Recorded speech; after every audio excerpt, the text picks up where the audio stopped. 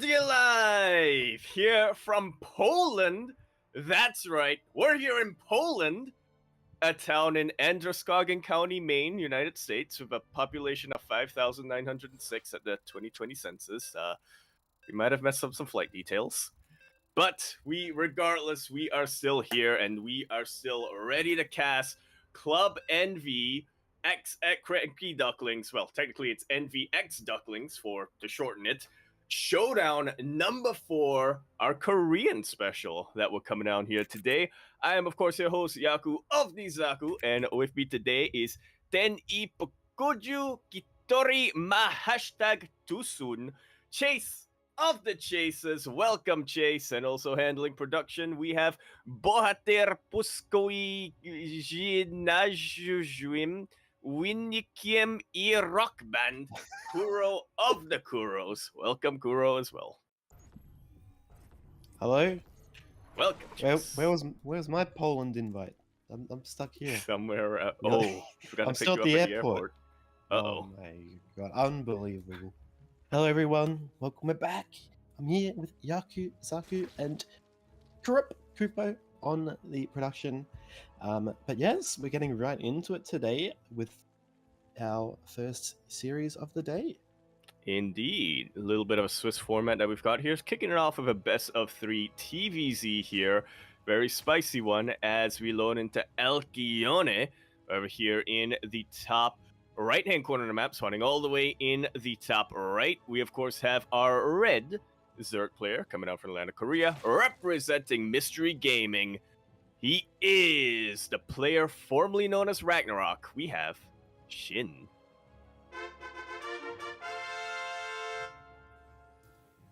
And spawning in the bottom left position, he is your Korean Terran player in the blue, playing for Team Liquid. It is Cure.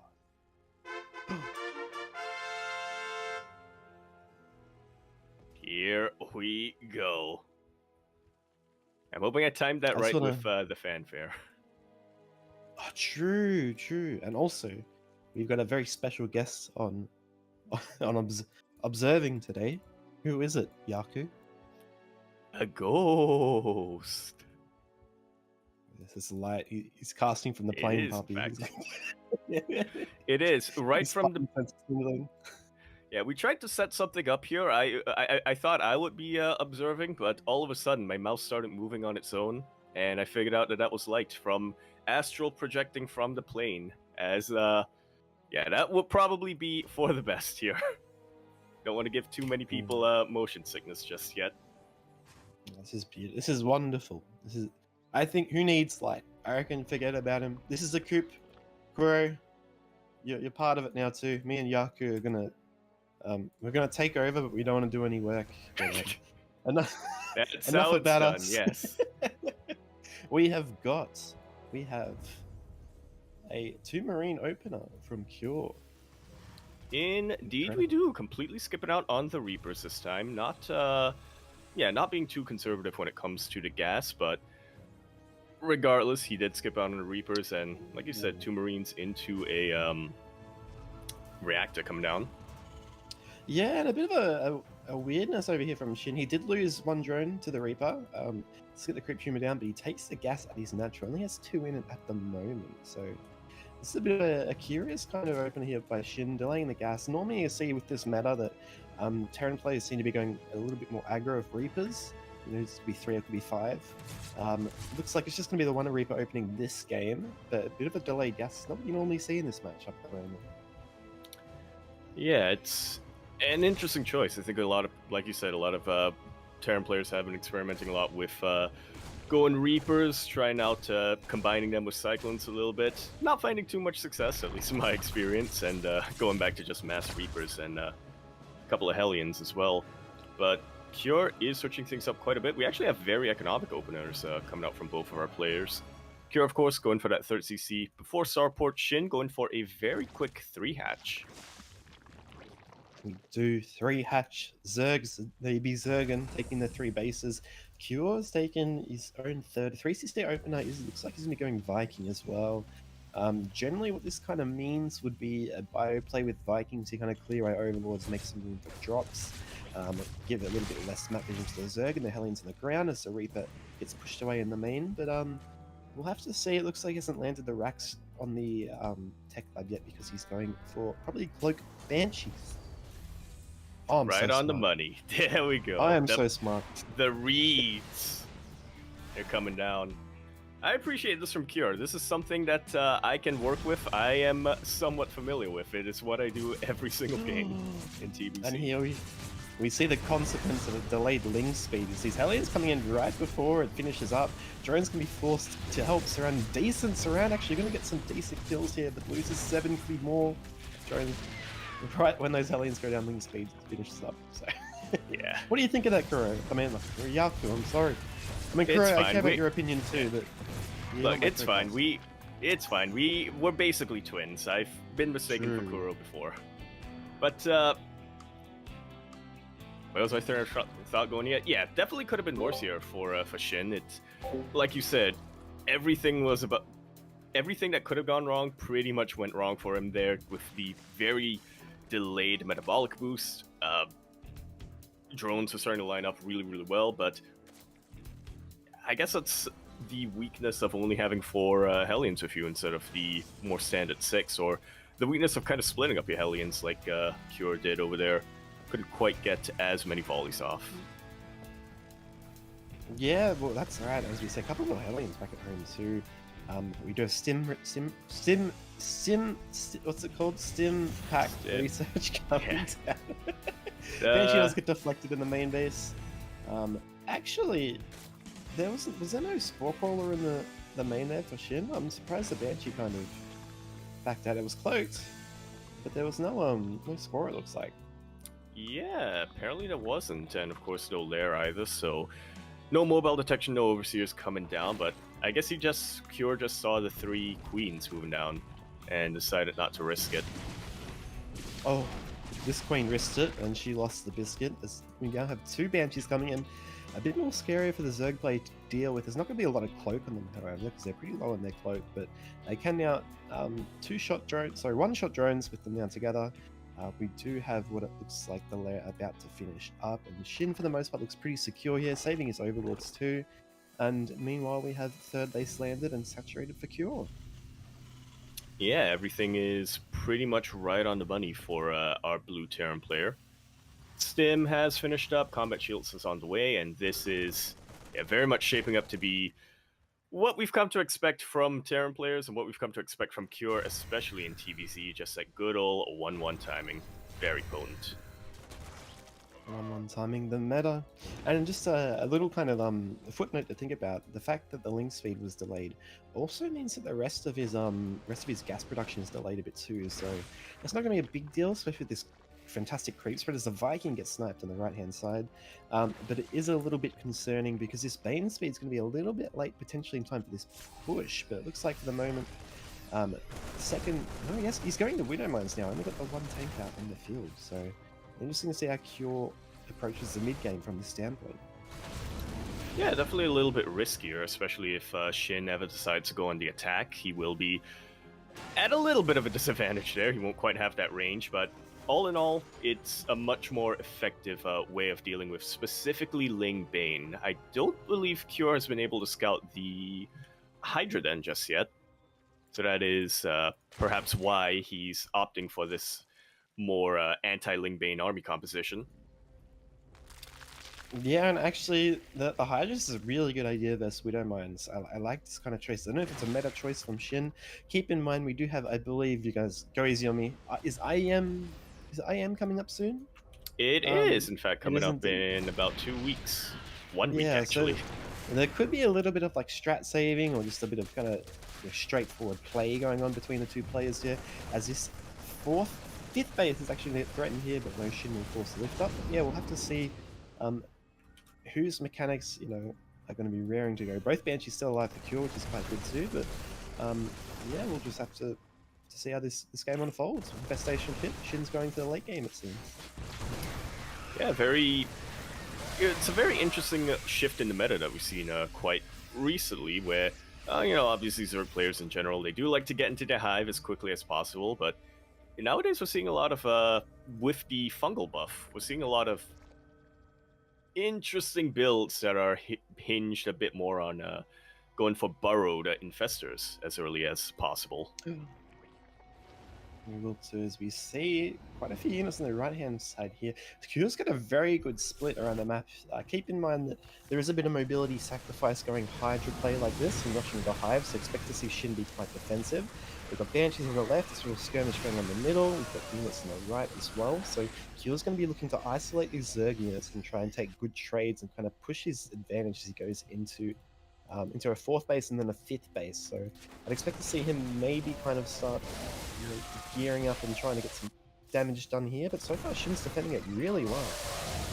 Yeah, it's like you said, Shin has to play defensive for the time being, but he hasn't taken any economic damage. So far, some creep has been cleared up, a couple of Lings and a couple of Banelings have been taken out. Cure has been trading quite efficiently, but Shin is now up to 90 workers, 90 drones, and that is absolutely what you want for your endgame Zerg economy. It's barely 10 minutes in, and Shin's already made it to that point.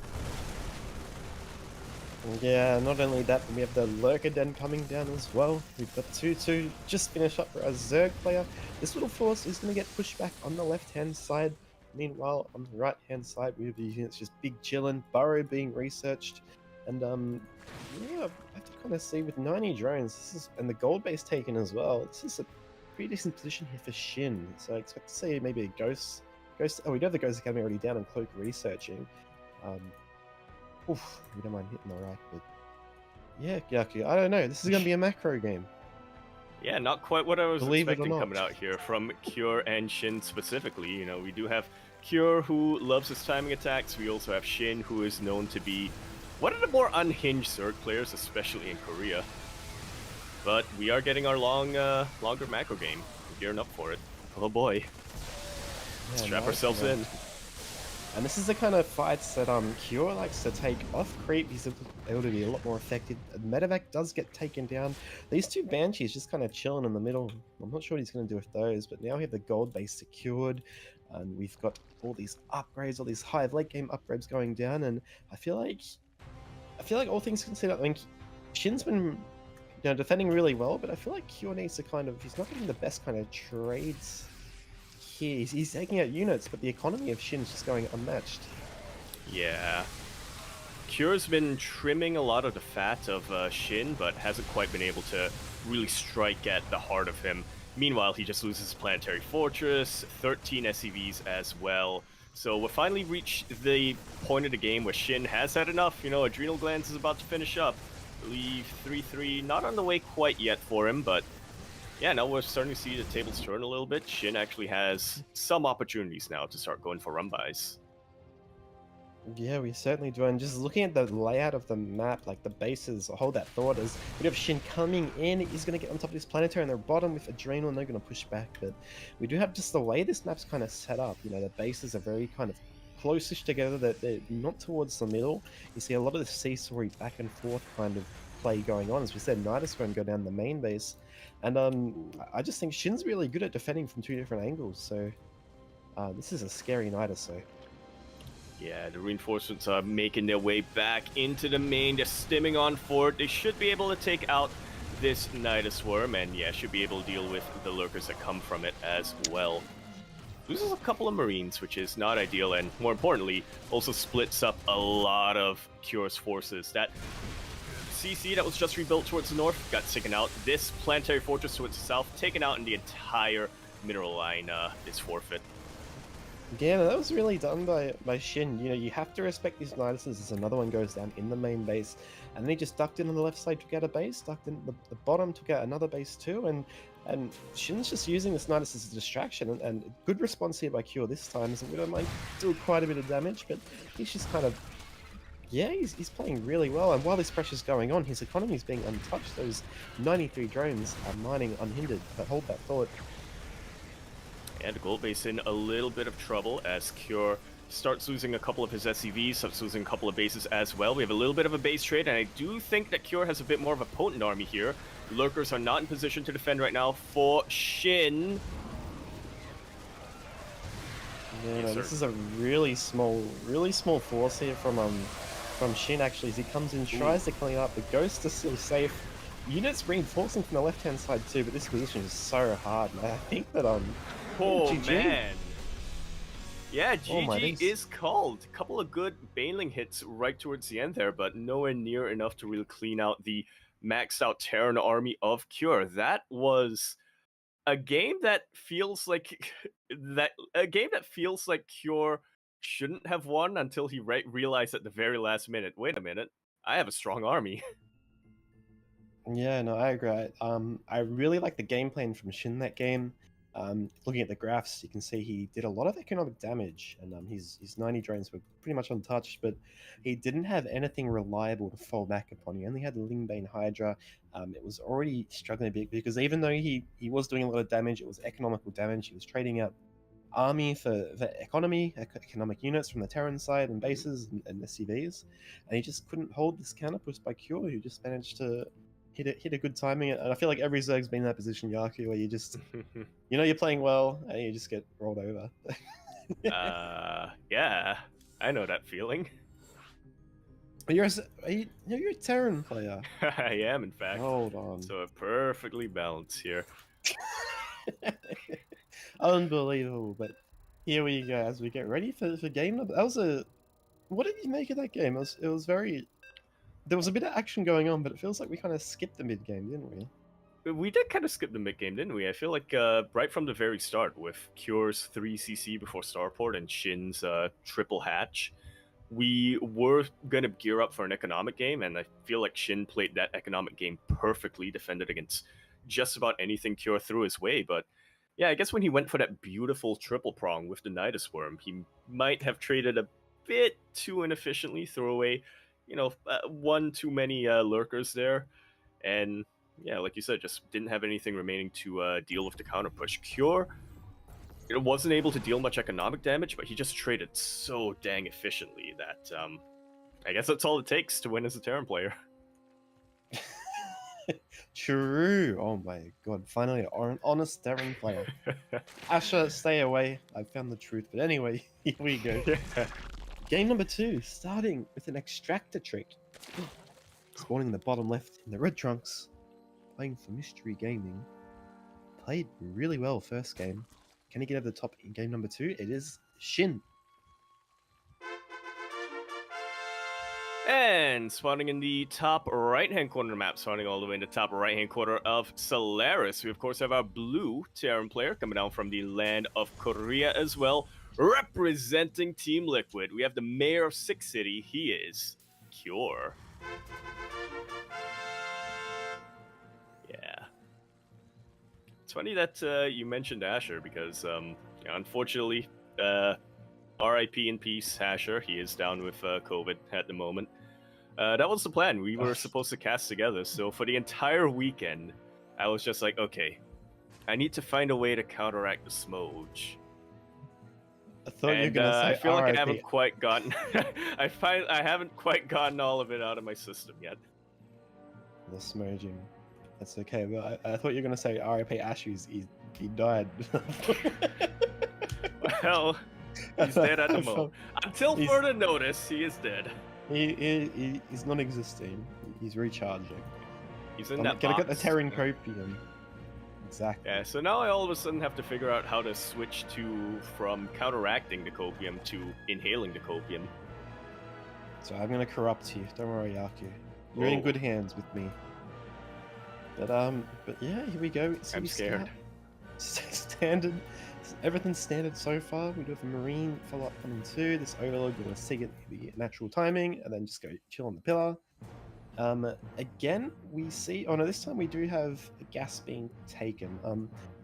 A little kind of nuance we've seen in the meta over the past kind of year or so is Zergs have kind of, because their openings are so defensive, they've been delaying their gas as much as they can to get away with it. And we will sometimes see, as we see the Reaper coming down, forcing the Extractor, the natural. We'll get to drone as well. We'll sometimes see Terrans will go gas first and do like a 4 Hellion dive just to really take advantage of that. But no, we see it was a Rax first. We've got a third CC coming down again too.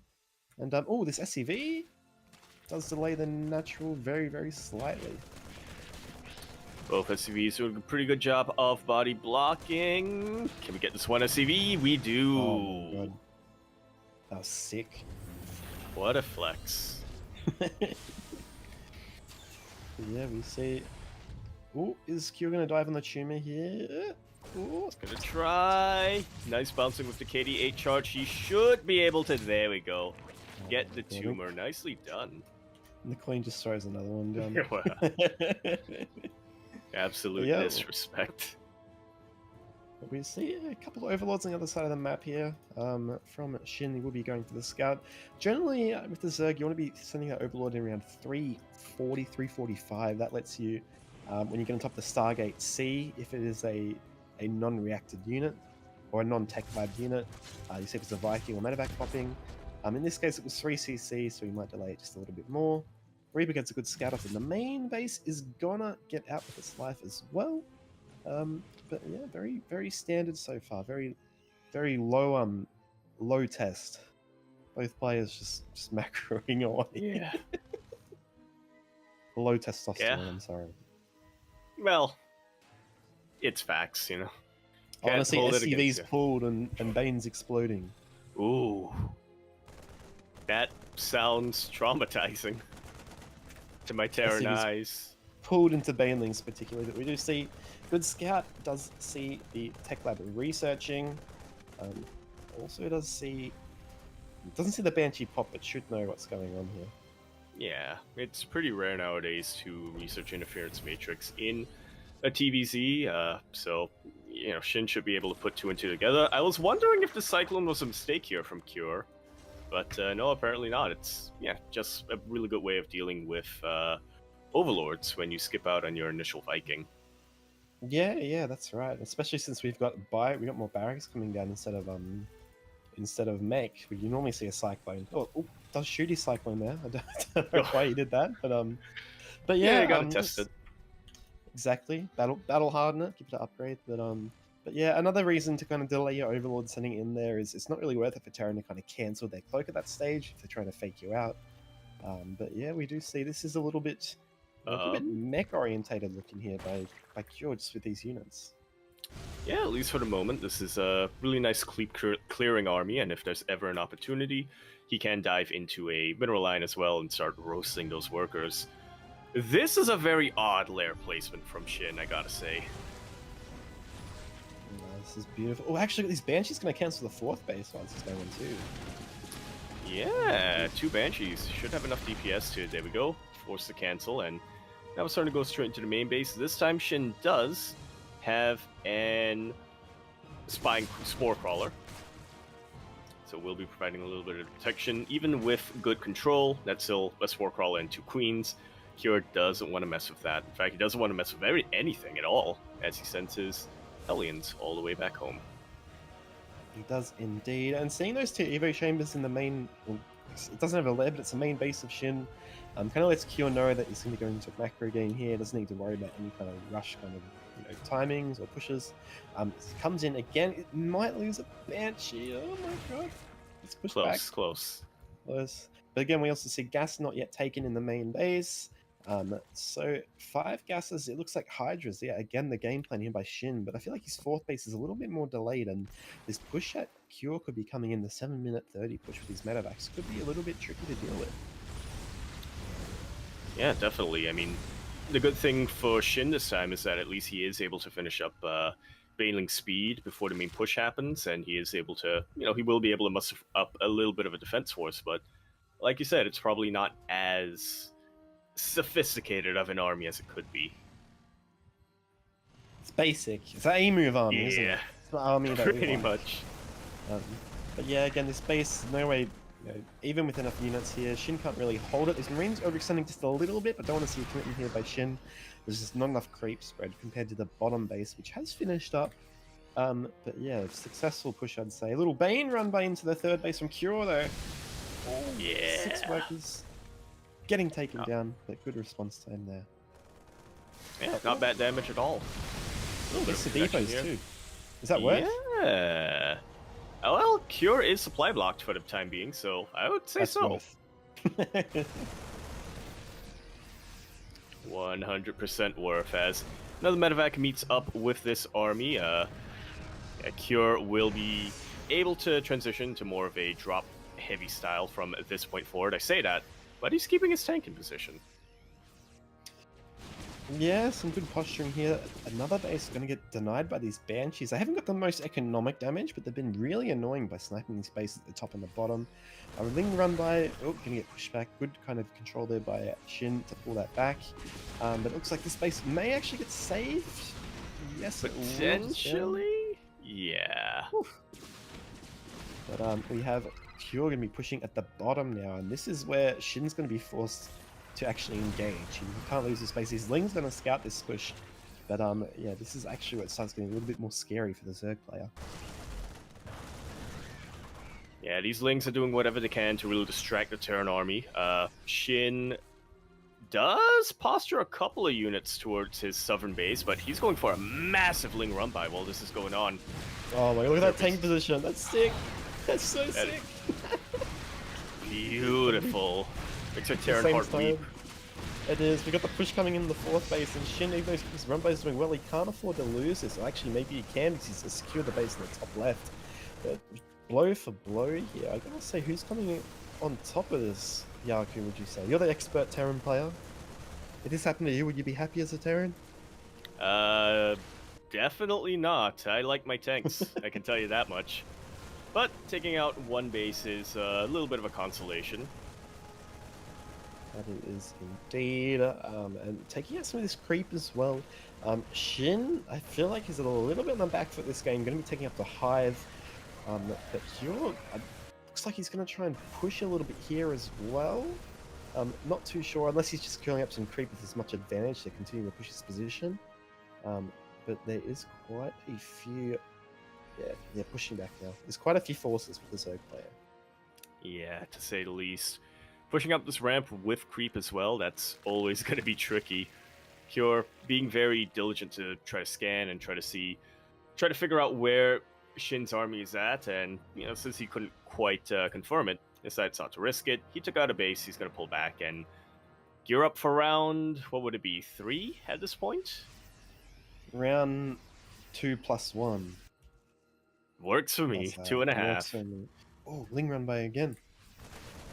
And unfortunately the tank not quite in position to really turn this around, but the reinforcements are nearby. Only 4 SCVs go down, which at this point, if you cure, what is he on, 3 orbital commands? You got mules for days.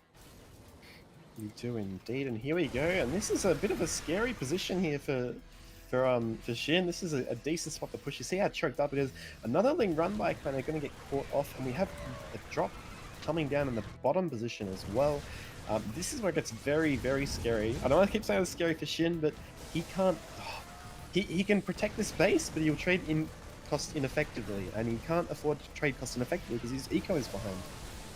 Yeah, funnily enough. Probably the last position you really want to be in a ZVT. Yeah, and even bases. Exactly. And definitely a position you don't want to be when you're up against a player like Cure, who's just a macro god. I mean, you could be worse. You could be behind on bases, which it looks like he might soon be. Yeah. But just without Vipers, like, how do you force Terran out of this? And look at this tank spread as well. Like if you look at how many Banelings, there's 32 Banelings. There's so many. Here we come, the engagement coming in right now, and I feel like he's going to be able to clean this up potentially, but he's just not going to have enough of an army behind this. Yeah, well, he's starting to reset really? the tank count. Some really good Baneling connections on top of these Marines. Meanwhile, though, Cure, he finds his opening. He pushes in with his drop. There's some key tech here that could be sniped. He, regardless, forces Shin to pull all the way back. So Cure, he's on double factory production. He's on 8 Raxes. So, yeah, remaxing from this position is not unfeasible as a Terran player. No, it's not at all. Actually, it went reasonably well for Shin from what I was expecting. He did reset a lot of the tank count. As you pointed out, there's double factory, there's 5th base being taken now, which is going to be done before Shin's is done. We do have lurkers now out in the field. Yeah, you were talking about that worst case scenario as a Zerg player, economically. Oh, Well, we that's have just been Vipers. realized. Yeah, Viper's gonna help out a ton. This drop finally gets cleaned up, and Cure, without any ghosts, at least for the time being, will be forced to play a little bit passively. You know, there isn't really much opportunity for him to really dive in while these Vipers are looking to, blind and clout these tanks, yoink literally everything else. As we don't have Yeah, Liberators yet, but if that were, that's what he want to yoink. it's a very kind of vertical setup we've got on a Zerg player's side. This is, the creep spread is not really crazy. It has been contained quite a bit. And he's got these 4 bases, but soon he'll need to start venturing out and expanding a bit more. Nidus coming down as well. What do you think about a potential Nidus in the main? Could that do something? Is this base at the top could be in trouble? Luckily, the Lurkers are able to chase this away. Yeah, I think it would work out really well. I mean, just looking at game number 1, that Nidus worm into the main base was a great distraction that Shin was able to produce. It pulled Cure's entire army back home and allowed him to really come in with a little bit of a triple prong attack. This time, it might be a little bit trickier, just because Cure is already set up with all of his planetary fortresses and whatnot, and he's actually Nidusing into the natural base instead. God, he is indeed, and he's engaging at the front at the same time. This is a really good move here for Shin. I don't know if Cure's going to be able to spot this. Ghosts will come in to help out, but Ling's reinforcing will push them back, and now the Lurkers are in the natural. And actually, Shin's making some moves in Yaku. He is, isn't he? Cure forced a hot pickup and evacuate all of his ghosts. Thankfully, he does keep them alive. Orbital Command lifts up and is forced to evacuate. Orbital in the sky also means fewer scans, but thankfully Cure has enough energy to chase this away. Only 3 SCVs go down, and the Orbital is still alive throughout this entire ordeal. Yeah, and a lot of Lurkers actually getting taken out there too. And you know, forcing the lift at this base is not the worst for Cure because he's got these bottom bases mining too. But pretty decent kind of trade there for Shin and gives him a little bit of breathing room to get some creep down as well on his side of the map. Yeah, I think it's probably the best thing he can really do with that attack. Like you said, losing all of those Lurkers is definitely gonna hurt him as this game goes on, but he buys himself time. He should be able to secure his 5th and his 6th base now. Unfortunately, Cure is also going for a 6th base, so... That he is indeed. As we now see all Overseer to the north. Looks like it's going to be loading up for another drop in the main, but there are, sorry, a Nidus in the main, but there are units in position. Well, it's a drop from below. Really. It is, isn't it? Yeah. It should be. There should be an upgrade. You know, in the campaign where you can like teleport to wherever there's creep. Oh. So Overlord's like dropping creep in the main. It is going to take out this Overseer. Meanwhile, it looks like Shin's going to be posturing towards the bottom. Really good to get some of this creep spreading out towards the middle now, giving a bit more breathing room. We could be seeing a bit of a split map scenario here, but we'll have to see what happens. Yeah, it definitely looks like what we're gearing up for. This is such an unfortunate timing for this Nidus Swim, going up just before Cure is able to scan. A bunch of Lurkers come out of it though, so yeah, they will be able to chase us away. Shin will be grabbing that base for now. He will indeed. As we see an attack coming on top of the space here. Gliding Cloud going down on the planetary. A lot of units being forced back, and a lot of Cure's army is spread out all across the map. You got tanks spread across the middle. You got a bunch of ghosts in the top left. But even though Shin's kind of forced Cure into going ghosts, he's really stopped Lurker production. He hasn't made all that many at all since then. Yeah, I guess he just hasn't really been able to. I mean, based on his economic position, Shin just had to remake his drones, he had to remake his lings. He is starving for minerals right now. Has a surprisingly decent gas bank, but just doesn't really have the minerals to produce Hydras and then Lurkers on top of them. Yeah, I kind of like it, to be honest, Yaku, because as a Terran, if you scout Lurkers, you think Zerg's going to commit, you make a bunch of ghosts. And what are ghosts not fantastic against? Ling Bane, really? Ling Bane Hydra. It's one of the banes of Terran players who's preparing for all these tech units and they're just getting rolled by tier 1.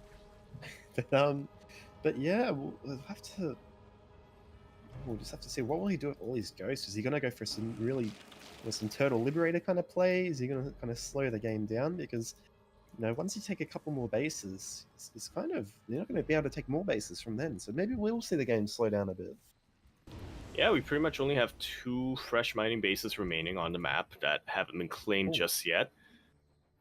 Shin posturing around, and should be able to prevent Cure from taking this base. A lot of Cure supply is tied up in medevacs at the moment. Liber is getting yoinked, and Cure is starting to get pushed back. Yeah, I mean, so that's not a planetary either. That was an orbital, so he can save it, but not the strongest position.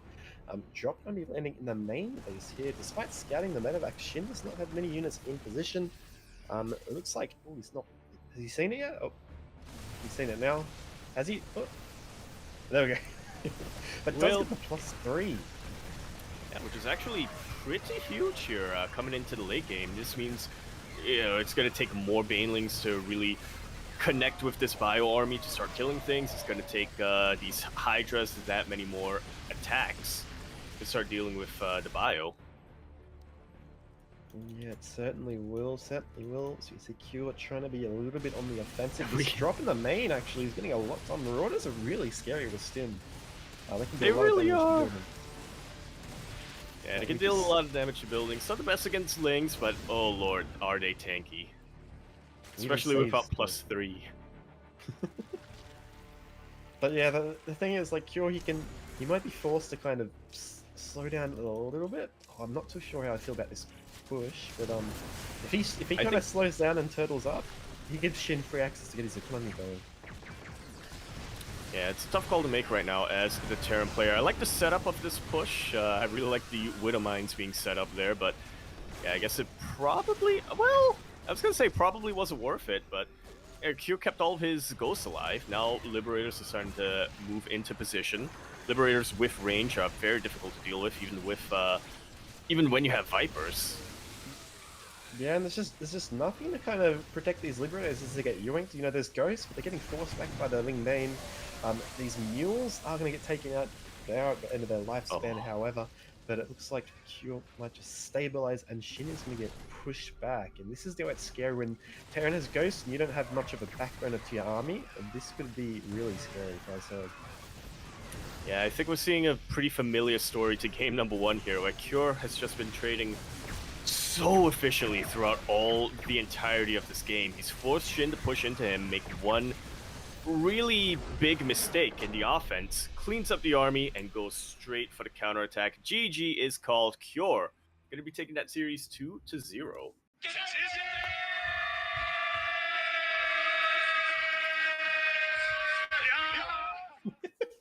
I want a GG button. Oh, man. It's pretty great to have. Yeah, GG. Nicely done here. Very close series that we've had, and a really good back and forth. I really thought we were going to get some ultra late games coming out from both of our players, and we got a little bit of late game, but I guess you can only hold on so much when you don't have much of an economy going your way. You can, yeah, and it was looking pretty good, you know, with that push, and there was a bunch of ghosts, but there wasn't much else to kind of support them splash wise, but it just wasn't enough. Not Kuro, Yaku. Oh man, I haven't seen you guys in like a billion years. I'm sorry. I'm sorry, Light. Forgive me, but but yeah, that was a I'll take it as a compliment, you know. Yeah, Kuro's very hardworking, just like you, Yaku.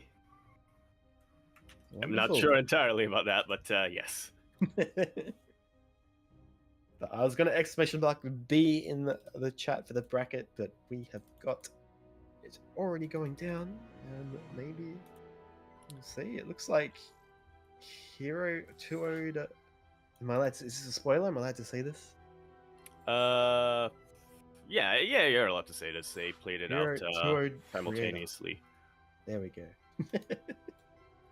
Yeah, there we go. Yeah, I guess kind of the expected results that we have there in the PvP. PvP may still be very volatile, may still be a matchup that can really go either way, but Hero is a player who knows how to play chaotically. He knows how to take advantage of that. How can I put this politely, Chase?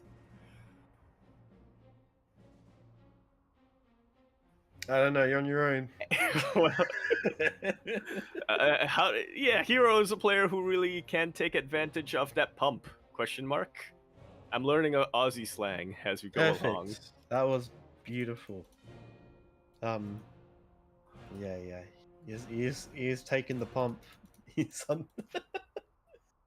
He's been under the pump. He's been playing a lot actually lately, but yeah, we're gonna go into our, I don't know if it's technically the third or fourth or second series of the night. We're gonna be Well, it's the second series that we're gonna cast. I guess it's the fourth question mark because I'm assuming that so I take a little look at the bracket. I'm assuming that into the Inu, twitch.tv/into the clan.com, if you're interested in some of the other matches that are being casted right now, being casted in Korean by Inu. I'm assuming that Mondo versus Quanta is going on right now over on Inu's channel.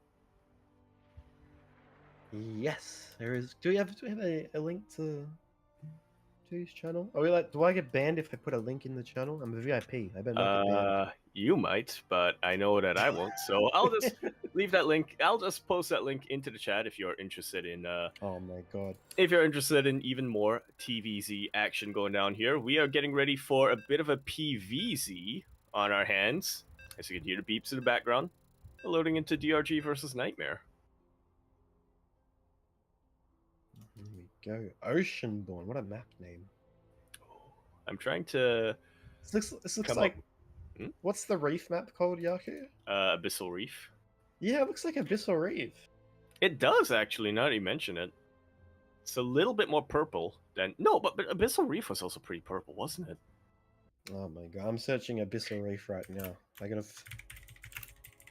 That was the map, man. That was.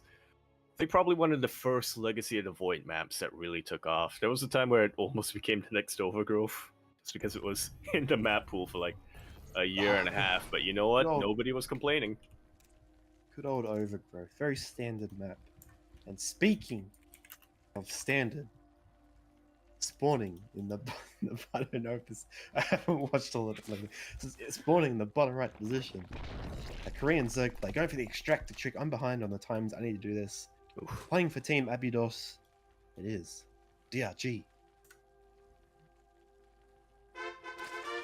And over here in the top left-hand corner of the map, spawning all the way in the top left, we of course have a blue Protoss player coming down from the land of Korea. Player who we have been dying to get our eyes on for quite a while here. Currently teamless, to the best of my knowledge, we have Nightmare.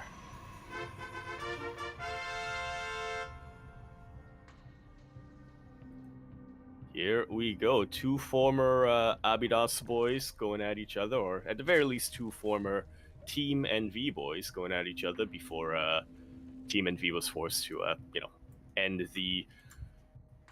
forced to kind of end their professional roster. So yeah, a little bit of a. I'm gonna say it is. NV were forced to envy. Haha. And NV. Oh my god. I'll take it. Okay, I'll give you that. I don't know if you meant it, but I'll give you that one. But yes, we've got. Let me bring my microphone a little bit closer. We've got battle of two kind of players here. Very, very good players. I feel like sometimes they fly under the radar a little bit. Nightmare's really starting to get up there a bit, and DRG has been around for such a long time. Mechanically a pretty solid player, likes his Lingbane. But yeah, we'll have to see what's going to... It's a bit of an old blood versus new blood, even though they're both on the same team. You know, DRG, I think he's 32 now. And Nightmare's a little bit younger, 24, 23. I'm not too sure. Around there. We'll have to keep an eye out to see. You know, I'm an older person, so DRG's got my, and I'm a Zerg, he's got my love. But Nightmare's always fun to watch. He has some really fun builds.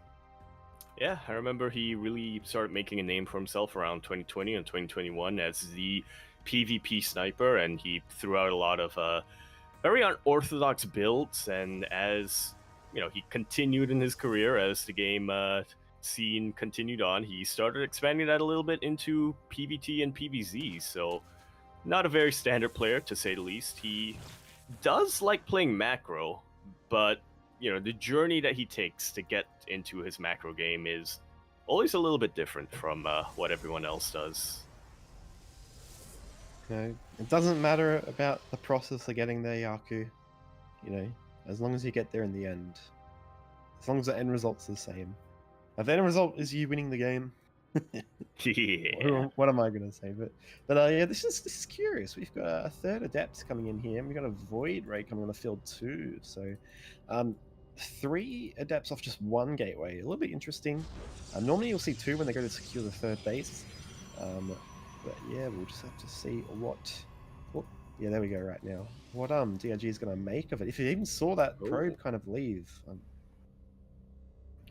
Yeah, this is an interesting choice coming out from Nightmare, because once you pointed out the triple adepts coming out from Nightmare, I was kind of assuming he was gonna go, Void Ray to clear up the Overlords, and then immediately switch into Glaive Adepts afterwards, which takes a little bit longer. But if your control is on point, you can still get it can still be very effective. But no, instead he opts for building an Oracle after that, and a Twilight Council after that as well. He's actually stopped a depth reduction for the time being, so we were mentioning Nightmare having being a little bit of a curiosity, having slightly different builds than everyone else, and hopefully he will get to that end.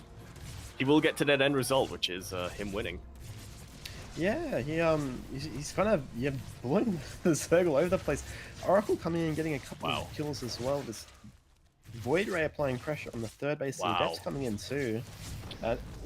Does lose the Oracle, however. Fortunately, he does have this Void Ray still alive. I'd say if he lost that could be a bit of a scary point, and Zerg could do some sort of kind of aggression. But we do have 3 more Adepts out in the field to kind of push these Zerglings away, and as the Robo coming in too, Glaive Adepts. So I expect a bit of a mid-game kind of push here coming from our Protoss player, Yaku. Yeah, I like that Nightmare is keeping even us on our toes a little bit here. It's making us question things a little bit. I thought that he was going to go into Glaive Depths a little earlier, and when I saw the Oracle, I thought he abandoned it, but no, he is still going for it over here. No reason not to, I suppose. He already did as much damage as I think he could have with his Oracle. He did some brilliant damage as well. Really good starter stepping. Was able to get those 9 drones for the cost of that 1 Oracle. I would say worth it. Yeah, the 9 drones for an Oracle, and the Adepts, is early on losing some units, which isn't great, but those Adepts were made to kill drones. This Void Ray needs to be a little bit more careful, but here we see a lot of Adepts coming across the map now. And let me just say, when you lose 10 workers and you're up 6 workers and the opponent's doing an attack, it's a little bit scary to say the least. Yeah, especially with Nightmare just being completely unrelenting right now. It's even getting the Robo Bay behind all of this, so he is thinking a little bit ahead. If his Adept Force goes down, he's going to want Colossus or Disruptors to start equalizing things. DRG thankfully was able to scout the Adept Force pretty early on coming his way, so yeah, he is able to respond. He is making sure his queens are where they need to be. Good body blocking with his drone placement, and Galera Constitution and Roaches on the way. Yeah, I was gonna say that Nightmare's being very, very passive with these Adepts here, but he does get the warp in at the bottom, looking to potentially deny this 4th base. A couple of Adepts coming into the natural as well. This is pretty good moves here for our Protoss player. At first I was thinking he was going to use Disruptors and kind of go for the follow-up attack and keep most of his Adepts alive, but he does trade out a few units there. But when you take out the 4th and make it 3 base versus 3 base, that just makes your attack even stronger, Yaku. Stronger It attack. really does. Insanely strong. Super strong. Strong. As one might say. Strong. Strong. Power.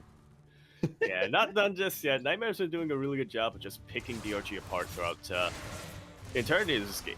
Throughout the entirety of these openings, really. His Adept movement has been brilliant. He somehow has kept the Void Ray alive throughout all of this, so that's just another thing that DRG has to keep at the back of his mind. Yeah, and we see he's still being pretty, not aggressive, like non-committal, but is still kind of applying pressure. He knows the Zerg player lost their 4th base, forcing out units, and we see there's been no probes made from the next side of Nightmare for quite some time now. He's not thinking about a fourth base. He is going to push here with these disruptors and stalkers, and DRG. He's going to have to trade pretty well, get a good engagement here because he can't lose this fourth base either. If he does, this could be game over for him. Yeah, that is the one thing he absolutely cannot afford to lose. Disruptor will throw out a Purification Nova. Gets a lot of lings, but not too many of them. Unfortunately for DRG, he didn't have many lings to begin with. So, yeah, these Stalkers are just going to blink on forward. We're at 63 supply for the Protoss and 39 for the Zerg. Writings on the wall. Nightmare going to be taking game number 1. Yeah, well, that was a intricate kind of opener there with the Void Rays, Adepts, and Oracle, and then the follow up taking out the fourth base. So when you make a depth Yaku, you don't generally think of a depth sniping bases, but you saw the opportunity there. DRG droned pretty heavily to kind of compensate for losing those kind of drones early on, and in the end, he just did a pretty strong follow up attack there. So well played to Nightmare. I think that was a pretty good game plan executed pretty well. Yeah, it just really felt like he was always one step ahead. That DRG was playing very reactively, which, in fairness, is kind of what you have to do as a Zerg player, but Nightmare was kind of forcing DRG's reactions, or forcing DRG to react in such a way that he was already prepared for. The big brains are coming out here. Oh, that's right. And playing against the depth, like Zerg is a reactive race, but against the depths, you can afford to drone a little less to kind of deal with it, because if you can over defend, but you can't under defend because they just snowball so quickly. So it's just a pretty good kind of game knowledge by Nightmare, and good capitalization on how the early game went. But I digress. We're going into game number 2 on, is it Al Cyclone? Cologne? I don't believe there's ever been confirmation, so we can just call it. I'm gonna call this Abyssal Reef. Here we go. Spawning in the top right position of Abyssal Reef, Al Capone, Al Cappuccino. It is playing for Team Abydos, down 1-0, but can he bring it back? The Red Zerg from Korea, DRG. And spawning over here in the top left. Top? Wait. Well, we'll say top because we're in Australia right now. We're in upside down land. Here we are in the bottom left-hand corner of Alcyone, Abyssal Reef. 2 point something version, whatever. We have our blue Protoss player coming out from the land of Korea. He is currently teamless, of course, but has been teammates with his opponent in the past. We have Nightmare.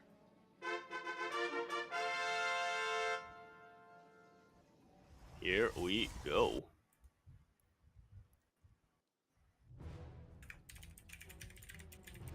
We have got unnatural natural taken. Check that out. Yeah. You don't see that every day, although you're starting to. Well, yeah, we're starting to see it a lot more commonly nowadays. I'm not sure if you've seen Chase, but we're starting to see it in ZVT as well.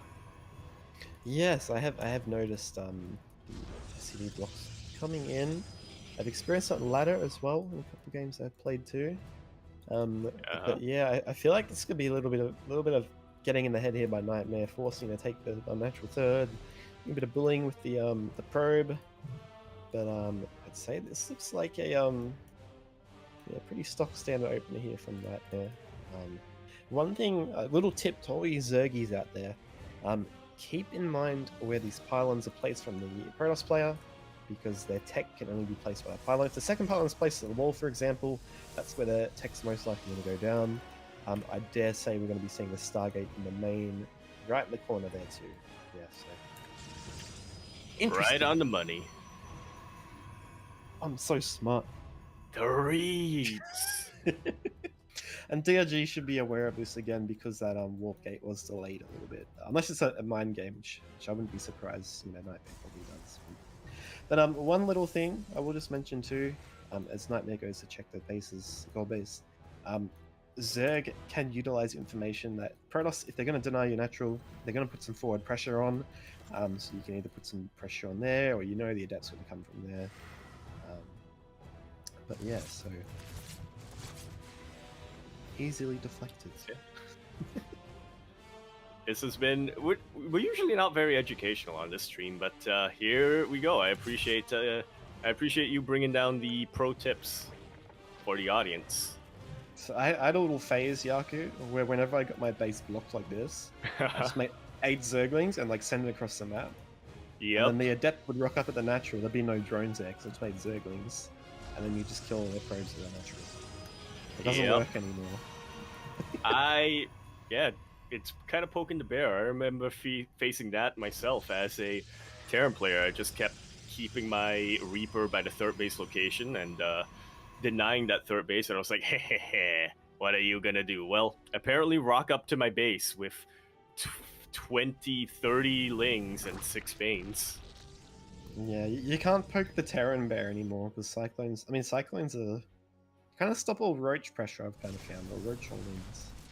Ling Bane's still decent though. But yeah, but again, look at this build we have. We've got 2 Adepts. We have a Void Ray. Where's the Oracle though? Well, not being produced, as instead, Nightmare decided to spend his gas elsewhere. Oh my god, he's spending it on a circle. Wait, what's it called? A ball! A ball. A sphere. What is a 3D? Sphere! That's what it... Yup! A sphere. That's the name of a 3D circle, not a ball. Yaku's trigonometry class. Yes, it's a triangle. It's a pyramid. It's a rectangle. It's a prism. That's a ball. But we have... the ball is got another ball going around it. Look at that. Yeah. Void Ray. Tempest! Oh my god. We have the flying unit that makes balls.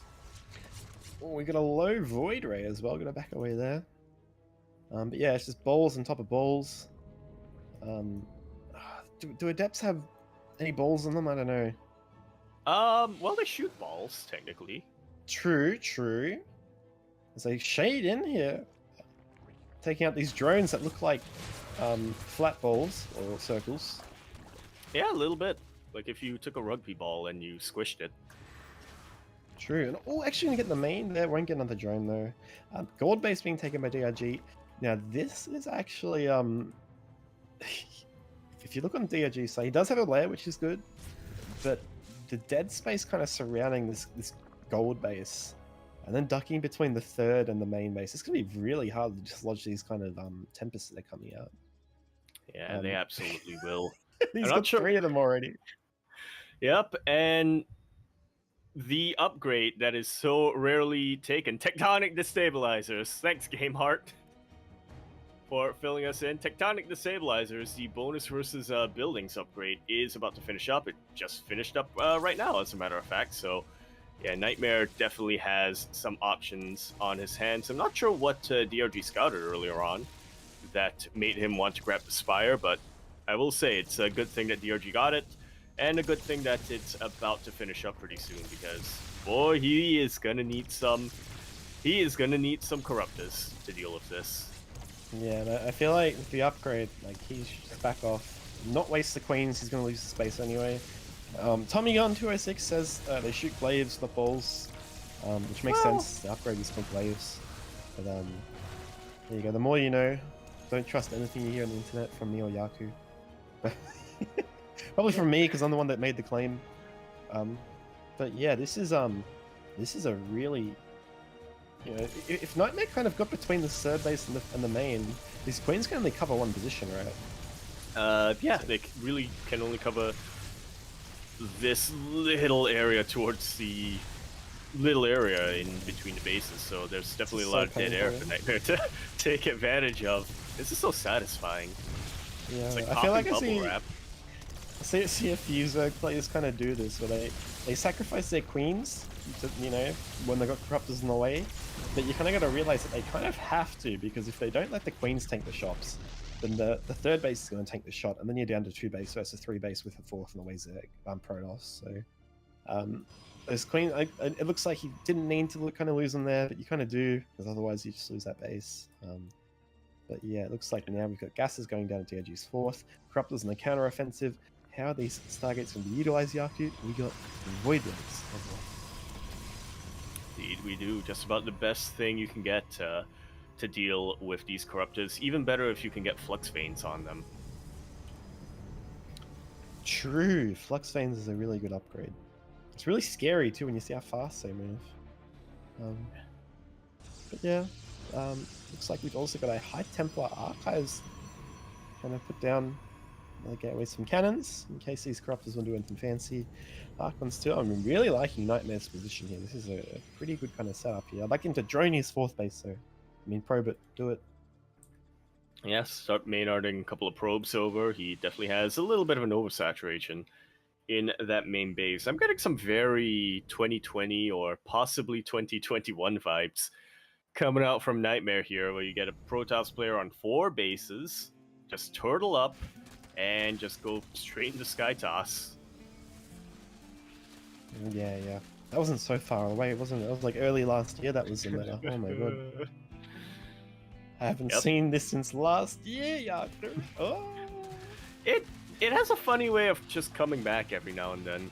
You know, there'll be one Protoss player who's like, why did we stop turtling up into Sky Toss? There's a lot of corruptors, oh man. This is the kind of funny thing with Zerg, right? I mean, I'm probably guilty of this too, that like, a lot of Zergs complain about Sky Toss, and then you kind of realize that, you know, to counter it, you just make one unit, you know, the corruptor. But it's not that simple. It's not that, until macro kind of gets involved. You also need one Viper. Yeah, in exactly. fairness. But you know, Void Ray's kind of hard counter corruptors, but Zerg just kind of makes them anyway. I don't know what else you're supposed to make. Mutas won't really work. Yeah, maybe that's why, because they're so not. Never mind. Let's just say corruptors need to be buffed. They need 5 base armor. Yeah, remember when corruptors used to have the spell that could basically do what anti-armor missile does right now? Like just negate the armor. Contaminate spell, yes. That's what we need from corruptors back. We certainly do. Certainly do. And this is some decent creep spread here. It's kind of a delicate situation, without memeing. With Zerg, you know, you've got the units on the ground that can push the corruptors away, and then the Zerg units kind of have to like deal with the ground units, so then they can come in. But we see a bit of a dive coming in here. No Storm. Bane's going to come in. Is he going to go for the probes? Yes, he is. And he should just back out now. That was really, really good trade there by DRG. Yeah, I was definitely worried for a second here for DRG when it looked like a lot of these Banelings were connecting with Archons, but thankfully he was able to pull back right at the end there and focus on what actually needed to be taken out, which was those probes. DRG now starting to lose a couple of drones himself to the Zealot run-bys. If he's not careful, he's going to lose his base. He actually has nothing that shoots down at the moment, so 2 Zealots are going to be taking out that gold base. Yeah, and these Archons are very spooky, but here we go. Lings coming in. They do not have any upgrades, unfortunately. Good micro on the Archons to kind of take up these corruptors. We need to spread these out at the very least, get some queens to transfuse them. But with these Void Rays popping the what's-the-majiggy, I don't know if DRG can engage here. Prismatic alignment, that's what it's called. Yeah, it definitely looked like DRG was doing a decent job earlier, isolating the Archons, and in fact he is going to be able to take out the Archons and start cleaning up the Void Rays as well. I mean, that was a very costly trade for him, but yeah, he cleans up the Sky Army. Unfortunately for him, Nightmare's coming in with a whole lot of Zealots, and I don't know about you, Chase, but I don't see any Banelings on the map ready yet.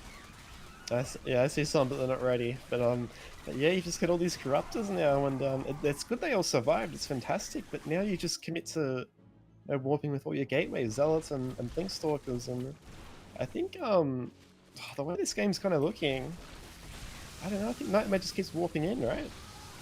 Pretty much. I mean, it's Ling, Bane, Roach at the moment, and as you pointed out, +1 melee only now finished up for DRG.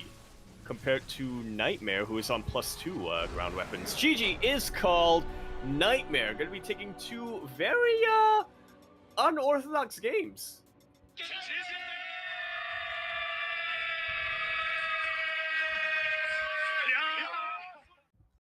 Wow, that's a little bit of an upset coming out here.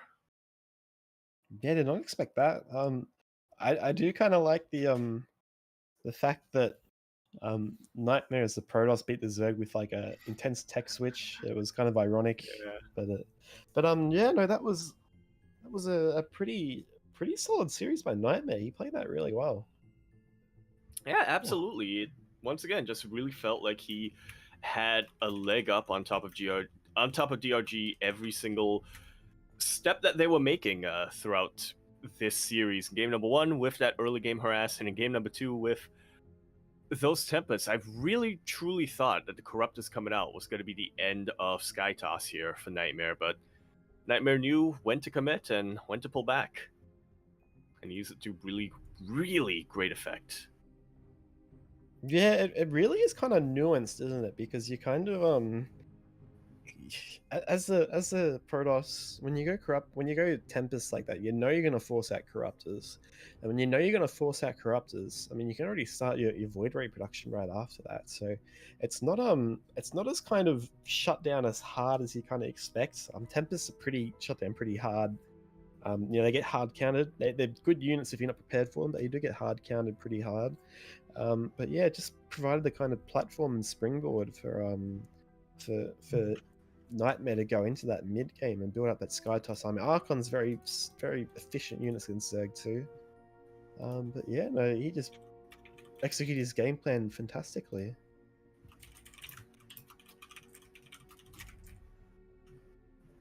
Indeed, indeed he did, and we are starting to get ready with our next match, and it looks like we have a next match on our hands. As thankfully we do have priority to the side, we are going to be following Cure and Nightmare into the upper match. Wait, unless we're doing the lower match first. Hold on. I might have misread something. Well, we're gonna do them both at the same time. Oh, I'm not sure how that's going to work. Very poorly is how it's gonna work, but Yeah, no, I'd be keen to. I feel like either game.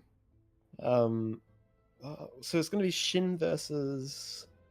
Is it Shin versus DRG in the lowers? In the lower bracket, yeah. I guess we can go And for then that CBC. Cure versus. I feel like Cure versus Nightmare could be exciting, but I'll do anything. Well, we have Cast confirmation anything. for our upper match at the very least. We are going to be going into Cure v Nightmare. Don't think we have to decide our lower match just yet. Oh, good. I'm not good under pressure. I don't know how to be. Dun dun dun. Yes. Dun dun dun dun. Exclamation mark of B for the bracket in the chat. Oh wait, I forgot the B. Oh my god, there we go. But yeah, if we have a look at our results, we can see Quanta took down Mondo 2-1. We also have Nightmare.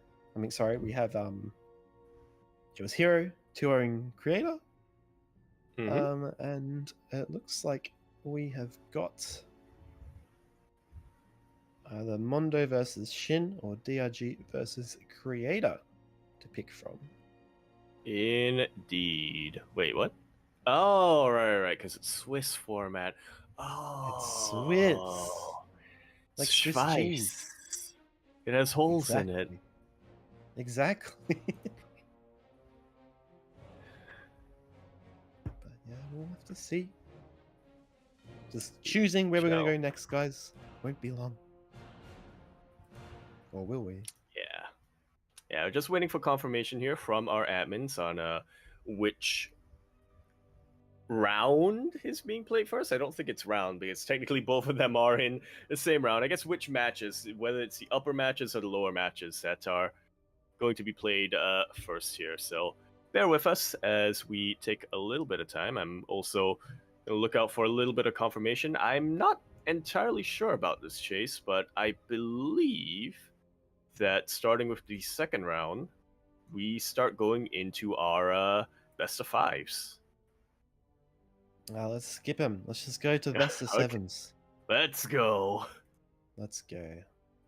But yeah, no, it looks like and best of fives, it gives a bit more kind of options towards the players. Again, you've got to pace yourself, strategy kind of choice, map kind of. Because you only veto one map can come a bit more. Is it one? Did you veto one map or two maps in a best of 5? Well, the thing is, it's tricky now because now the map pool has 9 maps in it instead of 7. So I believe you veto 2 maps now. Well, that makes it even trickier then.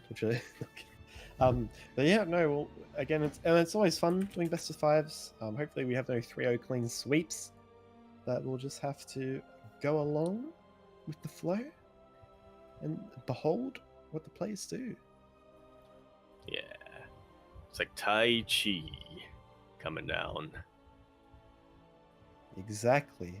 It's like Krav Maga. Question mark.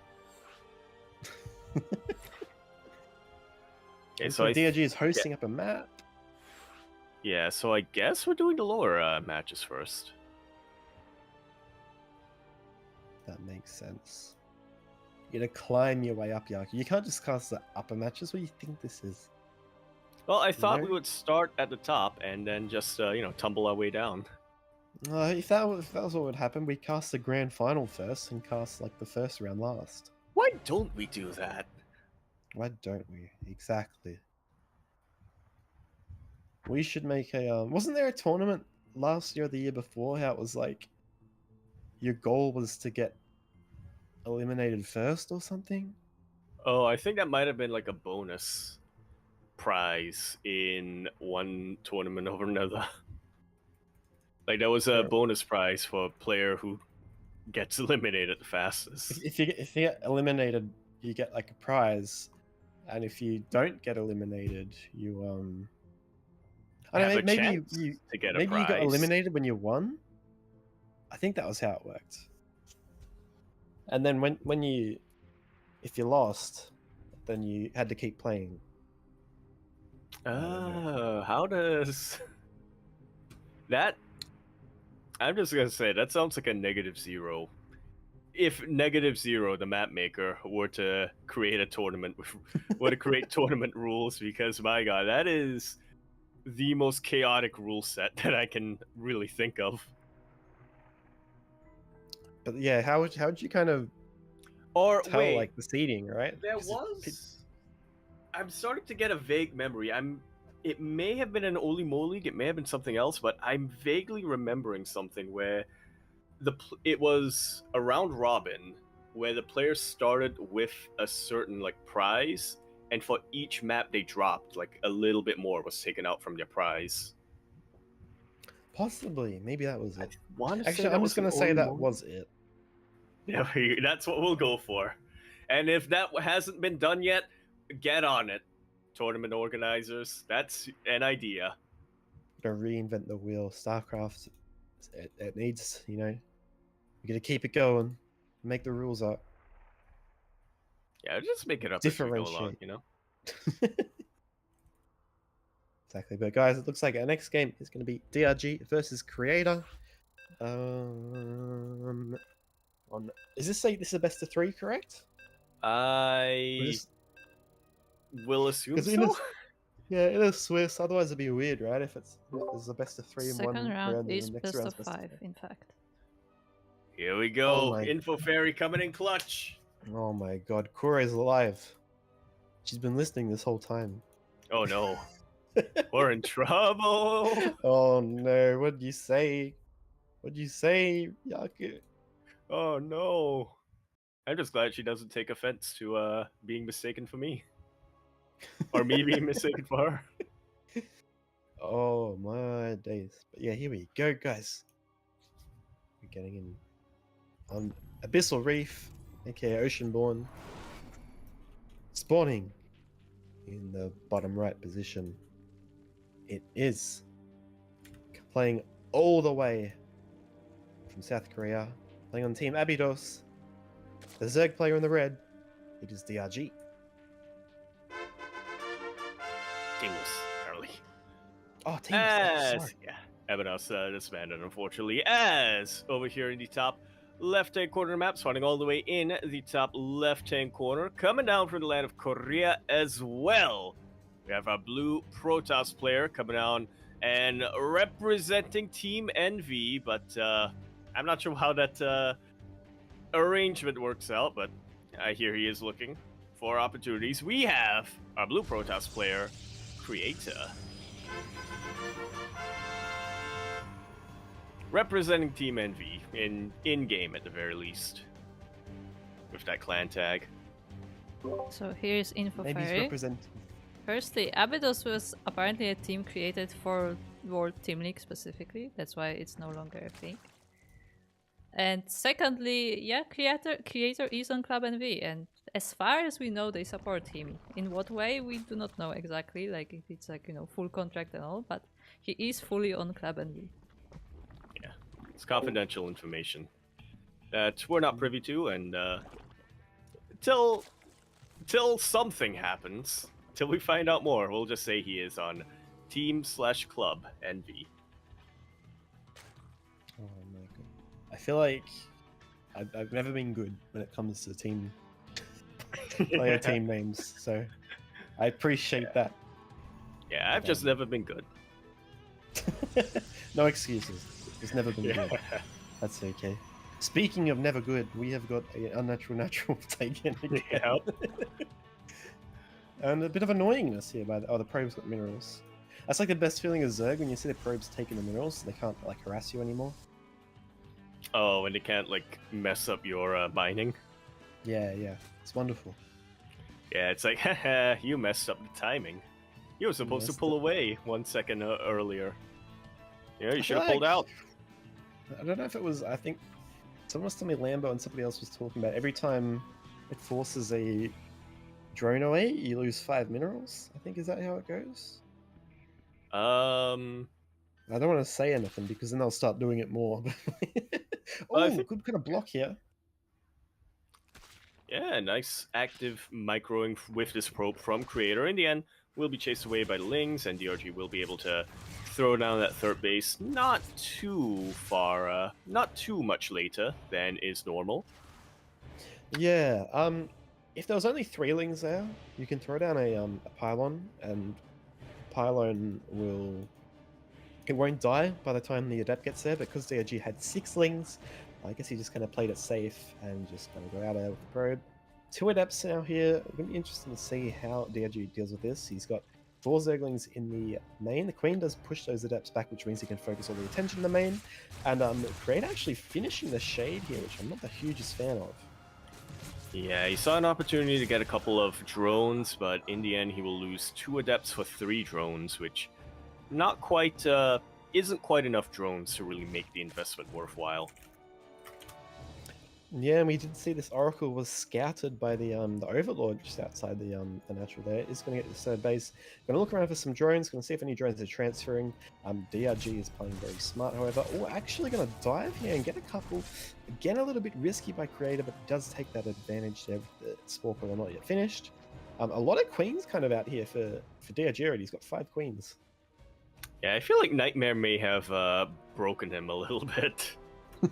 As DRG, as you said, is playing very, very safe in game number 1 at the very least. Yeah, and we do see our third base scouted by DRG, so we know that everything's going to standard so far. These adepts are going to come forward, 2 more adepts, and sometimes this is pretty it's going to catch the Zerg off guard, right? Because you kill the 2 adepts and you think there's no way he's going to send more in. In this case, he does send more in. You don't make any Zerglings to prepare for it. But now Oracle's in the main, going to get a couple more drones. Just barely going to get rid of that Oracle safely. Yeah, Creator has to be very, very careful now, as one of those Oracles is literally on 10 HP remaining. It's okay. He's got shields. The shields will come back. You know what needs shields? Ultralisks. I think that'll be fair. Yeah? Yeah, 100. I mean, not fair, but Balanced. Yeah. I mean, why does Protoss get shields, but we don't get shields? Yeah. I feel like Ultras need shields, and they also need an upgrade that allows them to regenerate faster, like roaches, when they burrow. Yes, and they need that upgrade from the campaign that the Thors had, that when they like died, they can Ooh. like in the middle of the map, they just like have a little timer until they come back. Yeah, like they get put into stasis for a second, Exactly. and Now they can you're move, talking. and they can move while borrowed. And if there are units on top of them while borrowed, they get like shaked around. Doesn't do should any just- damage, but they just shake. You should just win the game when you get Ultralisk. Now, that's what kind of happens at the moment now, right? At least for Tyrant. I don't know if they're very good versus Protoss, but I digress. A couple more gateways coming down. Mortal production. War Prism 2 signifies we could have a bit of attack coming in. The gases aren't taken yet at the third base here, so I'm expecting some sort of pressure on the third here from Creator. And here we go, moving out right now. Yeah, with a little force of Adepts, Sentries, and Immortal. War Prism going to be meeting this army as they move across the map. A little bit of an interesting variant of the Soul Train, I've got to say. I'm not used to Adepts being the meat of the train. Yeah, it's a really kind of a strange timing here. A decent timing as he comes in. Force fields are available. Does lose one Oracle right off the bat, but this is kind of meant to capitalize on when Zerg's trying to drone their fourth base, and Creator's going to get straight up on in and get on top of these queens, and this could be a bit of trouble here for DRG. Yeah, beautiful force fields coming down. There's only one Ravager, only two Ravagers on the ground right now, so like you said, there's a huge opening right now that Creator is taking full advantage of. This third base is in a lot of trouble. Creator doing a really good job of isolating these Ravagers, dodging the Biles as well. He doesn't have Blink, but who needs Blink when you can juggle? GG is called Creator. Gonna be taking a very quick game number 1. Yeah, well, that was a very that was a really good kind of timing there from Creator. Well, I guess I will just kind of say, you know, it's not completely unscoutable. If you send a Zergling in and you see that the gases aren't taken or there's no more probe production, it gives you a bit more kind of time to react. But he was so pinned back by the oracles and trying to deal with them that it just kind of you know, just kind of snuck in there. And that was a really well executed. It looks like a fun build too by Creator. Yeah. Man.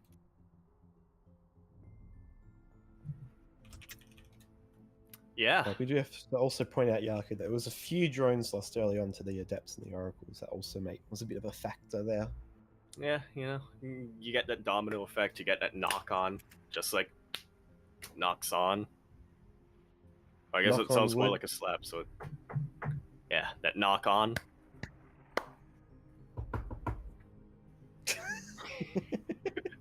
Oh no, lights here. It's over He's for us. banging down the door. What are you doing to my organization, puppy? You're ruining it. What slang are you teaching the viewers? Oh my god. But yes, here we go. Stop Game been number 2. authorized. Ceviche, puppy. We got to use the Ooh. light. What is light's favorite puppy? Aye. What does he say? Papi? Pup. Aye. Surely there's Smooch. something. He casts for like 20 hours a day for a week straight. Surely there's something he says. Yeah, surely there's some kind of like, you know, default pattern. That's okay. We'll figure it out. Anyway, next map is called Look, Is it Hekati? Hekashi? Hecate? What do you call Hecate? this map? I just call it Hecate, Hecate. but apparently it's Greek, so the pronunciation Oh. might be my pronunciation might be a little bit off. Hold on, I got this. I'm going to Google Translate. I'll give you the explanation. Oh, It is said. Oh wait, hold on. take your time. Hecate. Hecate. According to Mrs. Google Translate voice. Mrs. I've got the My girl dreams are voice. crushed. Oh, Mrs. Oh, I'm sorry. My dreams are crushed. I was too late. Yeah, mine's crushed as well. I'm sorry, Cora. I'm sorry. Anyway, we're spawning in, guys. We're getting into Hecate. This is a very interesting looking map, isn't it? It's very purple.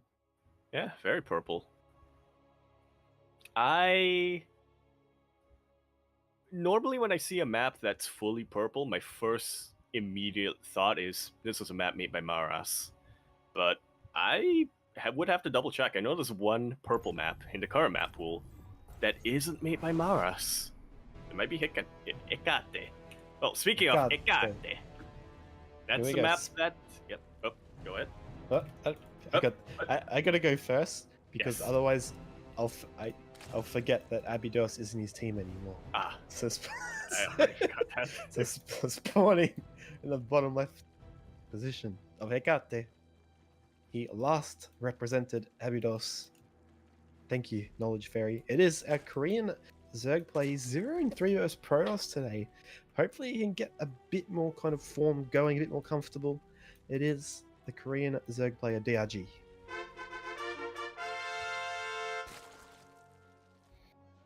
And spawning over here in the top right-hand corner of the map, spawning all the way in the top right-hand corner of Hecate.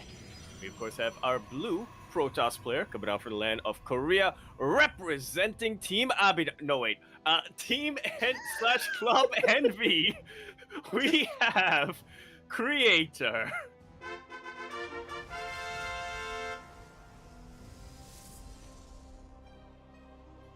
Oh God, I probably shouldn't have said anything. I kind of ruined it, didn't I? Look. Something else was going to creep Something into my would have brain, been something so else. yeah. That's okay. Here we are. We have got another unnatural natural, but this time it's not the triangle. It is the high ground horizontal base. Check that out, Yaku. Huh. That's not a triangle. That's a line. That's not three not. lines. That's one line. It is one line. It's not a triangle. And the probe being very annoying. You know, DG's probably already lost like 500 minerals, unfortunately. But actually, you know, you just got to take that as a Zerg play. You just got to react better. Spawning pool finished. Again, one little slight variation you might see from Zergs is they keep on gas until they get 100, and then they get their wing speed immediately when their base gets blocked like this. There we go, taking all three out. On the other side of the map, we see Stargate going down, and a little interesting there. I believe. Actually, let me check the VOD. Or let me check the stream. I believe. Oh no, we have no delay. Memories. I believe Creator kind of Memories, no. started the he started the warp gate and we cancelled it. We built the Stargate and then restarted the warp gate. Yeah, that tracks with my memory as well. Take with that as you will, but yeah, Stargate definitely starting to dominate a little bit more in the PvZ meta. I'm not surprised Creator is putting his own spin on it with Oracles as well. Went triple Oracle last game, and you know, there's also a lot of opportunities for Oracles to really come in and clean house. Interestingly enough, though, Creator this time did grab a safety stalker, which I believe was absent in game number 1. He just focused a lot more on getting adepts and just trying to really apply pressure on DRG as early as possible. He certainly did, and by certainly did, I mean yes, he certainly did not build a safety stalker beforehand. I feel like I feel like the stalker's more going to be just for denying scouting, as we do see the Oracle being banked up in the main. Not too sure if he's taking a bit of a punt here because he thinks he fooled him with the warp gate not being being delayed. But it looks like we are going to see a couple of Oracles come out first. He does know there's an Overlord towards the south, so he may probably send them out to the left past the natural. We'll have to see. But yeah. Yeah. As for the time being, we're seeing a little bit of a different dynamic compared to game number 1. DRG actually did keep a couple of Lings outside of Creator's base, wants to just keep him honest, wants to just, as much as possible, prevent a third base from coming up. Creator with a pretty hefty supply block there too. Just getting unfinished now. Yeah, a little bit unfortunate here for Creator. That's kind of the strength of hiding your 3 Oracles, is that you keep them together and then you go for a huge surprise when you get all 3 of them at once. Now Creator is delaying that a little bit. He will be moving across the map with 2 Oracles, which is enough to start one-shotting drones, but isn't really enough to give you that extra safety against something like Spore Crawlers, which, funnily enough, there are no Spore Crawlers in the main. Yeah, and this actually worked out really well for Creator. On the other hand here, we've got these Lings. There's no shield battery finish, but yeah, no spores. Another couple drones going at third. Meanwhile, the third of Creator looks like it may get taken out too. That is a lot of Zerglings, but This actually worked out really well for Creator, I want to say, even though he's going to be able to save the third too. Yeah, thankfully. Yeah, everything worked out really well for him, as you said. I was, worried about that third Oracle not meeting up with the rest of them, but in the end, it helped him save his third. So everything worked out. Really good force field usage as well, and use of the choke point here with the Adepts for Creator. So yeah, this has been a not great opening for DRG, to say the least. He's lost 9 drones, and Creator has lost basically nothing, and he's going to be on an even base count with the Zerg opponent very, very shortly. Yeah, I want to say, as we see a Robo being thrown down, I want to say that DRG kind of took the bait there with the opener, because he made some Banelings. Against Stargate openers, you don't really need Banelings because there's not the infrastructure to build enough ground units. And then he also skipped the Spore in the main base, even though he had one of the natural on the third. But pretty good moves there by Creator. He took out 9 probes. As we see Oracles coming in again, they will be able to get a couple as they just fire them down. It's just the tax, the Zerg tax, so the opponent going Oracle. But it looks like, again, we're just going to have to see from Creator if he takes the gases or if he stops probe production. It looks like at the moment he's stopped probe production altogether. So expect maybe, no, there we go, gas being taken now. I was going to say, expect another timing coming in from Creator, but he still might be doing it. Depends if he gets a Warp Prism or Immortal from this Robotics Bay facility. Warp Prism coming down. Blink already about halfway done. Everything is shaping up to be a very potent +1 blink timing, which should work out pretty well against these roaches. Infestation Pit thrown down here for DRG, which does make things a little bit scary for the Zerg player. There's going to be a pretty big window of opportunity here for that Creator can take advantage of. But if DRG survives, he is going to be in a beautiful position. He's going to be so far ahead when it comes to tech that Creator will have a lot of catching up to do. He will indeed. As we see that move out here from Creator, keeping those 3 Oracles alive is going to make this push even more potent. There is a decent Queen account at this 5. Probably better have a couple more against 3 Oracles. A Spore Crawler is coming down this 4th base too, but we see the gases coming down too. Hive on the way. DRG wants to head towards the late game, but hold that thought. There is a force of Stalkers and Sentries outside his doorstep. Yeah, just hammering down that 4th base. Only 3 Ravagers in position right now, and they already popped the Biles. Not a single force field has been used just yet, so good on Creator for kind of forcing out or baiting out a lot of these Biles to be used before they really need to. Great dodging as well, great blinks backwards. Actually hasn't connected with a single Bile just yet. Yeah, there we go for Bile, taking out a full energy sentry there. A couple of force fields coming down now. I'd like to see him kind of drop those force fields right on the edge, but he just can't retreat away from. But this base is in a little bit of trouble here. DRG can't lose this because they're only 3 base versus 3 base, and they just fall apart. I'd even pull the drones here, to be honest, but I don't know if you'll have enough either way.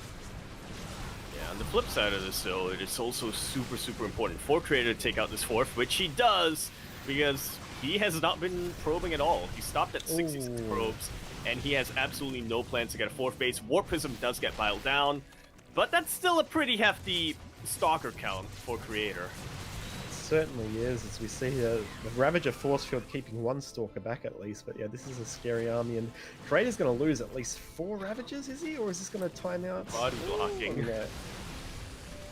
Now, one poor Stalker was caught in the middle of the stasis, but yeah, really nice positioning. Takes out 4 Ravagers for free, as you pointed out, and now Creator has done what he needed to do in the early game. He knows that he needs to work on a transition right now. I feel like getting a 4th base would still be worth it for Creator, but at least he's getting his tech up and running. Yeah, and it's it's a good move here going into lurkers. When you're kind of behind an economy, gas is something that you kind of is a little less punishing when you have less bases. You have less lava, so you want to make efficient units that are high cost. So I don't mind the lurker kind of transition. As we see, is being run by this caught across the map as well. But with Colossus coming out too, and with the siege capability and the range on those units, it's going to be really tricky to secure a 4th base and then a 5th base. We see a 4th already coming down for Creator on his side of the map. And it's up time for DRG to try to reciprocate the damage from earlier on. Creator's army is not positioned, so he will be forced to cancel that. Oracle's doing a really good job of clearing out these Ravagers, but the damage has been done. And like you said, this is now the time for DRG to start clearing out his Ravagers because he wants to clean up supply for his Lurkers. 2 Colossus taken out basically for free. That is such a painful loss right here for Creator. That was Chad. That was sick. But, yeah, I'm not sure if these Oracles are back. They're being so cost efficient. This is, you know, listen to Protoss players. Keep your Oracles alive, especially versus Zerg. They do so much. But you know, the trades aren't apart from those Colossus. The trades aren't fantastic for DRG, but it does give him breathing room to get these Lurkers down the other side of the map. Yeah, these are losses that DRG is kind of forced to sustain. Like you said, it's buying him time. It's distracting Creator in the middle of his 4th base transition, so it gives him time to build up his own force of Lurkers, and arguably more importantly, now he actually has supply to build his Lurkers. Yeah, I like to call this the Crimson way of playing. Crimson, my teammate, where you just kind of like send all your units across the map and do run-bys, and then eventually you just die because you have no army and your opponent's got a huge army but no probes. But this time we've got Lurkers behind. But is it going to be enough Yaku? There's a few. There's quite a few actually. Yeah, but there's only one Colossus. There is only one Colossus. 7 Lurkers. It is a pretty healthy count. 5 of them now, but they are starting to group together. Oh, Creator catching a bunch of them whilst they're on Burrow, though. Does give him a lot of opportunity. I don't think there's detection here for Creator. Yeah, and a huge ling run by into the natural as well. Creator's going to be forced to jump on top of these Lurkers now, unless he wants to recall, but he gets the base. I'd recall now if they get in the base. But yeah. And Creator's, DRG's back on 3 bases again. Huh. Funny how that works. Yeah, Creator now up a base. Starting to lose a bunch of his probes, but he's, funnily enough, not too far behind when it comes to the worker count. Oracles did get sent back home, and they will be able to clean out those Lings. Once again, keep your Oracles alive, Protoss players, in PvZ. If there was one takeaway from today's stream, that would be it. Keep him going, and he's still got all 3 of them too.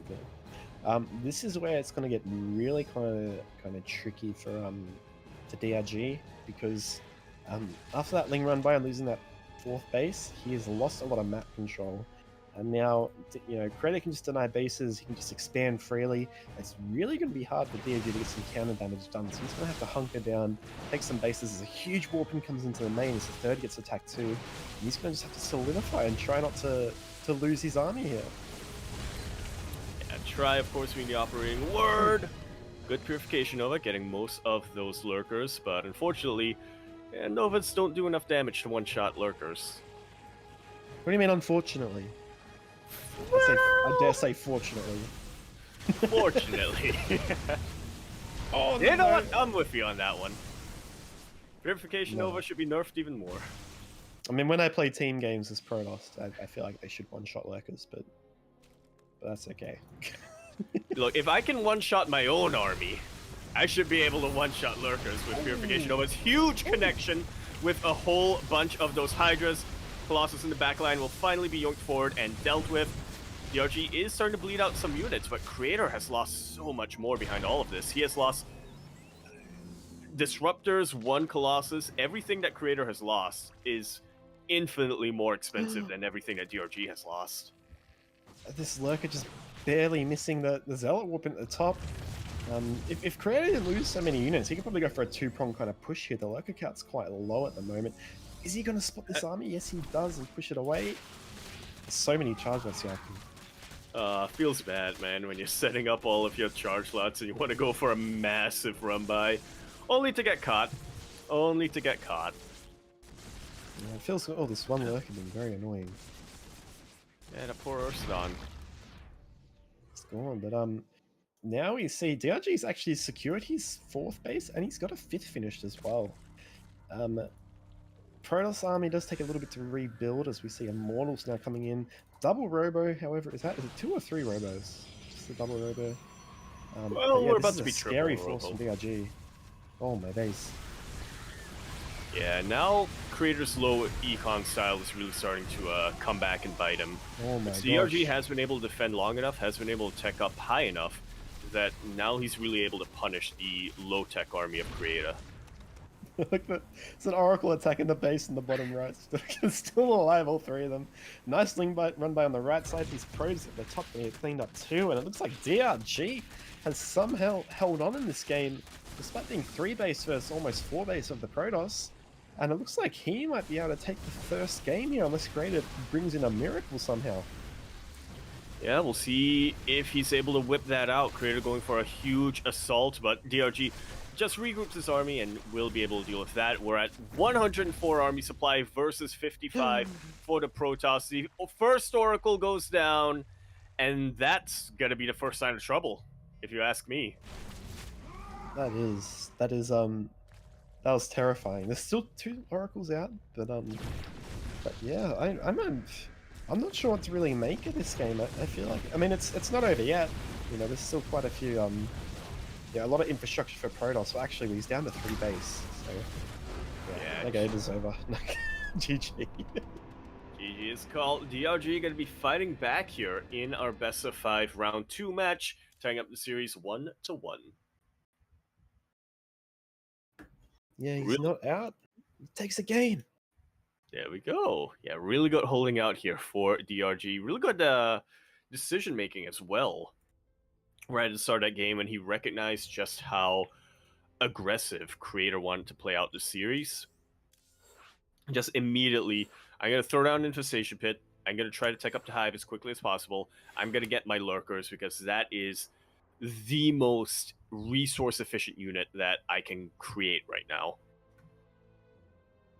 Yeah, no, that was definitely the right move to kind of go with. And he, yeah, he really kind of held on. Another thing with like Lurkers is he sacrificed a lot of mobility, but he split his units really well. Defended from multiple sides versus Lurkers. I mean, when you're splitting to defend, like your opponent's attacking from multiple positions as well, right? Which means that their attention is diverted. Creator took a couple of, I want to say, not the greatest kind of fights, and DRG just managed to keep his army, the core of his army intact, and capitalize on it. So, Yeah. That's some wisdom, multi-pronged wisdom. If you're splitting, your opponent's splitting too. Dun, dun, dun.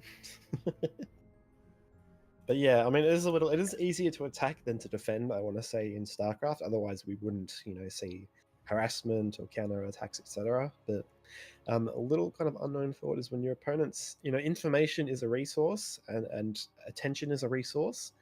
And when you're forcing your opponent to spread their attention in multiple places, sometimes you can capitalize on that. But either way, I digress. Here we go. Yaku, I'm going to let you introduce this player. Woo! Here we are now, spawning into Solaris, where we're here in the bottom left-hand corner of the map, spawning all the way in the bottom left. We have our red Zerg player coming out from the land of Korea. He is of the old guard. He is one of the oldest players still competing. He and Ryung should really start a club. We have, currently teamless, DRG, the one true dog. Oh my god, that was perfect. And spawning in the top right position, letting his opponent take a natural for once. Representing team/club NV, our blue Korean Protoss player, it is Creator.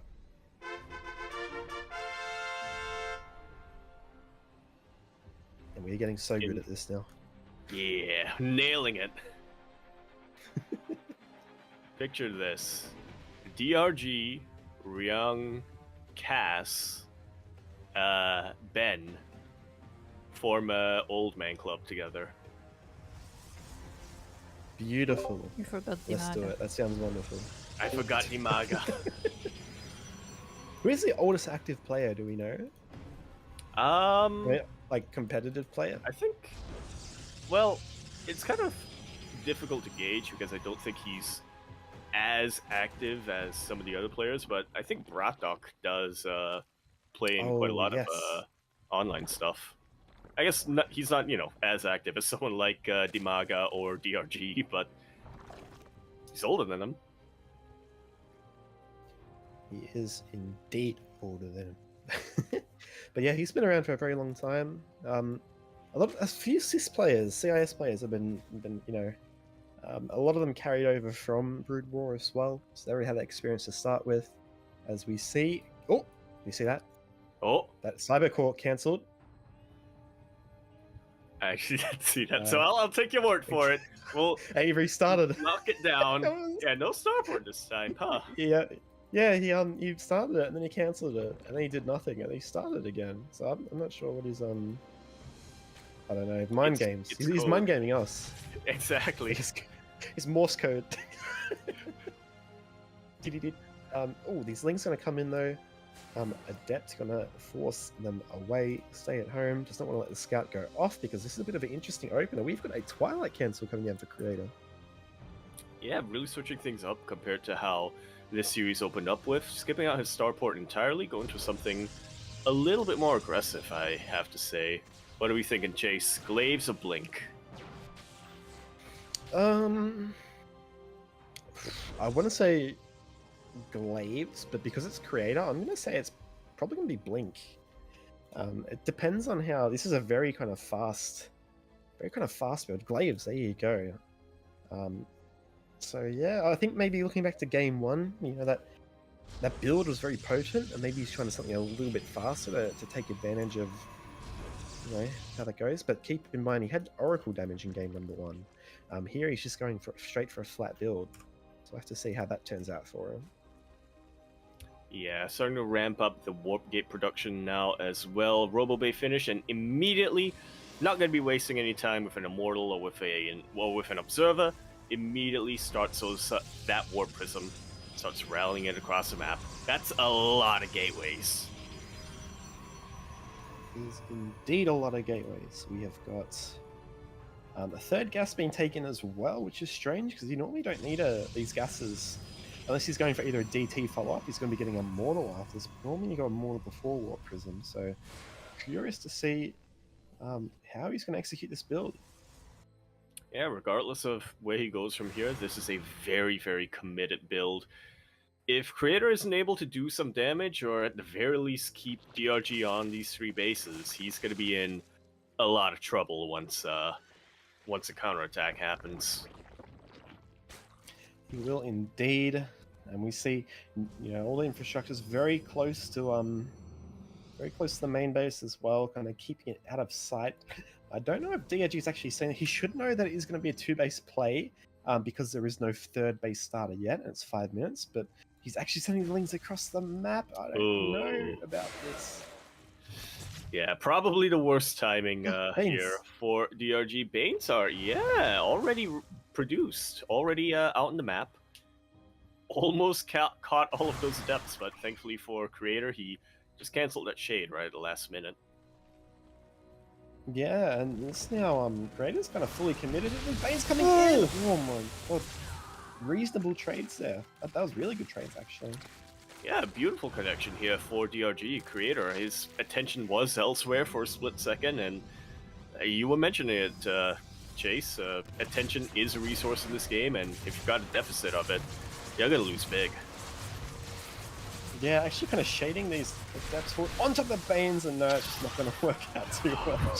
GG's goal. Oh, you could see it even in the GG there for Creator. Didn't even have time to switch to the Roman alphabet. He knew he messed up. GG.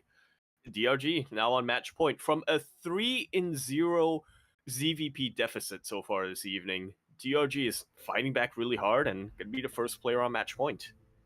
He's on it, man. Wow, that was a quick game. So I think Creator's looking for a bit of a quick win, and if there wasn't like Banelings out, he might have been able to do it. But that was just, that defense was perfectly to plan for DRG. Absolutely was, yeah. Once again, that series he played against Nightmare, may have rattled him a little bit as we came into this series, but after game number one, turns out to have been for the better because DRG is playing out very carefully and very cautiously, and it's working out really well against an aggressive player like Creator. Yeah, and I kind of want to. I said at the start of the series, DRG does like his Ling Bane. As we see, he's been favoring the Mhm. Bane kind of defenses for the most part here. But he's actually is a quite a solid kind of player when he doesn't get stifled. So if he doesn't lose a lot of workers, if he goes into the mid game feeling pretty comfortable, he's actually a player I want to say is pretty reasonable against a lot of Protoss players. You even seen him put in some good performances against some higher and doesn't always win, of course, because when you're going up against people like Hero or Max Packs, it's difficult. But I want to say he's pretty solidly sound as long as his early game doesn't get flustered. So I don't know if we just see Creator here trying to throw some, caution to the wind and try and catch him off guard. But I'd be curious to see how he approaches this game. If it's going to be a Blink Stalker all in, if it's going to be a macro player, if it's going to be some sort of cheeky Stargate shenanigans. We'll just have to see how it unfolds. I agree. As we load into Hard Lead here, which is the smallest map in the current map pool, one with the shortest rush distance as well. Over here in the bottom right-hand corner of the map, spawning all the way in the bottom corner of Hard Lead, or possibly Hard Lead, depending on who you ask. Our red Zerg player coming out from the land of Korea, representing himself as he is currently teamless. We have our one true dong, DRG.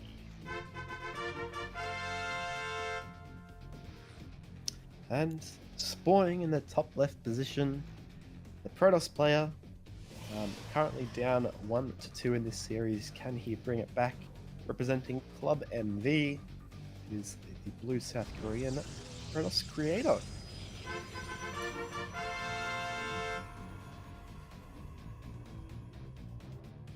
Yeah, I'm with you, Chase. My eyes are definitely more on Creator in this match. Especially now that he is on the brink of being knocked down to the lower bracket of round 3. Well, we'll do the math at some other point. But yeah, he is on the brink of defeat here in this particular match, and I'm curious as well to see what he throws out here. Creator for quite a while, at least throughout 2022 and 2023, I considered to be the player who had arguably the best PvZ in Korea at the very least. So yeah, we'll see if he has a couple of tricks up his sleeve that he can really whip out against DRG here. Yeah, we're certainly going to have a look. And I want you to watch this Cybercore, Yaku. It's very Yes. important. Okay, I'm very glad you important to reminded me. Yes. Okay, watch the Cybercore. So we're going to see. We swear we're not crazy. Yeah, I'm going to go to DRG's vision. I'm going to see if he notices it, if anything happens. But, I'll just stay on every vision. Like you stay on every vision. Okay. Okay, there we go. Warp gate. Okay, he sees it started. He sees it started. It gets cancelled. Is he looking? He sees it cancelled. Looking now. Oh my god, he's so smart. Stargate going down. Okay. I swear we're not crazy. Okay. Here we have been vindicated. Oh my god. Okay. Good. Okay, how's that feeling? Very relieving. Relieving that, I that feel I'm like not crazy. Thank you. I feel like I've been gaslighting myself a little bit here. Just questioning my own reality. Yeah. But now we know. We know that reality is real. So DRG, he knows that Warpgate was cancelled, probably a Stargate thrown down, which funnily enough in the last game that didn't happen. But yeah, it gives him a little bit more kind of option, a little bit more awareness of what's going on this game. And the Stalker coming out too, so gonna be looking to deny the scouting here. I might see some Oracles banked up again. Might see something similar to game number 2, was it? Yeah, I believe so. The Oracles were banking up. Unfortunately, Creator that game had a little bit of a supply block, but it worked out for him in the end because that delayed Oracle actually helped him secure his third base. So yeah, we're looking to see a similar strategy here on game number 4. Imagine if he makes 4 Oracles instead of 3 this time. Oh, that's math. That is math. It's the best math. But yeah, no, Oracle coming out. DG just droning. As I mentioned before, interesting to see how he deals with this. That's a pretty fast third base. So I'm just saying. Yeah, not something that I would have expected at all from a creator here, as so far in the series he has been playing very aggressively, but this time he does grab the Oracle, he does grab the third base, and now he's just looking to secure it as quickly as he can. Yeah, we did see it's a couple oracles and adepts out right now. The good thing about a third base being that fast is it kind of narrows down. Hey, if a third base if it's slower than like 4 minutes 10, that means they've dropped some infrastructure in their main base. If it's as fast as say like 350, you know that they've only got the one tech in the main, being either the Stargate, which dude, you should be aware of after scouting. Is now seeing these oracles coming in. Does have the score for all wonderful. But yeah, I'd say pretty sound open so far for DRG. Yeah, absolutely. He's got a very good spread of his queens as well. Hotlet is a map where your first three bases are a little bit closer together, so he doesn't have to worry too much about moving these queens between bases. Creator has kept his oracles alive, but has only been able to take out 2 drones so far. Yeah, which is there's a few adepts in the map though. But we see they're coming in. Does he have units here? He's got a few. He's going to push him back with the Zerglings Queens as well. If they get in that choke point, it could be a bit scary though. And yes, they are going to go into that choke. Yeah, all of these lings do get cleared out, and this leaves every single one of these drones super vulnerable. A creator might just cancel the shade. He doesn't. He does move into that third base location, forces DRG to sort of move his drones back and forth. Oracles are looking for a position where they can pounce, looking for a position where they can pounce on top of these drones, but they haven't quite found them yet. DRG, once again, doing a pretty good job of keeping his lings and his queens together with the drones. Yeah, no, this was a curious build. You saw it a little bit more often, I want to say, to the early part of last year, where Protoss kind of goes for an adept build without a Warp Prism. So it's meant to hit hard, but doesn't have a lot of reinforcement power, doesn't have glaives. As we see, these oracles going to be pushed away at the fourth base by their low. But yeah, expect to see a second Robo coming down. Immortals being built too. This could potentially be a follow-up, a 3-base follow-up here from Creator, but he doesn't have many gateways, so yeah, fourth base going down too. Yeah, a 3-base follow-up, but with a fourth base going down. You can't get 4 bases unless you have 3 first, right? Exactly. Brain power. I gotta tell you, trying to learn Zerg builds is something that messes me up quite a bit in that regard. Because when people say something like 3 base Muta or what have you, it's like, no, you still get that 4th base. You just don't saturate it. So it's technically 3 base. Yeah. Or it's like 2 base Muta as well if you take the third. Yeah. You need the lava, right? Oh, Warp Prism deflected in the main. These Adept's going to be pushed back on the left-hand side to Creator. DRG is looking pretty solid so far, honestly. But yeah, whatever. Phoenix to get this Overseer. Yeah, pretty good investment here from Creator. Gotta say, whatever funk that was on DRG at the start of tonight's evening, at least in the CVP matchup, he seems to be shaking it off quite a bit. He's really tightened things up as this Best of 5 progressed. He's grown into the night as it's gone on, and this Ling's gonna trigger this stasis here. I think better to grow into a series and then start strong and drop off towards the end. But yeah, if we have a look, gas is being taken immediately at this fourth base by Creator. Warp Prism, Templar Archives researching Storm.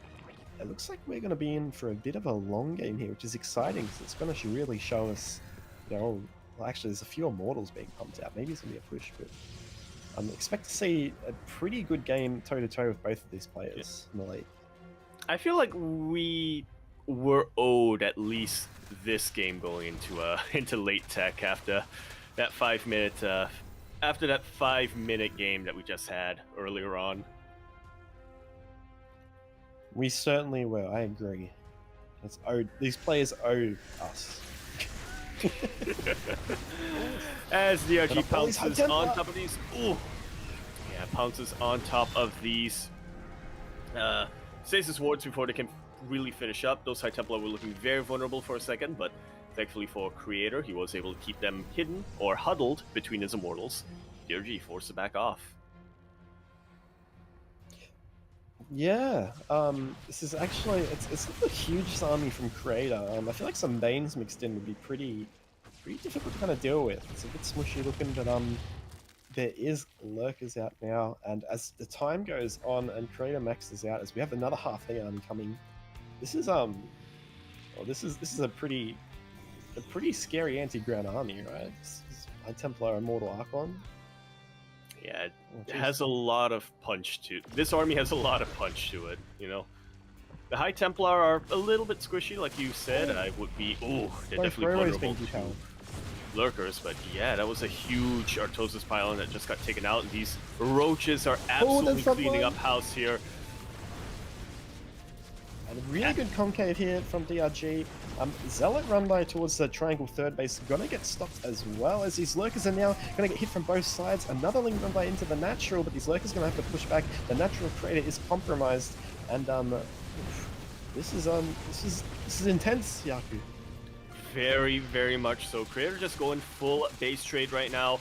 He has no recall on his mind at the moment. He's actually trying to build Void Race right now to try to deal with the roaches that are in his base. Good zoning storm, but Creator's army is still very, very badly battered throughout all of this. Archons are looking pretty vulnerable to a concave, not gonna lie, Chase. Yeah, and the thing is, like, DRG is playing this fantastically, because if you're playing against Lurker and you're gonna be forced to attack, it's not gonna be a good time. But we do have to say Creator is still a favorite. He's got 2 oracles, and we both know how good oracles are. He's gonna clean this up. Did lose both Robos though, and that was quite scary, but just in time he's going for a Stargate transition, so not the scariest. Yeah, really he needed to lose those Robos. You know, they don't cost supply, anyway, but they cost real estate, so... They do indeed. I mean, why do you think these units are in the sky? It's because they can't land, because there's too many immortals in the ground. Yeah, couldn't get anything landed. Meanwhile, a huge counterattack from Creator. Huge feedbacks on these Vipers. It took me a second to get there. Huge feedbacks on those Vipers, preventing much, but yeah, Lurkers are already across the map. Writing was already on the wall. GG, DRG, gonna take the series 3-1. A huge reversal from how this evening started for him.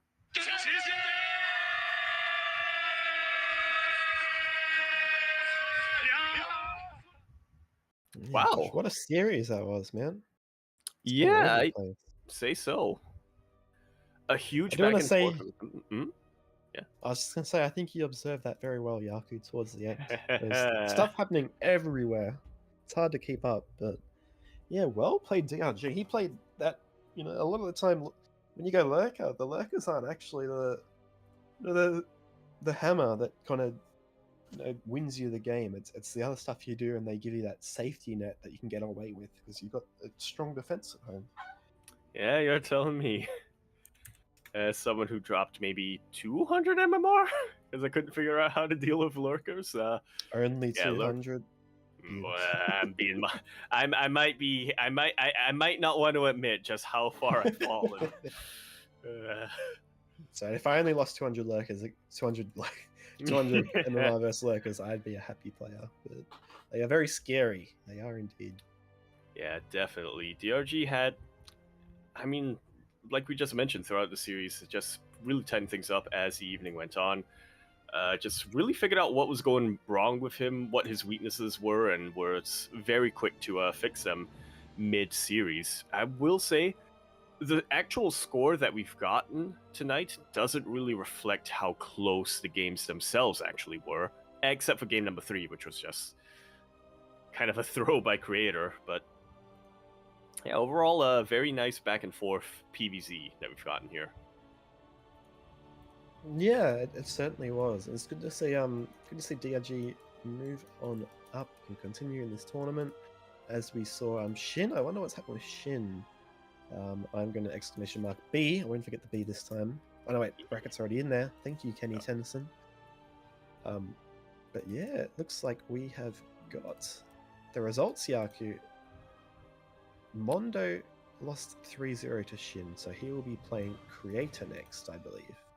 Yeah, we have that confirmation. That is going to be the lower bracket of round 3.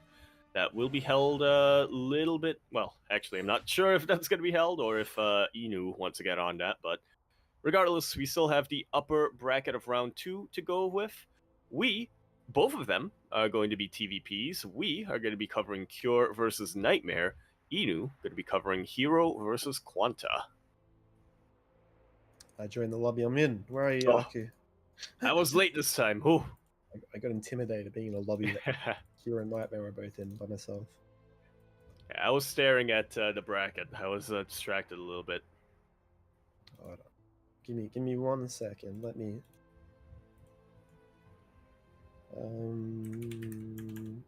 What's it called? I'm tricking again. It's called. Here we go. Oh, Yes. the Axiom. Wait. Oh, I don't have the Total Biscuit thing in Korea. Ah, I can't be like you, Yaku. That's okay. that's okay. We all have our unique itties coming down here. Our own profiles that we whip out. Profiles. I remember when I felt avatars, like I was icons. when I was like 16 and I wanted to feel like hardcore. I'd put on like what was it? Is it the Queen of Blades one? Ooh. The real scary looking one? Yeah. I remember unlocking that and being like, yeah, I'm gonna look like the coolest. Yeah. Because I remember playing, and whenever I get someone like back at the start of the game, like back in like 2011, I want to say, having 1,000 1v1 wins was really like uncommon. When you see someone with it, you think they were really good, even though you get them in like silver or gold or something. Yeah, getting 1,000 1v1 wins was really, really huge back in the day. Just don't look at how many losses there were. Yeah, and that was ranked as well, right? There was no unranked. I want to say so, yeah. In the early days. I wasn't, yeah. Shout out to my grandpa gamers in the chat. Do I have a grandpa remote? Let's have a look. Not really. This is like a grandpa. There we go. Shout out to you guys. Yeah. But yeah, we're gonna be going into Nightmare versus Cure. Indeed, we are. That's kind of the generational difference between you and I, Chase, I guess, because, fun fact, I was not aware that PC gaming was a thing back in 2011. Oh, you're a spring chicken. You're a youngin'. Oh, that's right. I was. I remember being converted into the PC world in 2012 or something like that.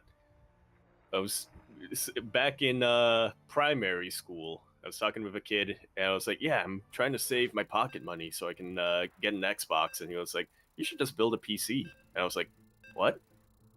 And my life was changed from that point on. And here you are. Here I am. I mean, I was a Game Boy gamer until like 2008, I think, and then, but yeah, Xbox was cool. But here we go. Get into the game on Abyssal Reef. It looks so much like it. It really does. I'm starting to read it as Abyssal Reef as well. I'm sorry, that's probably my fault. But we're loading in. Is there like a home advantage with these players? Possibly. What would the advantage be if you're on the same server and you're the same kind of city country? Yeah. I guess Seoul, right? That's where the server is, but yeah. I don't know. Either way, spawning in the top left position, it is the red Protoss player. He is representing. Oh gosh, hold on, don't tell me. Envy. No, he left Envy, right? Yes. Okay, don't tell me. Okay. Oh, he just played. He's Maturino, right? It's Maturino. Maturino until about very recently. Oh my! It's a scam. No, okay, representing himself, top left is our red Protoss player from South Korea, Nightmare.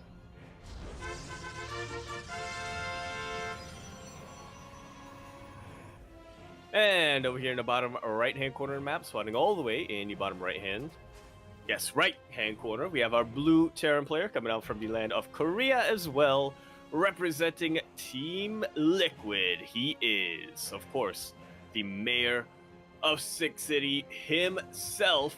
If we representing Team Liquid, the blue Terran player, we have Cure.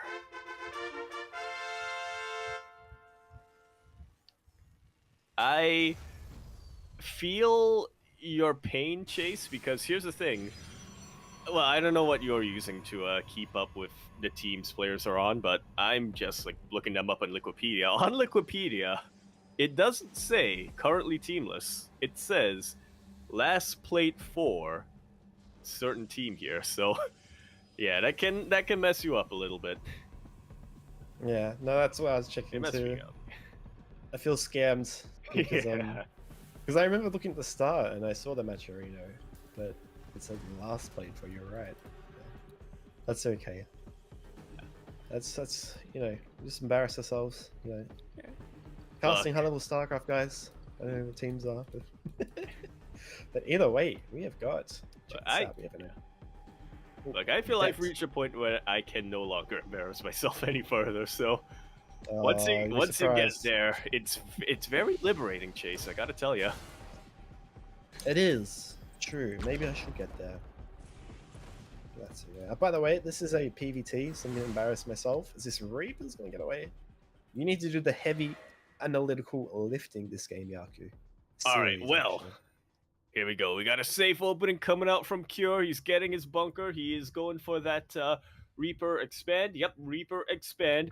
Bunkers, they cost 100 minerals. If you salvage them, it's 75. So if we were to analyze that down, 25 is the balance. But if you build 2 bunkers and you salvage one of them, you lose 125, right? Plus the mining time from the SCV, plus the time it takes the SCV to go from the mineral line to get to the bunker as another adept coming in. Just scouting what's building at the moment, looking fancy. Could scout here from the Reaper gets surrounded. Unbelievable. Did he get the scout off though? Yes, he did. Indeed, he did. Hold on a sec. Yeah, I did get the scout off into the main base and quite get the scout in the natural base. Wasn't quite able to confirm the robo that's on the way, but he scouted the gateway count. He scouted the Twilight Council that was researching. So Cure should be able to put 2 and 2 together. This is going to be a little bit more of an active blink style coming out from Nightmare. Yeah. Something I've kind of noticed recently too is that shield batteries they make like 1 Banshee's really kind of useless. I know Banshees aren't really on the forefront of this game, but they really do. As we see Shade coming in, Cure going to lift up the depot. Just a little attention check going on there. But yeah, Blink kind of open, and this is a tricky thing for Terran players, is all the time sussing out. Oh, there we go. Sussing out if it's going to be like a Blink all in or just a Blink pressure. In this case, he got a pretty good scout. If Hellion going to get another scout too, and there's only 4 gateways. Nice Widow Mine drop there, but getting only 2 probes total. Yeah, this is why too, right? Yeah, Hellion went down as well. This is kind of why the mine drop follow-up from the Terran player is so important. You do kind of need to get in to the bases. You do kind of need to check the saturation, the gateway count and whatnot. It's very, very telling of how aggressive your opponent's blink opening is going to go. Oh, when these adepts are going to get in, are they going to Shade? No, they're not. A bit wise there. But it looks like Nightmare, he's just making a bunch of stalkers. Second bunker coming on the way here. A Raven can be a little bit exposed. This tank as well. But yeah, this is actually... I mean, he's going to jump in and commit here, Yaku. Yeah, not a bad setup here from Cure. It wouldn't have been an even better setup if he was able to throw down a couple of auto turrets. Good target firing coming out from Nightmare, but I do feel that the worst of this assault is over right now for Cure. He's got his tech set up. His bunkers have remained alive. I don't really see Nightmare breaking this anytime soon. Yeah, and we just saw the medevac across the map get taken out. The Widowmine. Just stalker kind of harassment here on the, out of the range of the tanks and the bunkers. Just going to be a little bit annoying. Which is annoying because Kyo's got a lot of his Marines in the main base. But this is what stalkers can do. They can blink as well. You can just pick them up too. The tank does reposition. And now, what do you think is going to be the flop here from Kyo? He's got 3 barracks. Doesn't have a third base on the way just yet. He's got 1 engineering base. I think he's going to have 2 base timing coming out here. Yeah, that's going to be the most likely. I was half expecting him to just double down, throw down a couple more barracks, and just try to get as large of a bioforce as possible to hit with Stim, but he is going to play it safe for the time being. Throws on his 3rd racks, is going for some drops with 1 medevac, and yeah, going to be delaying that going to be delaying his main push for a little while longer. Oh, War Prison does get taken out as well. Oh my gosh, good moves there by Kiro. And Nightmare's just trying to find a way in, but when Terran at least goes for a 2-base build, there's only so much surface area you can kind of attack from, and when they build their forces up, there's less and less space to kind of come through too. Look at all those Marauders. I feel like once these combat shields and tech lab, combat shields and concussive shield, what is it, concussive grenade shells, or whatever? That's it. And yeah, you got it. And I don't know if these. Oh, will they have storm in time? Yeah, it'll finish, but will they? Yeah, 75, right? You'll have at least a couple. Yeah, he will have a couple of them. High Templar already out. They are gaining their energy, so yeah, you should be able to have at least 1 storm for each Templar. By the time this attack does hit, Cure once again holding back though, hanging back by his base, posturing around, and yeah, just trying to secure his 3rd as safely as he can. Yeah, and on the flip side, it looks like Nightmare's going to be the one moving out. He's got Storm. He's has a few High Templar in the Warp Prism. He sees the 3rd base being taken here, and he probably thinks this is the kind of optimal time for him to attack all of these charge lots. As we see, there's quite a few, but there is a good range of tanks here as well, and that's actually going to put a damper his attack before he even starts it. Yeah. Charge lots hitting from just one angle is a little bit tricky, to say the least, especially when you have a lot of Widowmines covering for those tanks. Cure's drop does get a couple of probes, but does get cleaned out in the end. Nightmare going to be posturing around once again, looking to find any openings. Ideally, Nightmare wants to try to catch Cure's army unsieged in the middle of the map where he can come in with at a little bit of an angle. That's a huge storm and huge follow-ups as well, catching just about all of the bio on the retreat. Cure just lost a quarter of his army supply in the blink of an eye. Yeah, those really were fantastic storms there. Really well landed. Cure, he does have his tank mine and widow mines and ghosts, so I don't know if Nightmare's going to be able to just, I'm going to say, ape Protoss and just like move in here. But at the very least, he's containing, he's getting eyes on these potential 4th bases while he gets his own force saturated. That'll give him time to go for a transition to better capitalize on his economic position. Yeah. He's doing a really good job of just containing Cure. It's like you said, he can't quite ape into Cure right now.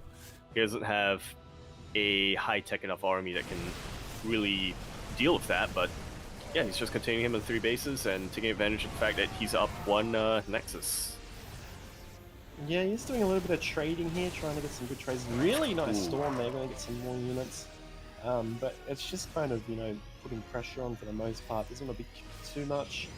He's just replenishing with more zealots, more charge lots, so he's not really trying to trade any units out here. He's actually trying to get some reasonable trades. Double Forge only utilizing 1 just at the moment, as we see a storm drop coming into the natural there. Sorry, Yak, I missed that.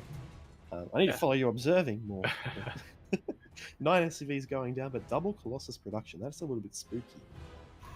Yeah, very much so, but it is something you can get away with when you're on 5 Nexuses. Yeah, 5 Nexuses, not Nexi. Ooh. I'll say nothing. Cheers. I like the word Nexus, that's a cool word. Yeah. Get a little bit of the, not alliteration, but it's got a rhythm to it. Yeah, Protoss, they get like Nexus, they get Conduit. What else? They get Archon. They had a lot of cool kind of units. Yeah, what does Terran get? Marine, Marauder, Mine, Tank. Very bare bones to say the least. But ooh, That'll have decent unit setup yeah. here. Zerg has some cool ones, but they're kind of mostly like still invented. Yeah. But, this might be a position that Nightmare can jump on. Look at the Widow Mine Spring. It's pretty crazy, actually. It looks like that we might see a jump here by Nightmare after all. Yeah, we may. Those ghosts in the backline, though, definitely making him think twice for at least a second. A couple good EMPs and one good stim. This army is toast, so some pretty good EMPs. But not quite enough to really chase this all the way back. Tank count does get reset. A couple of Vikings are in the sky right now, and they're starting to punish the Colossus. Stalkers do blink on forward. One Colossus goes down. Huge EMPs once again. Doesn't quite get the High Templar. Storms will chase this Bio army back for the time being. Nightmare's upgrades just about to even up here with Cures, but Cure about to get the upgrade advantage once again. Yeah, meanwhile, we saw a Zealot run by taking out 6 SCVs and halting reinforcements towards the third base there too. So that was a pretty reasonable kind of interaction, I want to say, from Nightmare's end, but it does get held by Cure. If you look at that army value, his army is a little bit more kind of valuable. Probe count is Harvester count's pretty much the same, but there is Terran yield, so I want to say that Cure is, as the game goes on, I kind of favor him a bit. I feel like the Fleet Beacon transition may be a little bit late, but there is a lot of bases that Nightmare has. He's just not mining any of the gases in them. Even the third base, Yaku.